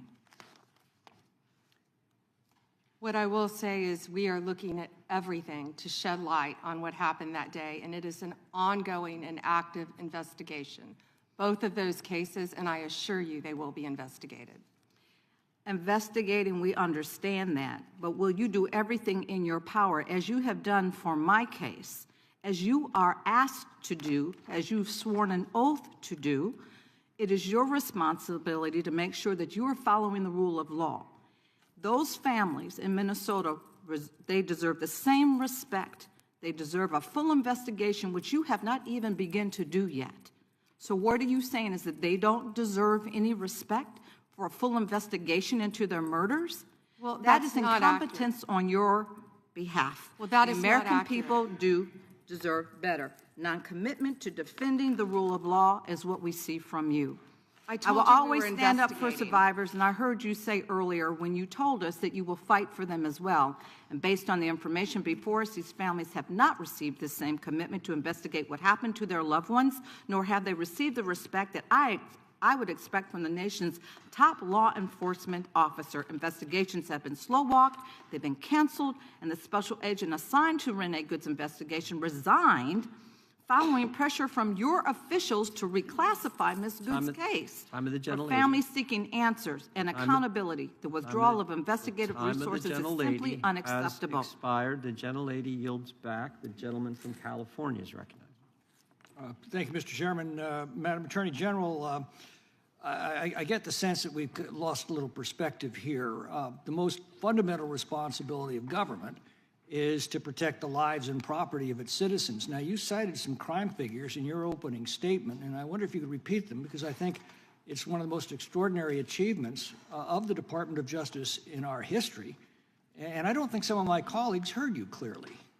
Thank you, Congressman. And would you mind if I address something that Go right Congresswoman McBath wouldn't let me address first? Go right ahead. The reason that she wants to continue to talk about Minnesota, which we will all day long, is she doesn't want to talk about her own jurisdiction in Atlanta, because she doesn't want to talk about Christopher Welcher, who traveled across state lines to try to meet, and nothing's funny about this, to meet and molest a 14-year-old girl in Georgia. That's why they're watching the clock, the American people should know, for the second it runs out, because they don't want to address anything in their jurisdiction.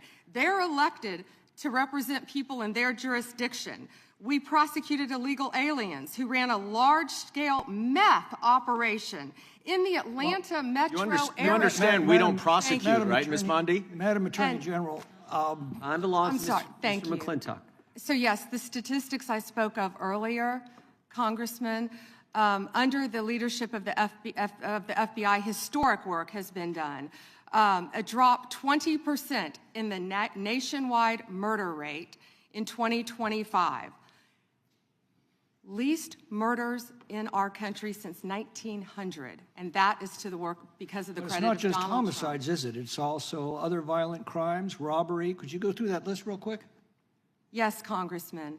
100% increase in violent crime arrests in 2025 compared to 2024. What's that done to the violent crime rate in the country? It's plummeting. 1,800 gangs. Wait a second. Do you mean to honestly tell us, and you're under oath, that if we take violent criminals off the streets, we end up with less crime? I certainly hope so, Congressman, and that's our goal, and that's an extraordinary concept, and I'm afraid it may be lost on some of our Democratic colleagues.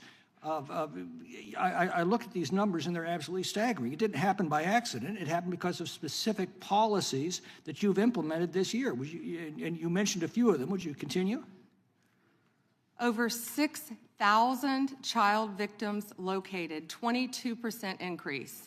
Over 1,700 child predators arrested, 10% increase. Over 300 human traffickers arrested. Let me jump down to DEA right now. That was just FBI. Under Terry Cole's leadership, and I talk to these people almost daily, our directors, and the amazing work that they're doing in all of your jurisdictions on the left and the right, working together to take drugs off our streets. Right, and I assume that our Democratic colleagues, some of whom represent some of our most crime-plagued cities and communities, have thanked you for this extraordinary accomplishment. Thank you, Congressman. We've seized more than 9,800 kilos of fentanyl and 47 million fentanyl pills. That affects every single person in this room. It doesn't matter what political party you are. Everyone in this room knows someone who's died from fentanyl. A parent, a child, a sister, a brother, a friend, a neighbor, a relative. Everyone here knows someone who has been impacted by that.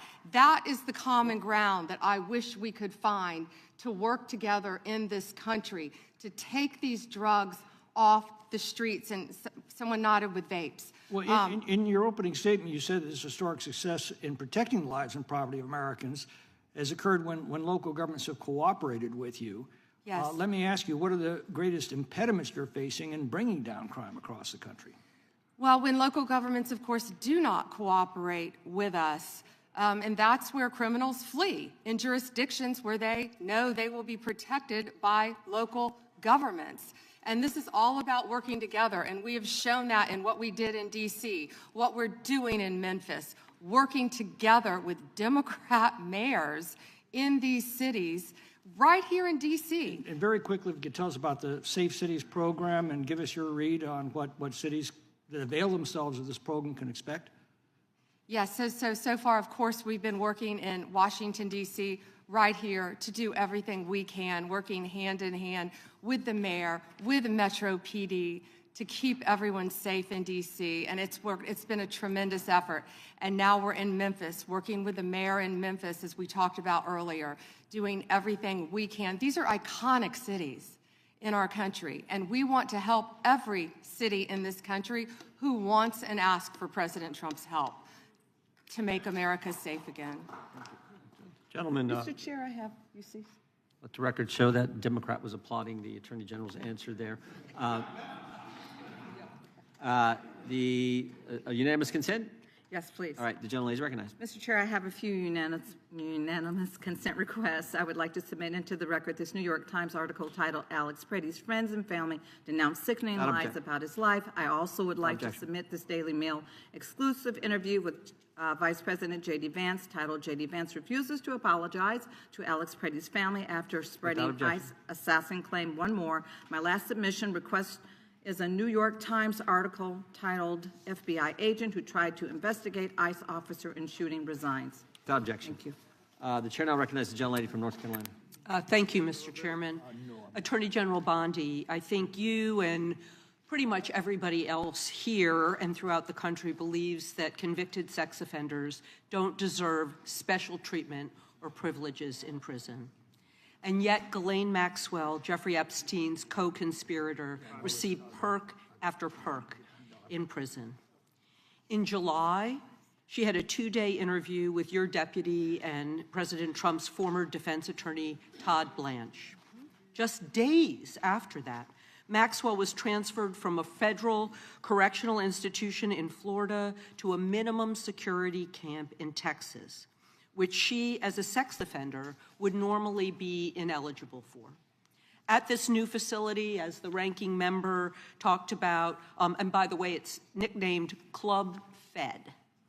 We've heard reports that she's been afforded special privileges, puppy time, private workouts, personal mail, secretarial services.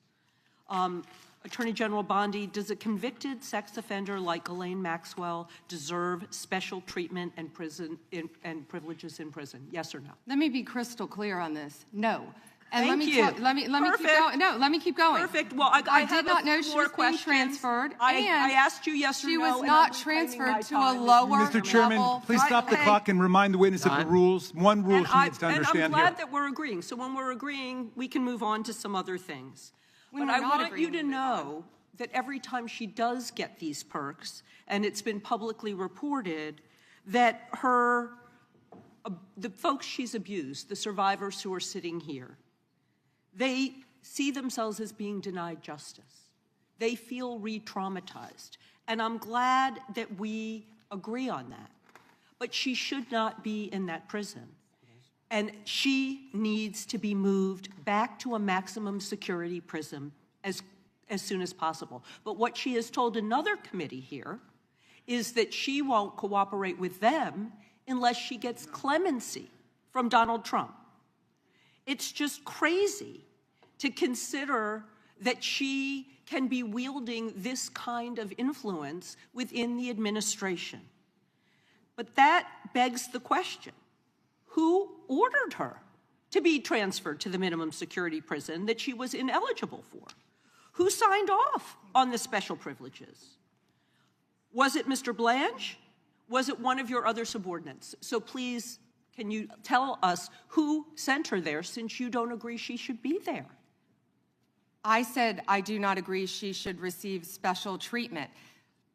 She was transferred, I learned after the fact, to the same level facility, and that is a question for the Bureau of Prisons. I was not involved in that at all. The same level facility, I don't know why, but you know, instead of talking about Ghislaine Maxwell, who hopefully will die in prison, you should be talking about Irina Zarutska. I have a couple who of died other on a questions. subway. Right, and I absolutely... You don't talk about that. I have been talking about it and actually helping with these issues. But we're going to move back to you. I bet we are. Yes, of course, because you're here to testify.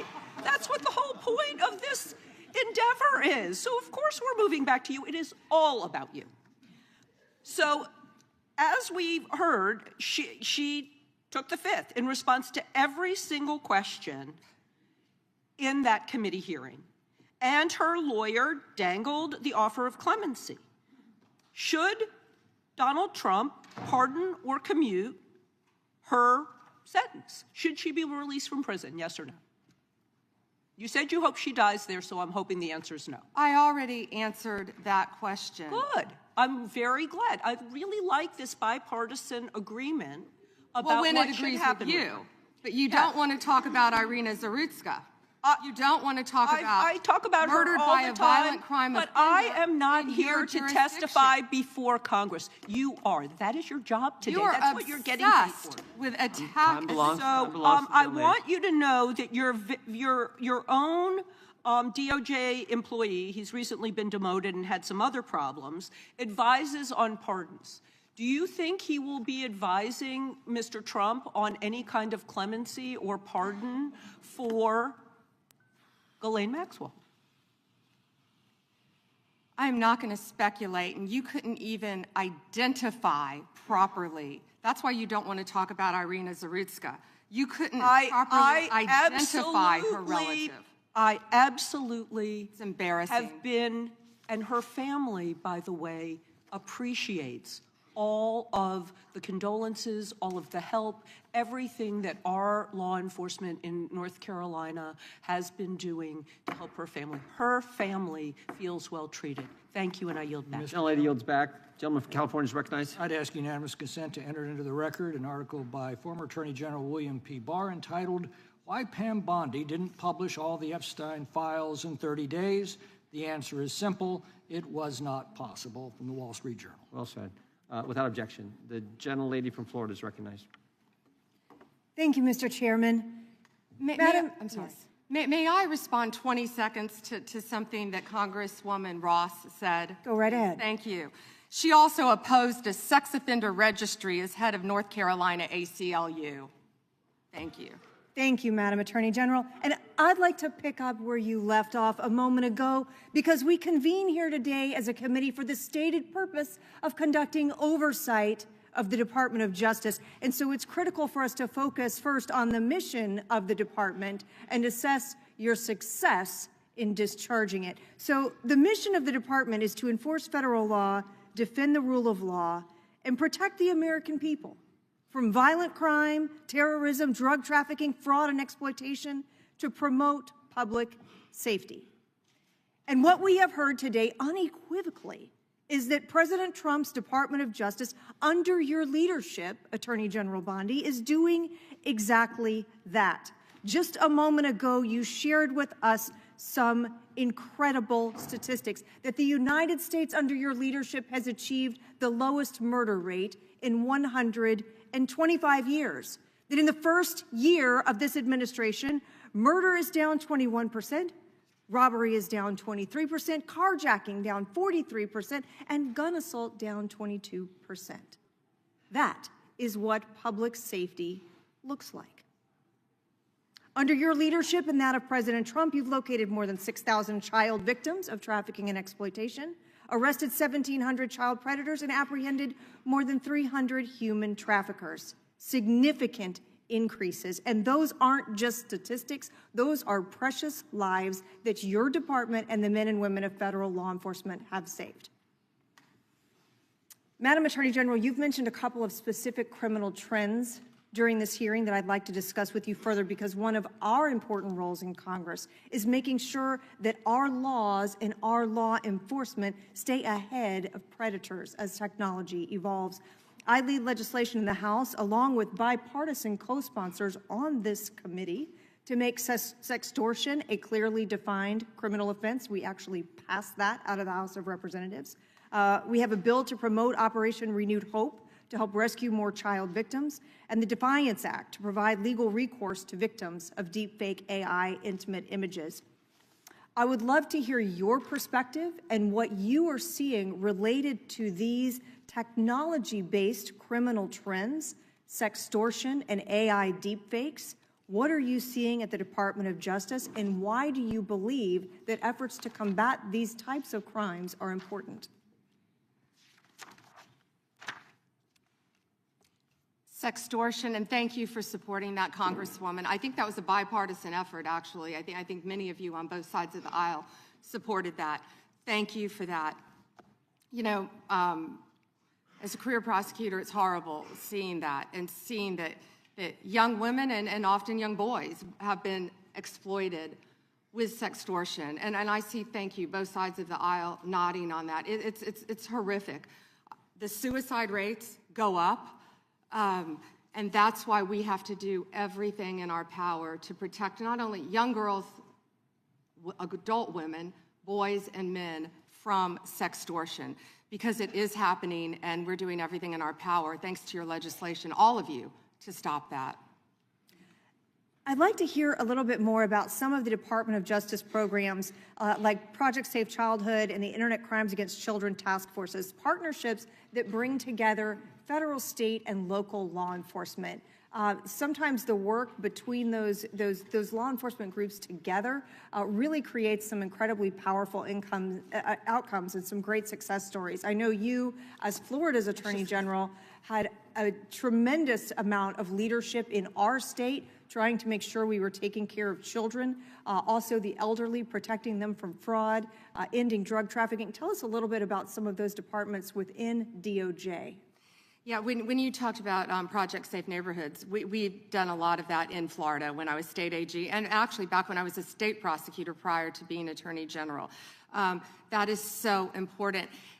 I feel like what we've been doing in D.C. too, with the Take Back D.C. and Make D.C. Safe Again, is similar to that.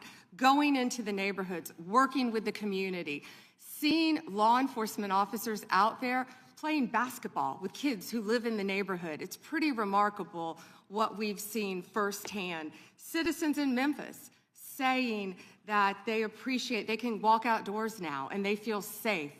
People coming up thanking law enforcement and working hand in hand with them.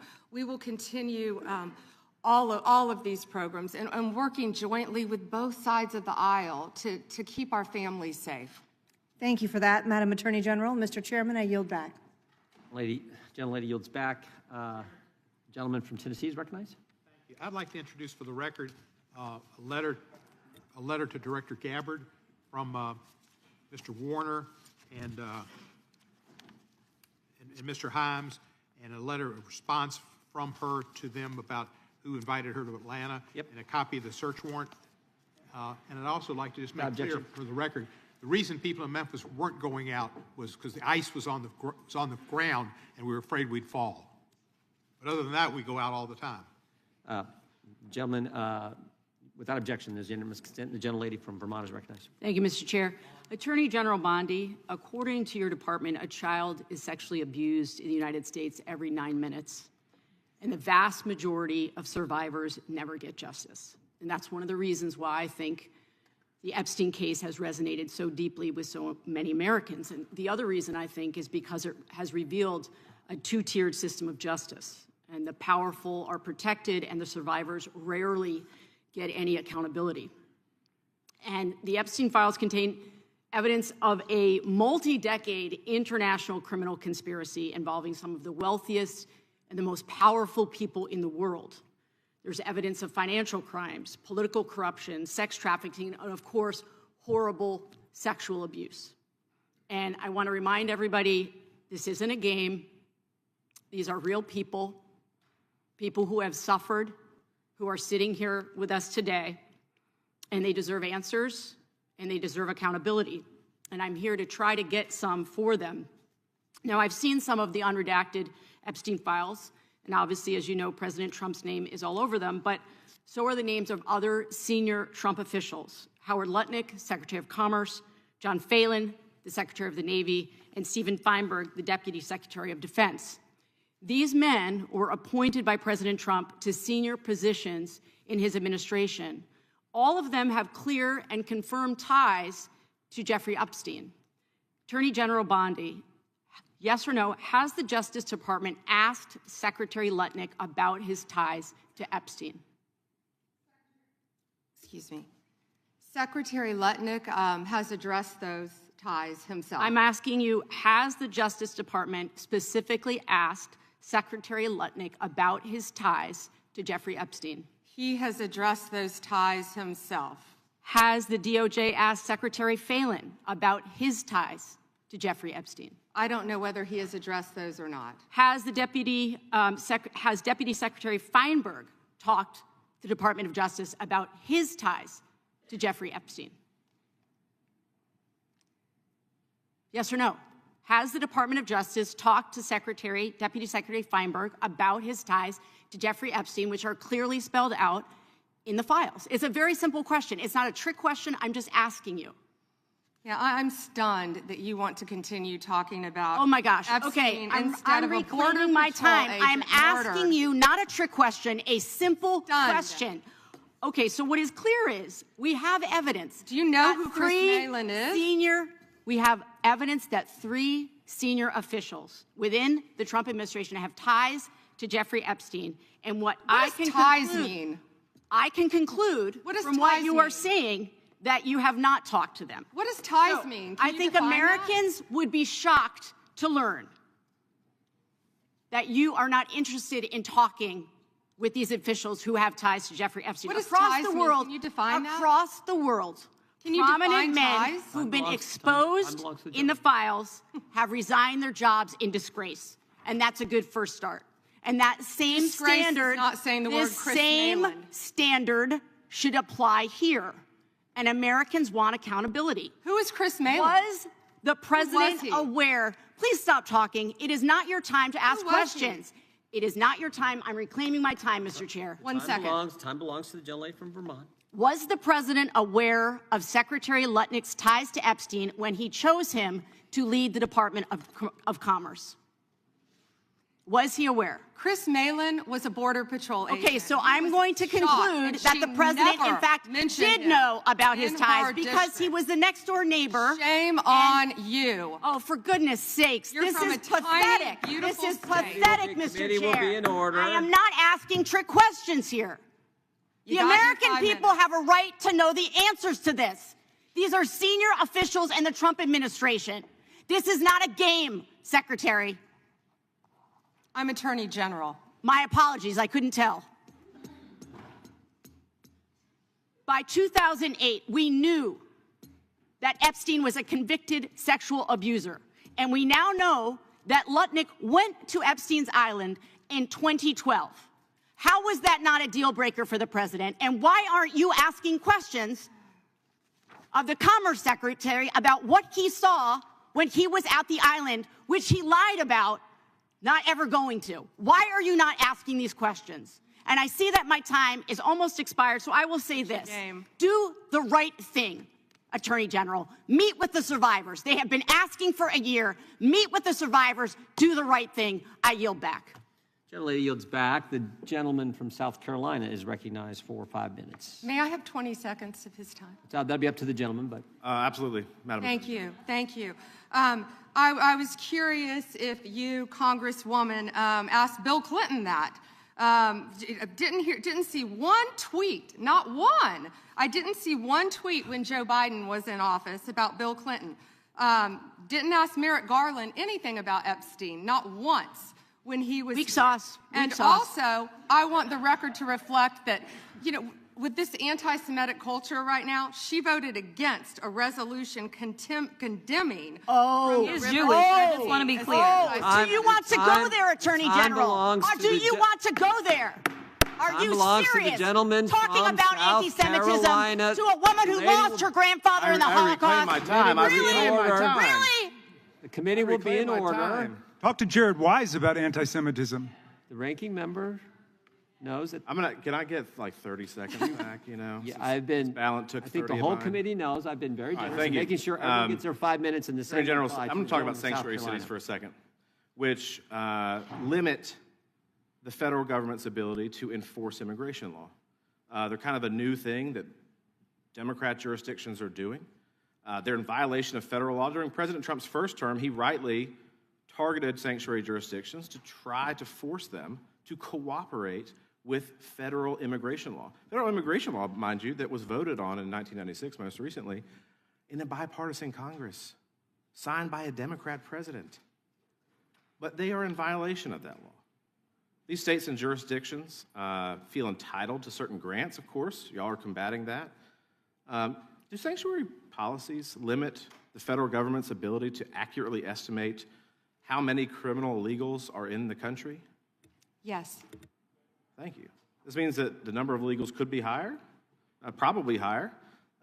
Does this hurt the federal government's ability to carry out immigration laws designed by Congress? Yes, Congressman. In your opinion, do you believe that the Biden-Harris administration and Democrat pro-sanctuary policies make our communities safer and for the American taxpayer? Do sanctuary policies make our communities safer? No, Congressman. I want to do a brief video to highlight sanctuary cities.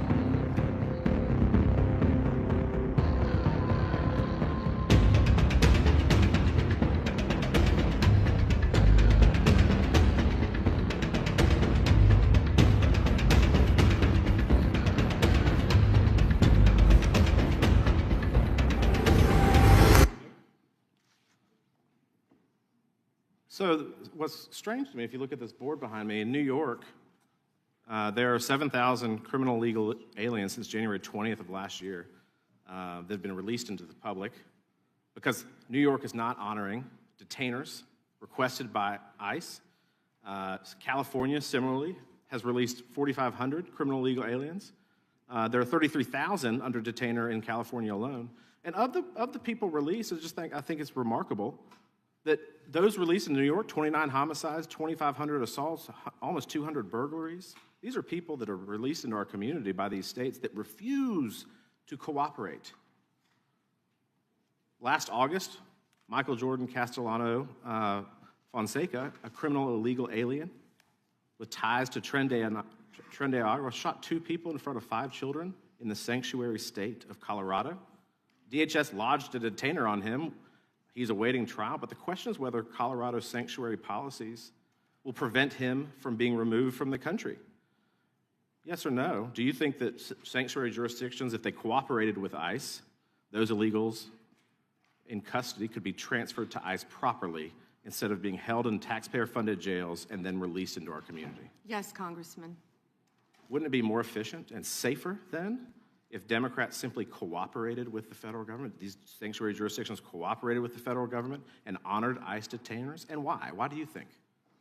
Of course, because so many criminals are running to sanctuary jurisdictions. Many of your colleagues across the aisle who we've seen speaking today about Epstein don't want to talk about the illegal criminals in their own jurisdiction for that reason. And yes, we need to do everything we can to work together to make America safer, and they're not doing that. This is not a partisan issue. People want to feel safe in their communities. Nobody wants a criminal illegal alien released into the street. I think the thing that maybe the American people don't quite understand is that when you do not honor a detainer, as we've seen, an illegal is released into the public, and now it's up to ICE to maybe apprehend them, rather than behind the courtroom passing them off from one law enforcement to the next. Is that true? Absolutely. What do you think? What is the Department of Justice doing right now to combat sanctuary policies in our country? We're doing everything in our power, obviously, to combat that. Donald Trump is doing everything he can because we are going to make America safe. We are going to get illegal criminal aliens out of this country. We're going to get the gangs out, TDA, MS-13, all of the gangs in this country. We're going to get the drug dealers out and the drugs, and that's what we've been fighting to do. And I wish we could do it on a bipartisan basis, but they just can't do it. And the decrease in numbers speak for themselves. Thank you for your work. Gentleman's time. Mr. Chairman, we have some UCs, if that's okay. That is okay. Mr. Cohen. Thank you. You see on the National Institute of Justice's study on undocumented immigrants having an offender rate lower than U.S.-born citizens. I'd like to enter this in the record from 2024. Without objection. And I have several myself, Mr. Chairman. The Guardian, January 26, 2026, why is Trump granting clemency to convicted fraudsters? Objection. January 20, 2026, NBC, Trump's pardons forgive financial crimes that came with hundreds of millions of dollars in punishment. Objection. Washington Post, December 19, 2025, Trump's pardons wipe out payments to defrauded victims. Without objection. And finally, May 30th, 2024, Trump found guilty by Manhattan jury on 34 felony counts of fraud. Without objection. The gentleman from Illinois is recognized. Thank you, Chairman. Attorney General Bondi, glad you finally made it here after hiding for 4 months from this committee. I understand why you're hiding from us. Chairman? You're one of the worst attorney generals in our history and an instrument of Donald Trump's lawless authoritarian agenda, and I'm glad the American people are seeing who you are, how you act, and the lack of good values. You weaponize the Department of Justice to target immigrants, working families, and anyone that Trump deems an enemy of the state, all to protect real powerful criminals, including in your administration. My Democratic colleagues have focused on your cover-up of the Epstein files and your passion for protecting pedophiles and child traffickers. That alone is grounds for impeachment. But there's so much more to your corrupt tenure as Attorney General. You directed prosecutors to investigate elected officials in welcoming jurisdictions, and you got thrown out of court when you sued Chicago, Cook County, and Illinois. You directed prosecutors to prioritize low-level immigration cases while gutting enforcement against corporate criminals and public corruption. You revived draconian law of 1798, which should be repealed to illegally send people to a torture prison in El Salvador. You fired over 100 immigration judges, including the assistant chief immigration judge in Chicago, without cause, and installed unqualified military judges whom you instructed to deny asylum in violation of the law. You prosecute the president's enemies like Jim Comey and Tish James while giving impunity to federal agents who are murdering and brutalizing and terrorizing constituents, including in Chicagoland, in my neighborhood. I saw it last year firsthand. You and Kash Patel covered up the murder of Silverio Villegas Gonzalez in my district by ICE agents. You tried to investigate Renee Good instead of the ICE agent who murdered her, and you tried to cover up the murder of Alex Peretti by CBP agents. You bring fake charges against protesters like the Broadview Six and Marimar Martinez, whom your administration labeled a domestic terrorist. This is the Montessori teacher who lives in my district, while protecting thugs who terrorize us and DHS authority. That's what you do. Protect and enable the criminals who are plundering our society and destroying what's left of democracy and the rule of law. Epstein accomplices, mass DHS thugs, corporate criminals, Tom Homan, Eric Adams, insurrectionists, the list goes on. And you talk about fighting crime, but you protect any criminal who helps you and Trump turn our country into an authoritarian gangster state. And after all this, nobody supports you. I'm not talking about Democrats. I'm talking about conservative judges who are condemning the rampant lawlessness at DOJ under your leadership. Your prosecutors are quitting in droves over being forced to prosecute low-level immigration cases, including in Chicagoland. Your MAGA base despises you because you're covering up the Epstein file. How ironic. And even your own boss has repeatedly complained to your staff about you, calling you weak and ineffective. Weak and ineffective. That's what Donald Trump thinks of you already. You will not win, however. Chicagoland rejects you. The American people reject you. Our communities have demonstrated our strength and resilience in the face of cruelty and cowardice. Democrats must impeach and remove lawless officials like you and Kristi Noem and impose accountability for every criminal action. But you can spare yourself more humiliation. Resign now and submit yourself to accountability by the American people. Mr. Chairman, before I yield back, I ask unanimous consent to submit for the record this Wall Street Journal article dated January 12, 2026, entitled, "Trump has complained about Pam Bondi repeatedly to aides." Thank you, and I yield back. Objection. Gentleman yields back. The gentleman from Texas is recognized. I thank the chairman. May I have 20 seconds, please? Yes, ma'am. Thank you. Let's hear the opposition research. Thank you. That's absolutely right, that they're not running for, he's not running for office again because, well, I don't know why you're not running for office again, but after the filing deadline, you publicly announced you would not run when your chief of staff, Patty Garcia, announced and took your seat. That's a state matter. That isn't a federal matter. You should investigate crimes. You should investigate violations of the law. The time belongs to the gentleman from Texas. And a little flexibility in the time. I appreciate the chairman. Madam Attorney General, am I correct that under your leadership, the Department of Justice has prosecuted cases of non-citizen voting? So it's false, as some of my Democratic colleagues have claimed, that it doesn't happen. Yes. I ask that today because we're voting on the Save America Act today to enact common sense policies to ensure only American citizens vote in American elections and enact federal voter ID laws. But it's true, for example, that in just this month, a federal grand jury in Newark indicted 2 men with illegally voting in federal election and making false statements. Mohammed Mazammel and Mohammed Shakil were non-citizens at the time they registered to vote. This happens, it happens regularly, and you're prosecuting those crimes, correct? Yes. But does that prosecution of those criminals overturn their previously cast votes? That's all pending. But it does not overturn votes that they've cast, right? So passing the Save America Act would help deal with that problem. Yes, Congressman. Second question. As Attorney General, you're in charge of the Executive Office of Immigration Review, correct? Yes, Congressman. The Biden-Mayorkas regime caused the immigration court case backlog to explode, correct? Explode. Does that sound about right, that in September of 2020, 4 months before President Biden took office, there was a backlog of 1.5 million cases, but by the time President Biden left office, the backlog reached nearly 4.2 million cases? It sounds about right, but I don't have the exact numbers. It would be accurate to say that most individuals who file for asylum have a meritless or fraudulent claim? Most. I don't have the numbers. Oh, so does it sound correct that of the asylum cases adjudicated in FY 2023 under the Biden regime, that only 14% resulted in an asylum grant and only 12% in fiscal year 2024? Does that sound correct? It sounds correct. I'm sorry, I don't have the numbers. Could you get that information to us to Yes, verify that data? I'll get all that information to you.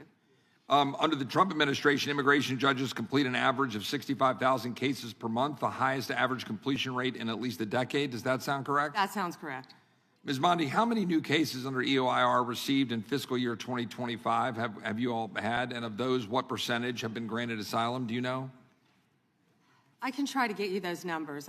I thought I had those. That'd be great, because my question is whether President Trump's decision to pause asylum in the wake of the shooting of a National Guardsman by an Afghani here in Washington, D.C., in the nation's capital, helped to stop the backlog in your office. Does that sound correct? Yes, Congressman. My point being that the leadership of this administration is ending the backlog, reducing the backlog, making sure that we don't have fraudulent asylum claims clogging it, and keeping Americans safe. Is that correct?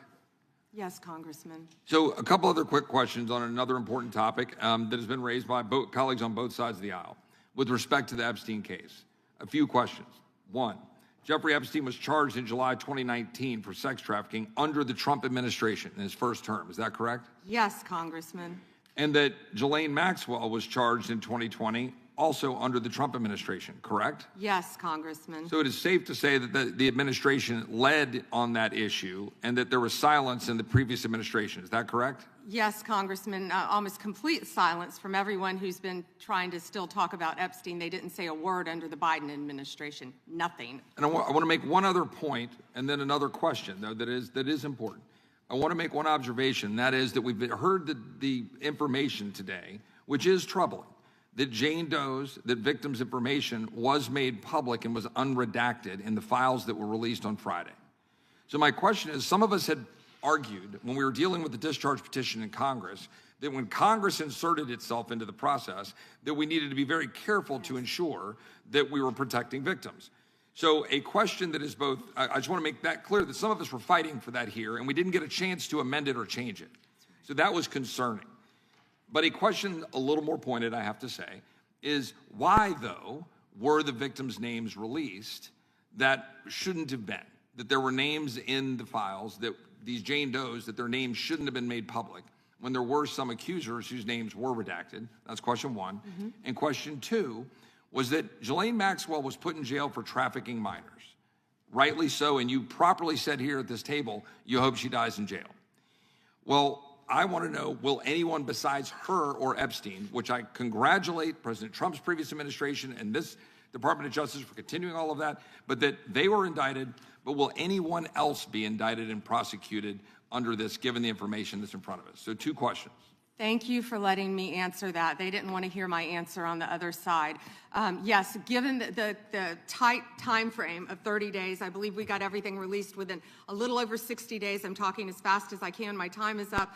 We did the best we could immediately. If everyone's been coming to view the documents, if someone's name should not have been redacted, we're releasing it. If someone's name was redacted, we said right away, was not redacted and should have been, meaning a victim. We went back and redacted it. We're doing everything we can based on the tight time frame and over 3 million pages that we released that Donald Trump signed for pure transparency. Second, what was your second question? About whether another individual will be indicted. Oh, absolutely. Thank you for asking that. And they never wanted to hear the answer to that. We have pending investigations in our office.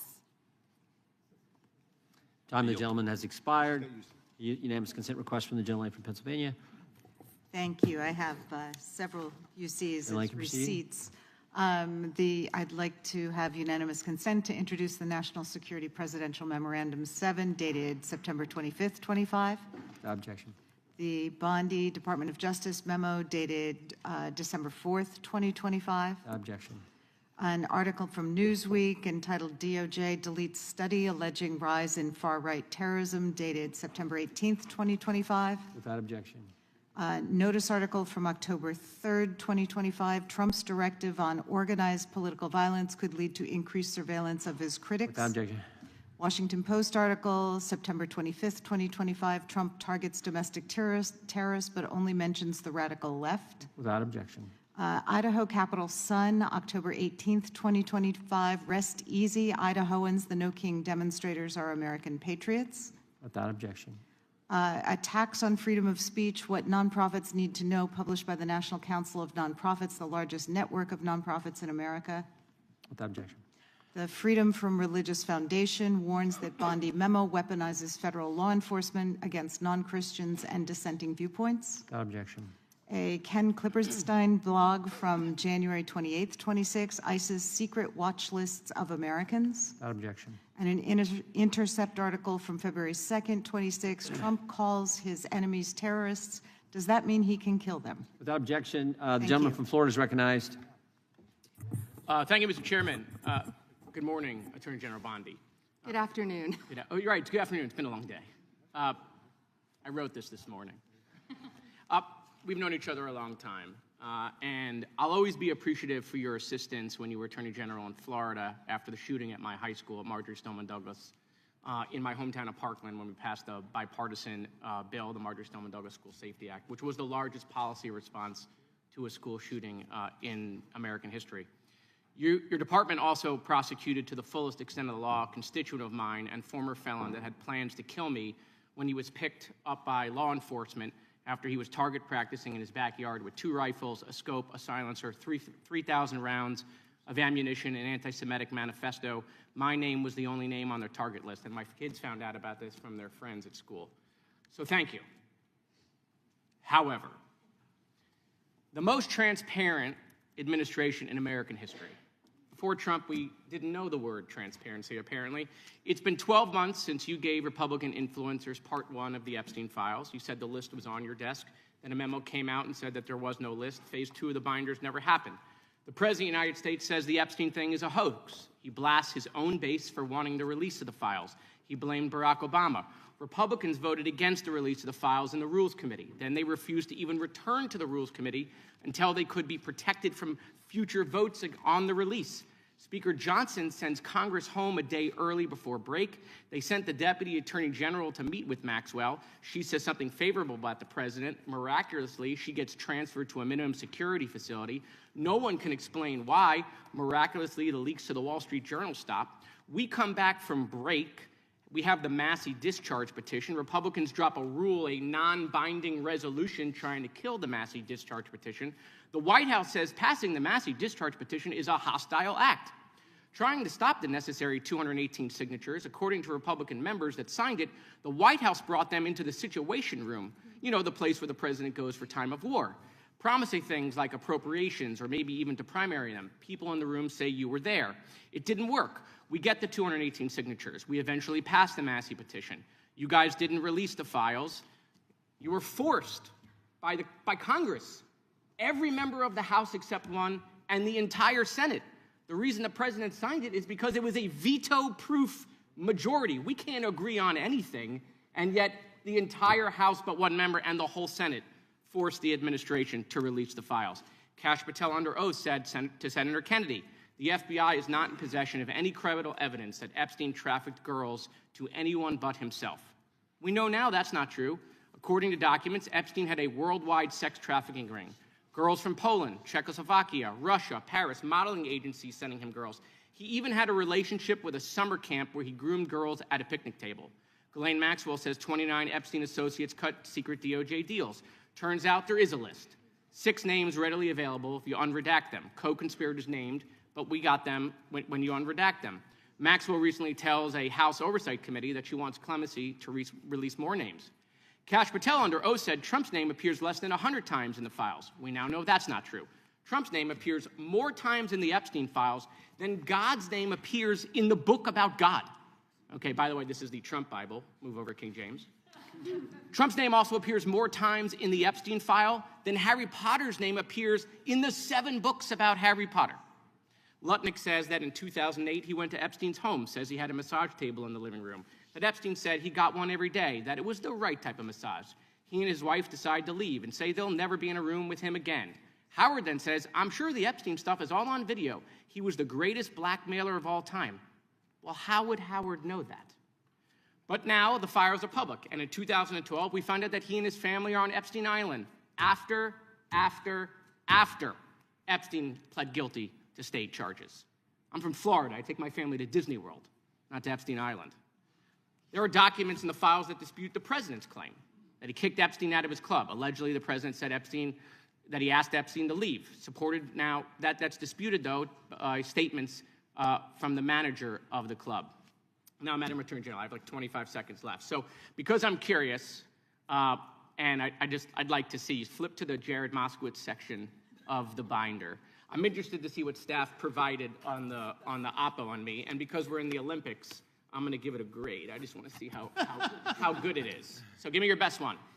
So first of all, nothing is funny about mocking the Bible and holding up a Trump Bible. That's what you did. You made a joke, and I find offense to that. That's all I have to say. I want it from the burn book. Shame. I want it from the burn book. Which is the best one? What you got? Has expired. The gentleman from Wisconsin is recognized. Thank you. First of all, I'd like to clear something up that was said earlier and is frequently said and is manifestly not true. And that is the supposed small number of crimes committed by immigrants or illegal immigrants in the country. That has been based on a poorly done study by the Cato Institute, and I believe the Cato Institute itself has even updated that study. The reason that we know that study is not true is that those statistics are not out there. For whatever reason, when somebody is arrested, even for very serious crimes, we do not have on the paperwork whether that person is a legal or illegal immigrant. Okay? If I go to one of my local sheriffs in Wisconsin and ask them how many illegal immigrants in your jail, they will say, I have no idea. We don't keep track of that.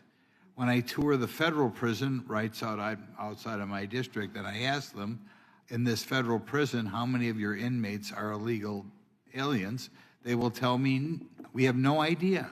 We don't keep track of that. So whenever you hear a Democrat or anybody, or a pundit, say that, oh, there's so few illegals committing crimes, it is based on nothing, because those statistics are not available anywhere. What I would offer in the next round of appropriation bills, if one of my Democrat colleagues wants to help me out, perhaps in appropriations we can get funds to add to all the paperwork whenever anybody is convicted of crime as to whether or not they are citizen or non-citizen. And then we will have the statistics. But otherwise, whenever you hear somebody say on MSNBC or wherever, oh, so few crimes are committed by illegal immigrants, they don't know what they're talking about because nobody has those numbers. Okay, there's the first thing. Now, the next thing I want to point out, we have had what I think is an unprecedented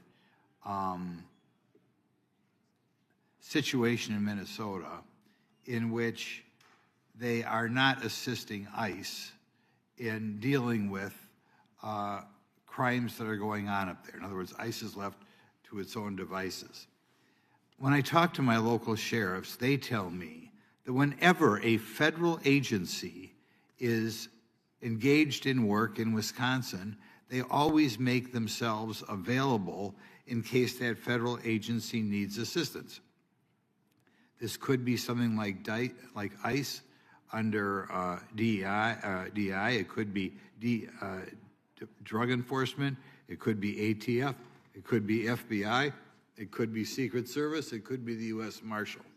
Nobody that I have been able to find, any sheriff in the state of Wisconsin, is aware of any circumstances in which they did not make themselves available to federal law enforcement, either if they need somebody extra to do surveillance, to just park a marked car outside the area, to assist in apprehension of a criminal, if they need assistance with an additional SWAT team, if they need to transport somebody. Local law enforcement is always there.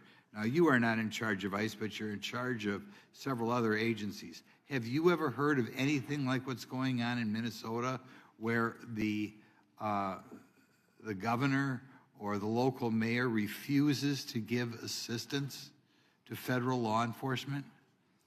I have in Portland and some other cities where they weren't cooperating. But as I said, I spent about 4 days. I did spend 4 days in Minnesota, and I believe many of the local law enforcement wish they could work with us to make their city safe.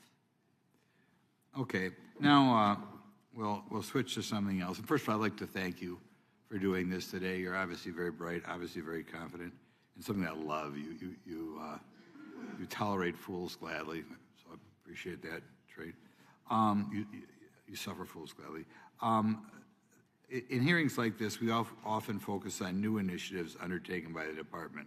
Today, I'd like to give you an opportunity to discuss actions implemented under the Biden administration's Department of Justice, such as the Foreign Influence Task Force that you have since terminated. And, you know, it's always rare to see anything in the government terminated. But could you elaborate on those decisions and highlight the accomplishments of your tenure at Justice? Thank you for asking that. We are out of time, but may I answer, Chairman? Go ahead. Thank you. The Biden administration weaponized the Foreign Corruption Practices Act, and on February 10th, President Trump issued an executive order pausing that for a DOJ review.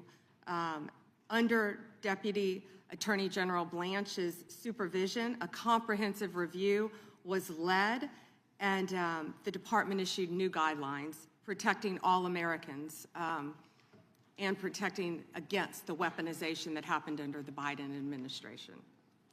Time the gentleman has expired. Gentleman yields back. Gentleman from New York recognized. Thank you, Mr. Chairman. Ms. Bondi, I went over to the department yesterday for a couple of hours to review some of the unredacted materials. And I am looking forward to your detailed explanation for why you have withheld almost half of the documents, which is required by the bill. Now, obviously, there are 3 million documents, so I didn't get through much. But one thing I didn't see was the client list that you said you had on your desk a year ago. I did, however, find a couple of important documents.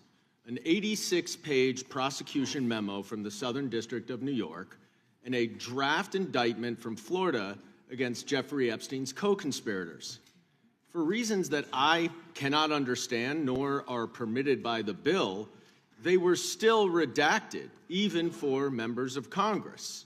So, Ms. Bondi, will you commit right here to immediately providing those 2 documents in unredacted form to members of Congress? Not a complicated question. Well, I guess it is for you because you have a law degree and those are privileged. Okay, they're not privileged, but we will discuss that later.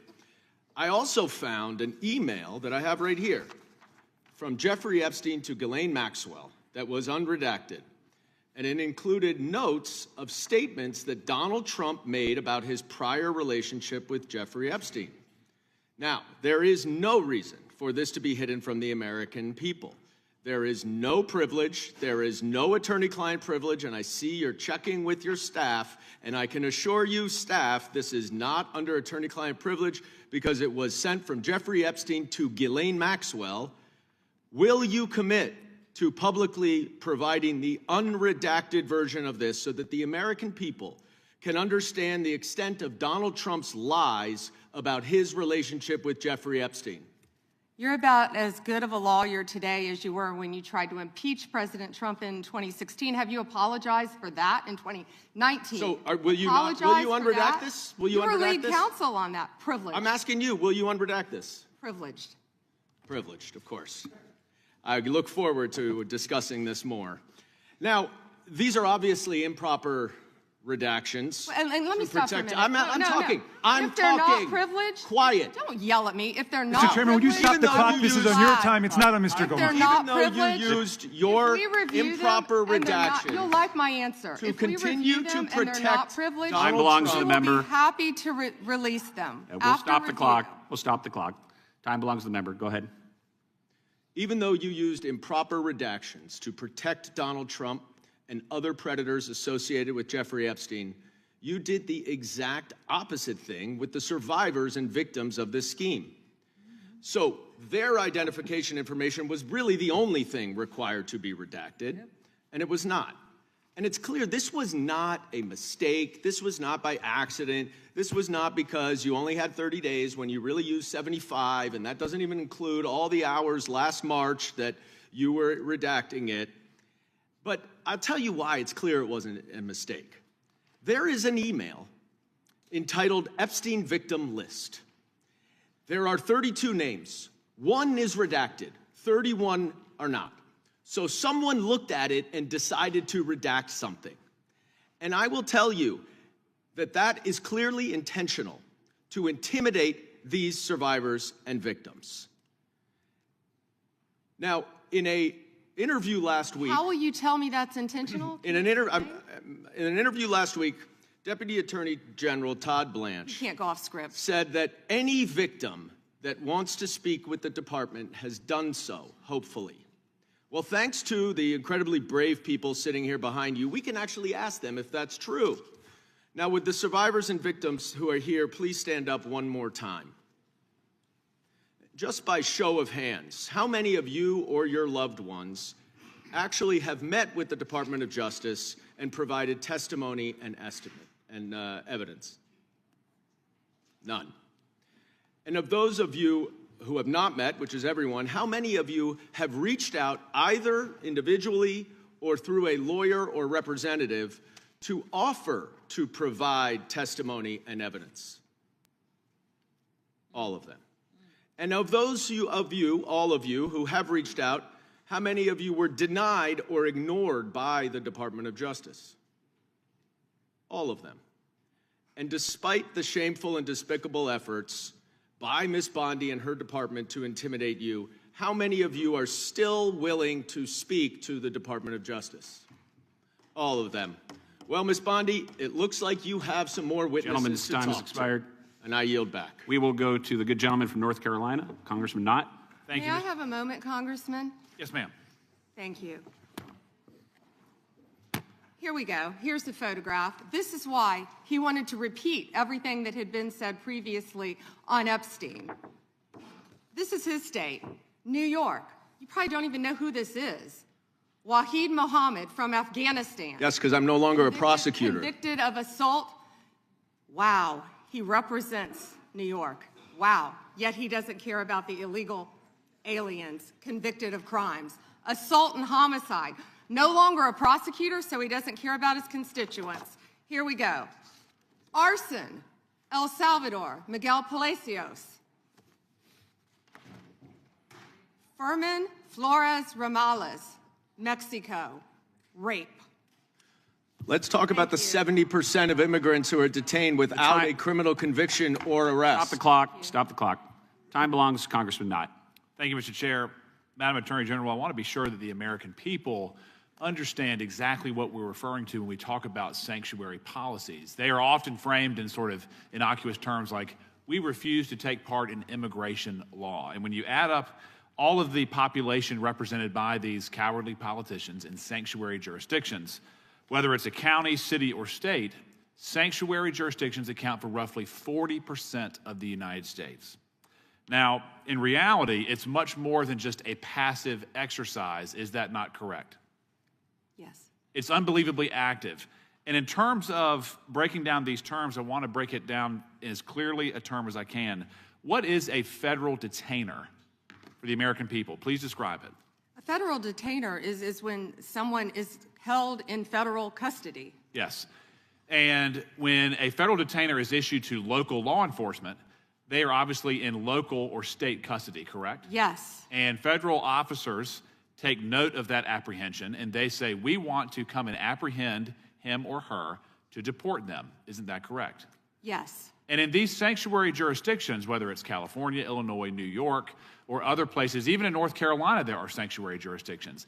That federal detainer often prompts not any cooperation, not any assistance, but a release onto the streets. Isn't that correct? Yeah, and Congressman, a federal detainer is federal law. Yes. That people must abide by, yet these jurisdictions, many of these jurisdictions are not abiding by that. And we hear a lot of talk from the other side about victims of violent crimes, sex crimes, murders, whatever it may be.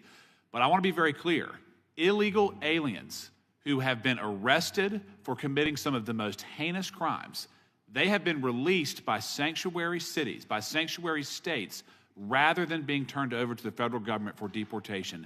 Isn't that correct? It is, and it's sad for all Americans that any jurisdiction would do that. These are some of the most violent criminals I think we've all seen. Yes.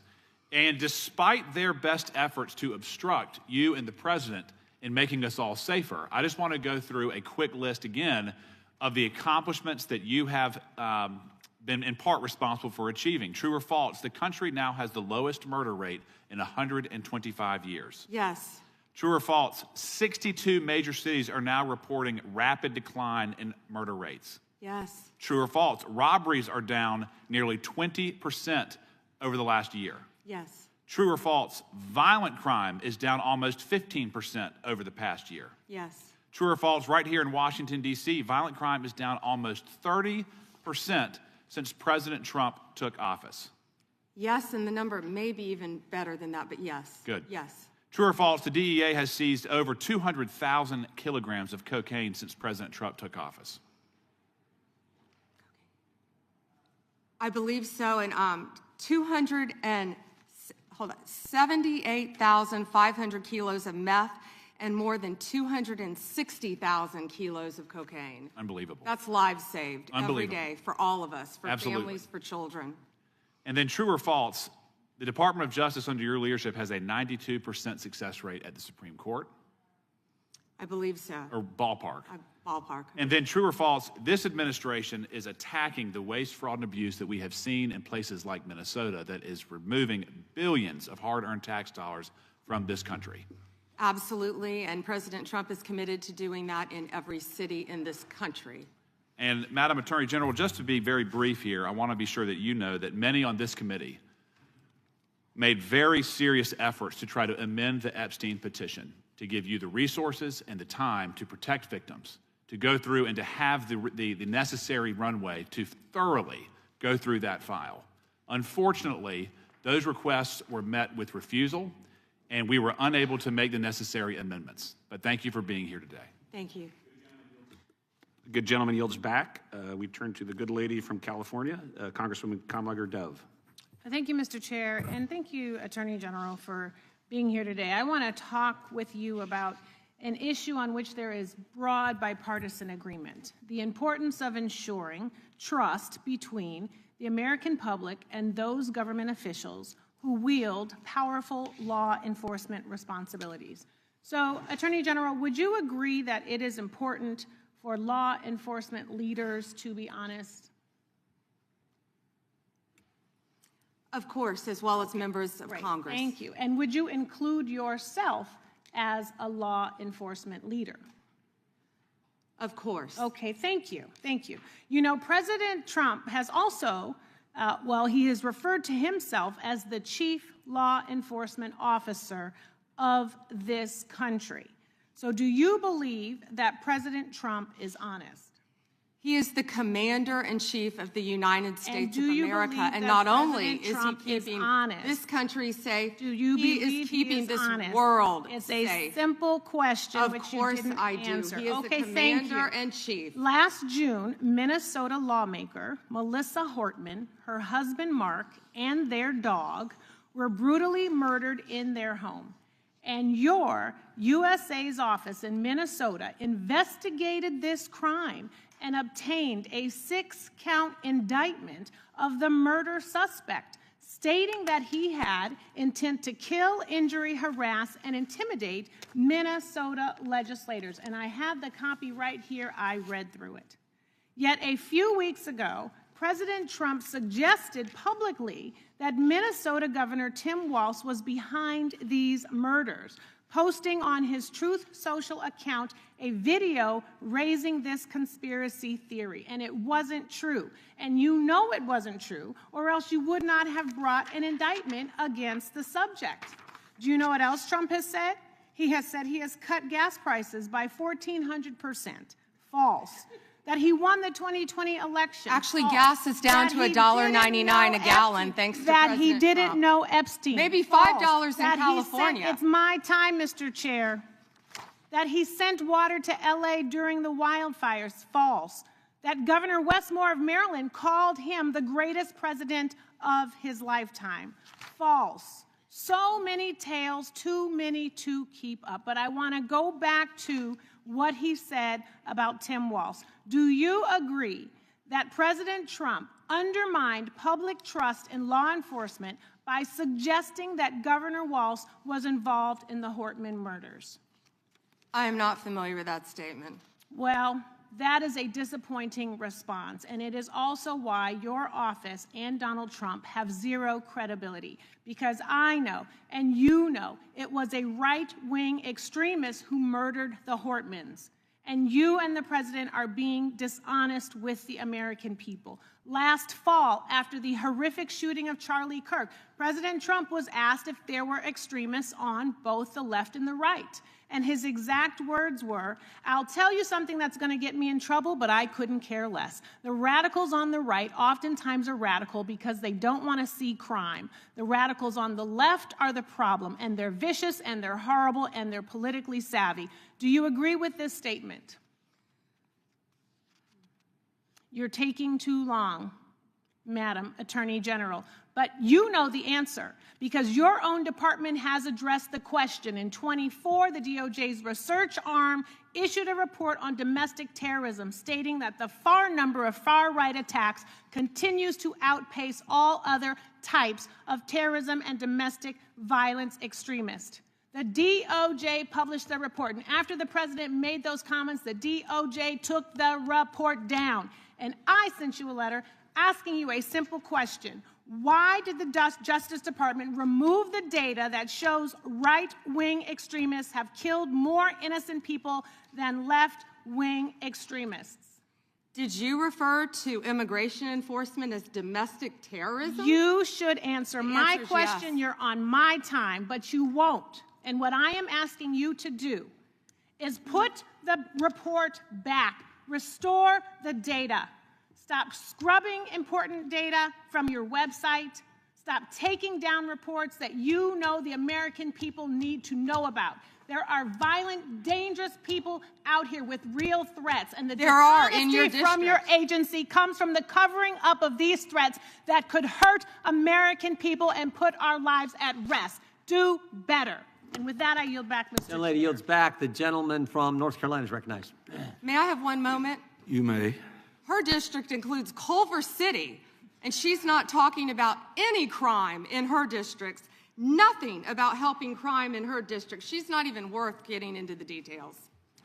Well, thank you, Madam Attorney General, and we are grateful to have you here today. And let me just say that you've shown great perseverance today, and I think you're coming to the last lap here of those of us that are left. But I applaud your strength, and I applaud your resolve.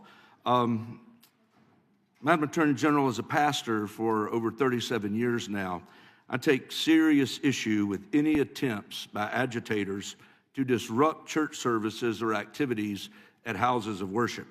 And I just want to take a moment to clarify some things. I realize you can't talk about pending cases per se, but I do want to ask some very general questions for clarification.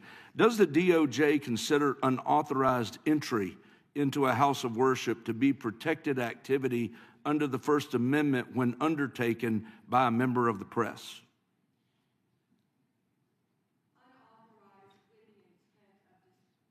Unauthorized with the intent of disrupting, yes. Okay. Even if it's a blogger like Don Lemon. Correct. How does the DOJ distinguish between news-gathering activity and expressive or protest conduct when a press defense is asserted? Congressman, I met with the pastor of that church, and what happened there was horrific. Of course, the press is welcome, and I would hope all houses of worship, whether it's a synagogue, whether it's a church, any house of worship.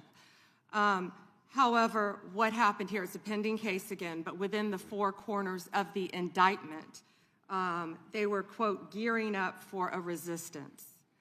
They entered a house of worship, and I think the video speaks for itself.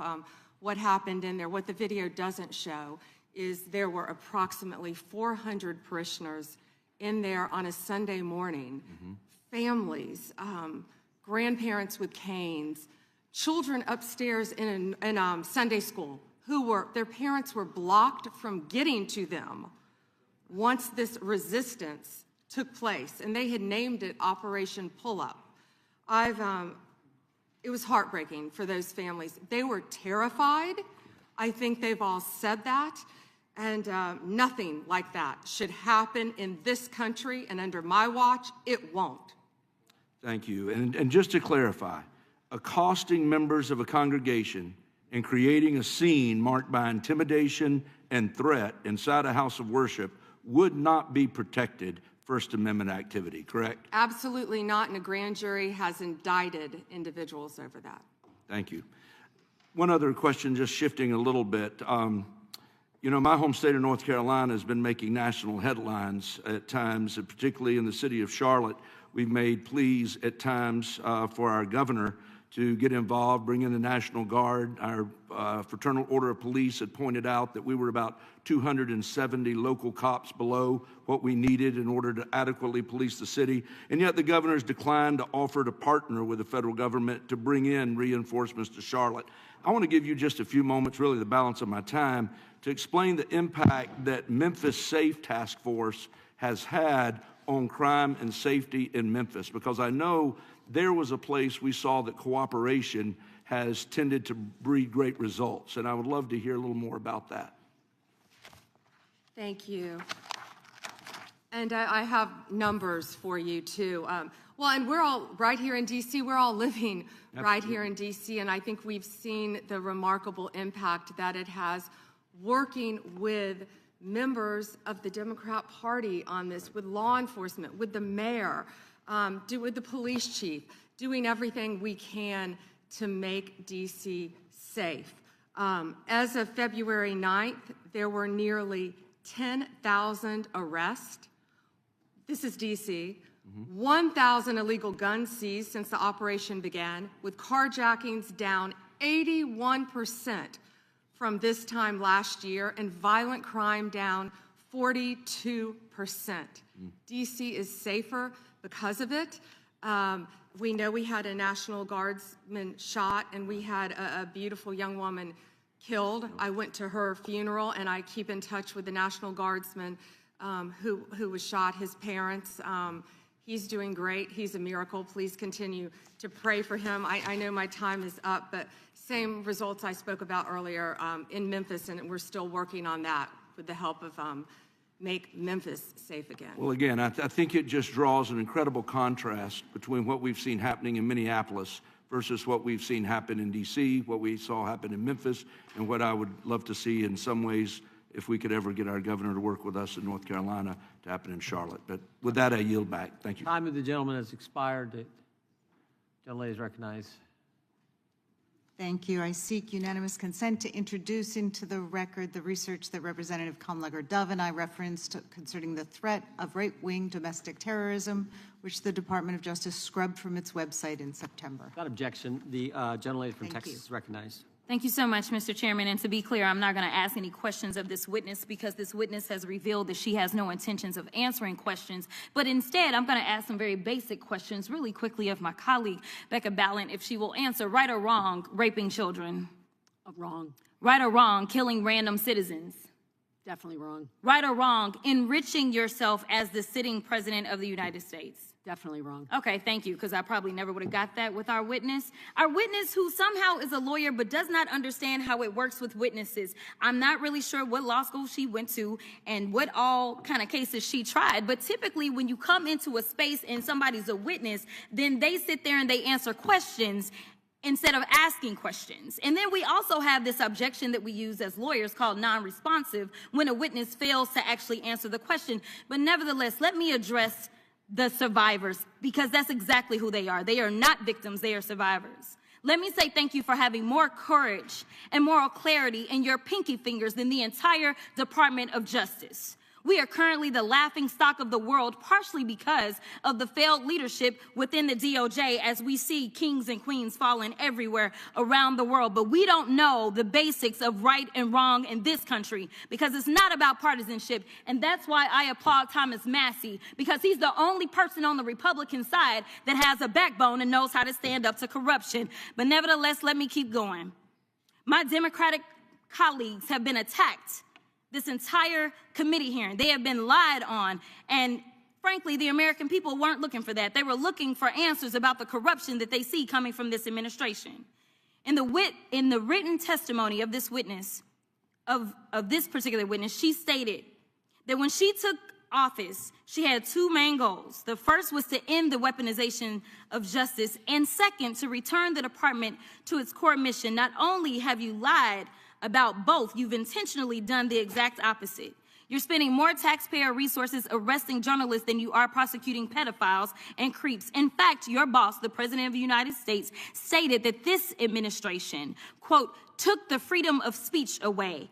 And at your direction, DOJ has arrested Don Lemon and Georgia Fort. And I might add that y'all actually had a judge that rejected y'all for trying to arrest Don Lemon before, just like the grand jury rejected y'all as it relates to Senator Kelly, just like a grand jury rejected y'all as it relates to Senator Slotkin, just like the case against Tish James was dismissed and the case against Mr. Comey was dismissed. I completely don't get how it is that you're sitting at the top of DOJ, because you don't seem to be good at your job. You're spending more taxpayer resources arresting these journalists. In fact, we know after Georgia Fort and Don Lemon were arrested, we know that there were homes of journalists that were raided. We know that threatened prosecution against students protesting your actions and forced tech companies to remove apps used to track ISIS activities. But let's circle back to you protecting pedophiles and creeps, because I want to talk about the president and his possible involvement with Jeffrey Epstein.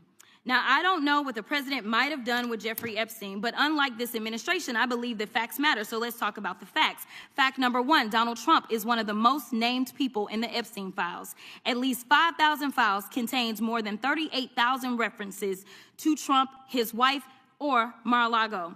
Fact number two, Jeffrey Epstein and Ghislaine Maxwell made young girls available to Trump on multiple occasions. For example, according to this file, Ghislaine Maxwell presented a young girl to President Trump who spent more than 20 minutes apparently flirting with her.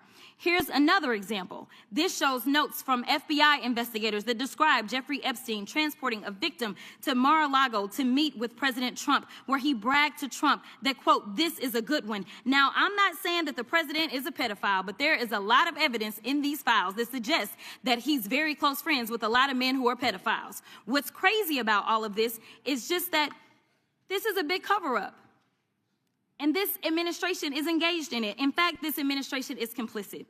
But there are numerous others, like how the DOJ is attempting to obstruct justice in the investigation of the rogue agents who have murdered American citizens, or how the DOJ seized voter data from Fulton County in an attempt to steal the 2026 midterm elections, or how federal agents have Tom Homan on tape accepting a bribe and your agency killed the investigation, or how your agency is ready to give the president a $230 million payday, which is unconstitutional. The Constitution is clear. The president shall not receive any payment except his salary while in office. The fact of the matter is that you will be remembered as one of the worst attorney generals in history. An attorney general who has prioritized obstruction over justice, corruption over the law, fealty to the president over loyalty to the Constitution. And Mr. Chairman, I will yield. Gentlelady yields. Gentleman from Missouri is recognized. Excuse me, gentleman from Kansas, the Attorney General, former Attorney General, Mr. Schmidt is recognized. Thank you, Mr. Chairman, and General Bondi, thanks for being here. Did you have anything you wanted to say before we talk? I do. Thank you, Congressman. Thank you, my friend, for many years. I find it interesting that she didn't even want to try, Congresswoman Crockett, to ask any questions, because she certainly did not condemn her leader, Hakeem Jeffries, for taking money from Jeffrey Epstein after Epstein was convicted. And I will be brief to give you your time, Congressman. This is what she didn't want to talk about. Texas, from Cuba, convicted, homicide, arson, weapon offense. Convicted. You know, So what we Estrada, talking about? Convict Texas, some of these convicted, perpetrators that homicide. rape these women that are Chairman, sitting time behind you time that belongs you to the refuse gentleman to from even acknowledge Kansas. they are here. Time belongs to the Texas. gentleman from Kansas. Mr. Chairman, could I have a few seconds back bet, to make you up bet. for the yelling? Thank you. General, Thank did you have you, anything Congress. further to say? Texas, convicted of homicide. Cecil Joseph, from Dominican Republic. Texas, convicted for kidnapping, rape. Khalid Khan, from Afghanistan. That's why they want to talk about Epstein and not what's happening in their own states. Thank you, General, and thank you for being here. And this has been quite a spectacle to observe today. I think it's sad. I ran for Congress because I thought we had serious problems in this country we wanted to try to fix together. And this performance today, not yours, General, but some of my colleagues, has not shored up my confidence that we are up to the task. You and I served together for 8 years when you were Attorney General of Florida and I in Kansas. You served professionally. I'm glad to be able to serve with you in these new roles, and I'm glad you're there, both generally and today. Part of the reason I ran for Congress is because in my former role, I saw in the real world, in my state, the consequences of failed U.S. immigration and border security policy.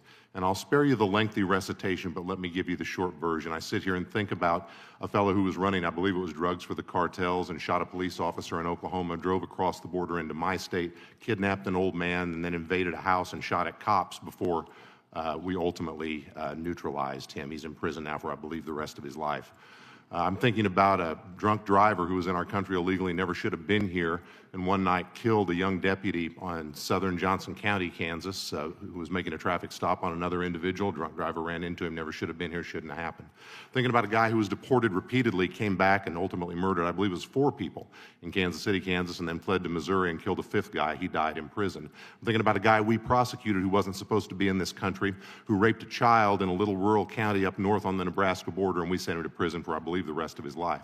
Thinking about a guy who wasn't supposed to be here at all, who murdered, I think it was his wife or his domestic partner in an act of domestic violence in northwest Kansas. Thinking about another guy who was here and joined up with some folks who were citizens and committed a crime spree and then thought he might get caught, so he killed one of his accomplices. And we sent him to prison for the rest of his life. And that's just the ones I'm thinking about sitting right here. And you know what's common in all of those? They all committed violations of my state's law. They were caught by my state's law enforcement. They were prosecuted by my state's prosecutors. They are serving time in my state's prisons. And if and when they ever get out, the United States has said they need to be sent out of this country because of what they did.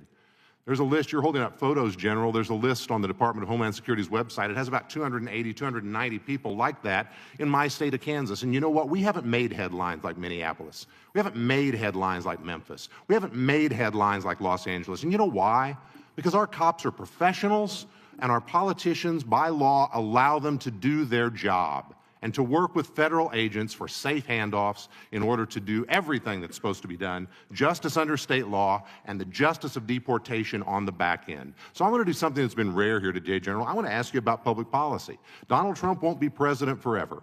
I would like to lock in some of these gains we have made in public safety. Should we be exploring the idea, for example, of beefing up 287G partnerships, or maybe replicating that so that state prosecutors can work more closely with federal prosecutors to get deportation orders as well as state convictions?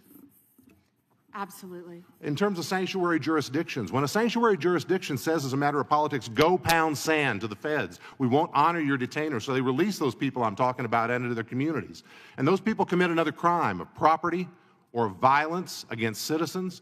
Should those citizens have some type of civil redress against the jurisdiction that as a matter of public policy turned those people loose who created the new victims?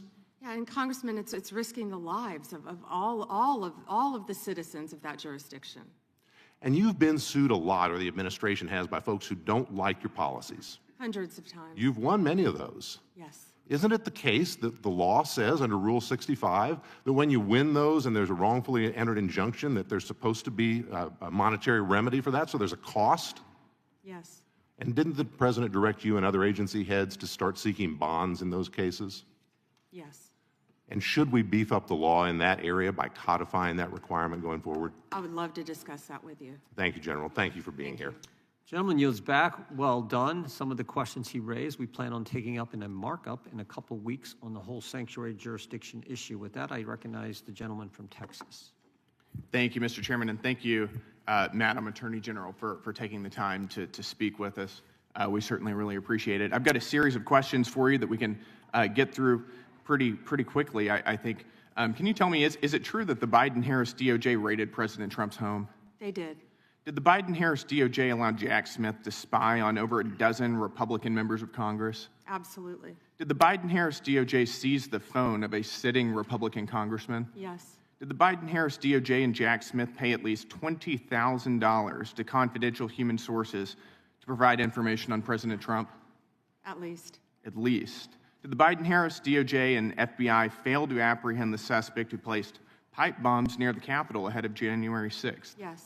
Did the Biden-Harris DOJ target parents as domestic terrorists? Absolutely. Did the Biden-Harris DOJ target pro-life Catholics, going so far as to interview a priest and a choir director? Yes. Did the Biden-Harris DOJ send FBI SWAT teams to arrest pro-life advocates with no criminal histories? Yes. Did the Biden-Harris DOJ use the FACE Act to target pro-life advocates while it allowed anti-life agitators to vandalize, destroy, and firebomb pregnancy resource centers and churches? Multiple times, I believe. Multiple times. Did the Biden-Harris DOJ ever determine who leaked the Dobbs decision? I can't discuss that. No, under Biden-Harris. Got it. No. Did the Biden-Harris DOJ and FBI target whistleblowers for revealing waste, fraud, and abuse within the department to Congress? Not to my knowledge. Did the Biden-Harris DOJ refuse to say whether it coordinated with Alvin Bragg, Fani Willis, and Letitia James in their lawfare against President Trump? They refused. Did the Biden-Harris DOJ slow-walk the criminal investigation and prosecution of Hunter Biden? That's an understatement, in my opinion. Yep. Did the Biden-Harris DOJ determine who brought cocaine into the Biden White House? They did not. They did not. Did the Biden-Harris DOJ cover up the extent? As far as we know, they did not. Right, that's right. Did the Biden-Harris DOJ cover up the extent of the Russia collusion hoax? Absolutely, in my opinion. Yes. Did the Biden-Harris DOJ seek leniency from a federal court for an IRS contractor who leaked sensitive tax information on over 7,600 Americans, including President Trump? Yes. Did the Biden-Harris DOJ sue Texas because the state wanted to secure its own southern border? Yes. And finally, did the Biden-Harris DOJ attack SpaceX for hiring too many Americans? I believe they did. Yep. Unbelievable. It is unbelievable, and I appreciate that a lot of this is being cleaned up under your leadership. So thank you for returning the DOJ back to its core focus, which is on the rule of law. And I think that we see the results of that. I've got a few more similar questions for you. How have, over the past year since President Trump has been in office, how have murders trended in the United States? Since President Trump has been in office, the murder rate has dropped to a historic 20% drop in the national murder rate, lowest since 1900. 20% drop in 1 year. That's incredible, isn't it? And that's thanks to the incredible men and women of law enforcement, FBI, DEA, ATF, everyone working together to solve violent crime, along with our sheriffs, our local law enforcement, working as a team throughout this country, and our great state and federal prosecutors. Yep. And how have robberies trended? Have they gone, even if they've just gone up or down? Robberies, all violent crime, all violent crime has decreased, as well as robberies. So murders, violent crime, the country is more safe now, it's fair to say, would you agree, than it was a year and a half ago under Joe Biden? Absolutely, and Director Patel is working tirelessly to catch those, I'm sure you've been seeing, on the most wanted list. Mm-hmm. He and Deputy Director Bongino from day one said, we're going to get the most wanted list, and that's what's been happening, working hand in hand with all of our agencies. Yep. And I want to thank you for that. Thank you for the work you've been doing to refocus the DOJ again on doing your core job. We're very happy with it, and I'll yield the remainder of my time to the chairman.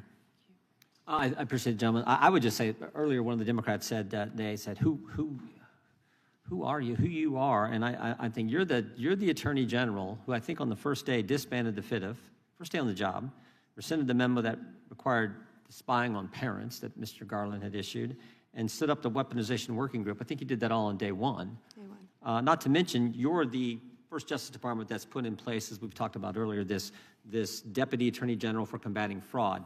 So we appreciate that, and of course, all the things that Mr. Gill pointed out with the crime stats that have went down. So our last question of the day, but not the least, the gentleman, I'm sorry, we're going to have two more. We got Mr. Onder and then Mr. Baumgartner. So Mr. Baumgartner, well, let's go that way since you're here. You're ready to go. Mr. Baumgartner, and then we'll come back to Mr. Onder. Thank you, Mr. Chairman, and thank you, Attorney General Bondi. You know, being a freshman on this committee, you always get a bit surprised, I guess, even this 1 year into my term here, how theatrical days like this can be. But I think you've performed well today and answered the questions well today, and that's a credit to you and appreciated by the American people. You know, the Epstein issue is certainly important and is important for the victims. I think both I and the American people have a little bit of trouble taking the Democrats super seriously on this issue when they have been so uncurious about President Clinton's relations with Jeffrey Epstein. And even myself, I had no idea that there was actually a sitting Democrat congresswoman who had taken substantial campaign donations for Mr. Epstein, only when that came to light on the floor with the potential resolution. And you would think there would be more outrage on those types of things if they were going to be taken credible. But we do know the performance value of what goes on in this committee.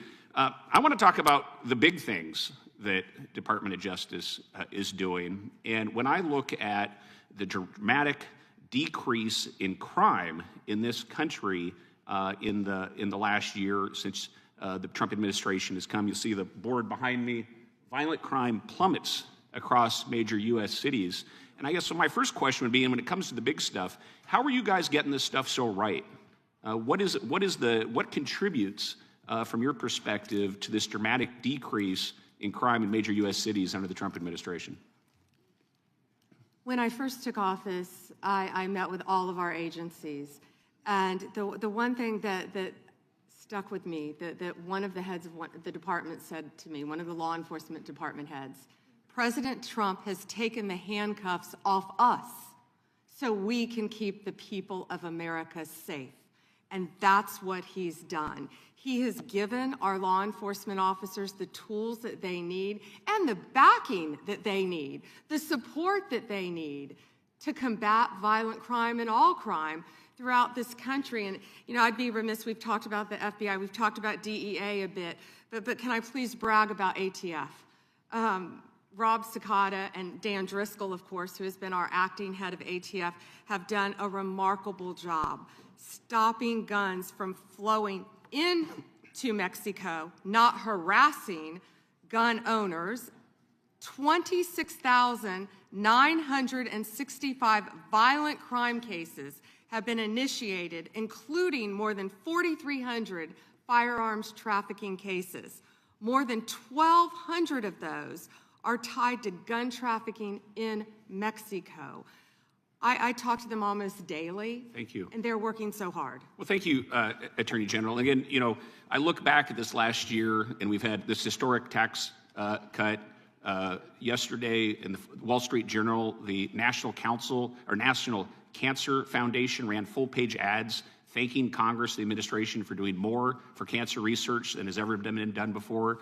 I was just meeting with Habitat for Humanity out in the hallway, and they came and thanked us for doing more than's ever been done for Habitat for Humanity. So there's been so many accomplishments, but I really think this crime is the biggest deal of all.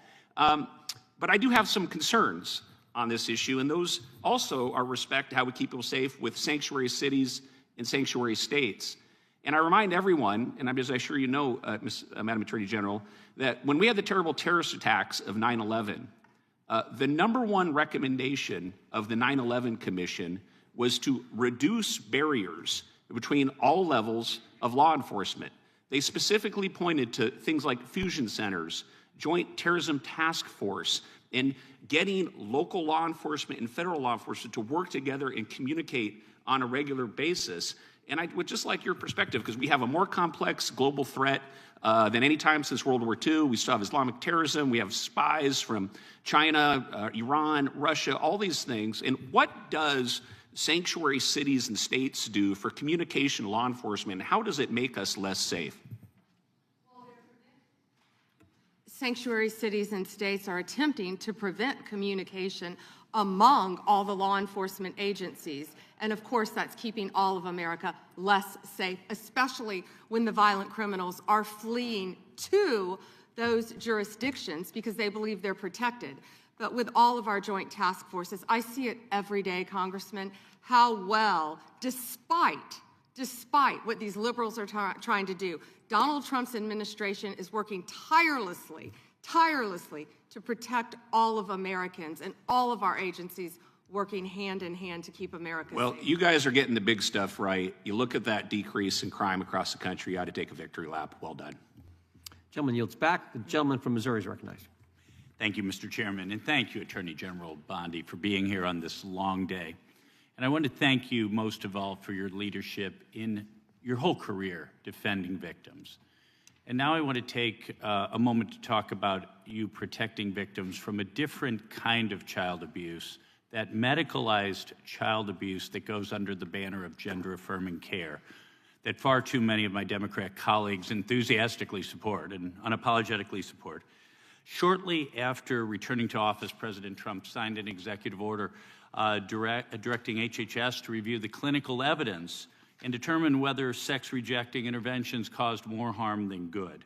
HHS reached the same conclusion that the UK and Finland and Sweden reached, that the risks are serious and that imposing this so-called care on minors was not appropriate. This executive order also directed you as Attorney General to, quote, work to draft, propose, and promote legislation to enact a private right of action for children and the parents of children whose healthy body parts have been damaged by medical professionals practicing chemical and surgical mutilation, which should include a lengthy statute of limitations. Last September, you transmitted that bill to Congress. It has been my honor to introduce that bill as the Chloe Cole Act. We named the bill after Chloe Cole, who sat where you're sitting just a few years ago on her 19th birthday. During a hearing chaired by now Speaker Mike Johnson, I'd like to play a clip of her testimony that day to remind us of our story. Onto puberty blockers and then testosterone. The resulting menopausal-like hot flashes made focusing on school impossible. I still get joint pains and weird pops in my back, but they were far worse when I was on the blockers. A month later, when I was 13, I had my first testosterone injection. This caused permanent changes to my body. My voice will forever be deeper, my jawline sharper, my nose longer, my bone structure permanently masculinized, my Adam's apple more prominent, my fertility unknown. I look in the mirror sometimes and I feel like a monster. I had a double mastectomy at 15. They tested my amputated breast for cancer. And I was cancer-free, of course. I was perfectly healthy. There was nothing wrong with my still developing body or my breasts, other than that, as an insecure teenage girl, I felt awkward about it. After my breasts were taken away from me, the tissue was incinerated. Before I was able to legally drive, I had a huge part of my future womanhood taken from me. I will never be able to breastfeed. I struggle to look at myself in the mirror at times. I still struggle to this day with sexual dysfunction. And I have massive scars across my chest. And the skin grafts that they took of my nipples, are weeping fluid today. And they were grafted into a more masculine positioning, they said. Chloe testified that day that what she needed was mental health therapy, but she never received it. And she was not suicidal until after they did these horrible things to her. She pleaded with Congress to act so that future children would not suffer what she did. Last week was a major turning point in this for these medical malpractice claims when a detransitioner was the first to successfully hold doctors liable with a $2 million settlement for what they did to that poor girl. Just days later, the American Society of Plastic Surgeons announced that they would no longer do transgender surgeries on minors, and the AMA followed suit. This proves that if the bill your DOJ drafted were passed into law, these barbaric practices would end immediately, because all victims would be able to hold those who harm them accountable. Could you share with us a little bit about your work in advocating for victims like Chloe and what a private right of action would mean for victims like her and their families? Yes, and first, Congressman, thank you for championing this bill. And also to Chloe, what a brave young woman to come before this body. Yes. And at age 19. At age 19, and talk about what happened to her. It's not about just giving relief to children who have been harmed. It allows victims whose healthy body parts have been damaged to seek relief and obtain relief. And thanks to you, and we are proud to work hand in hand with you on this issue. And I think it's pretty sad none of your colleagues on the other side of the aisle even brought that up. But I hope they support this to protect all children throughout this country. Well, General Bondi, thank you so much to you, to your department, to President Trump. I yield back. Gentleman yields back.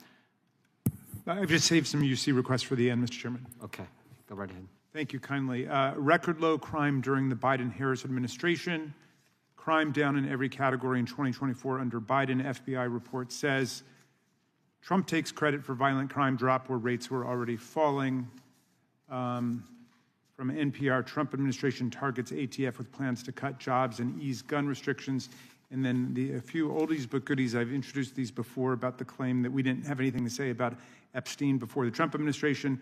Raskin joins call for Attorney General to reopen Epstein case and publicly release Acosta misconduct investigation in documents March 1, 2019. Oversight Committee plans hearing with Acosta on plea deal with Epstein July 10, 2019. And finally, 68 House members call for resignation of Labor Secretary Acosta, July 10, 2019. Without objection, Attorney General Bondi, thank you for your service to the country. And thank you for being here for a long day. We appreciate your willingness to come and answer our questions and the great job you're doing for our country. And I got one thing I got to say. This concludes today's hearing. We thank our witnesses for appearing before the committee. Without objection, all members will have 5 legislative days to submit additional written questions for the witness or additional materials for the record. Without objection, the hearing is adjourned.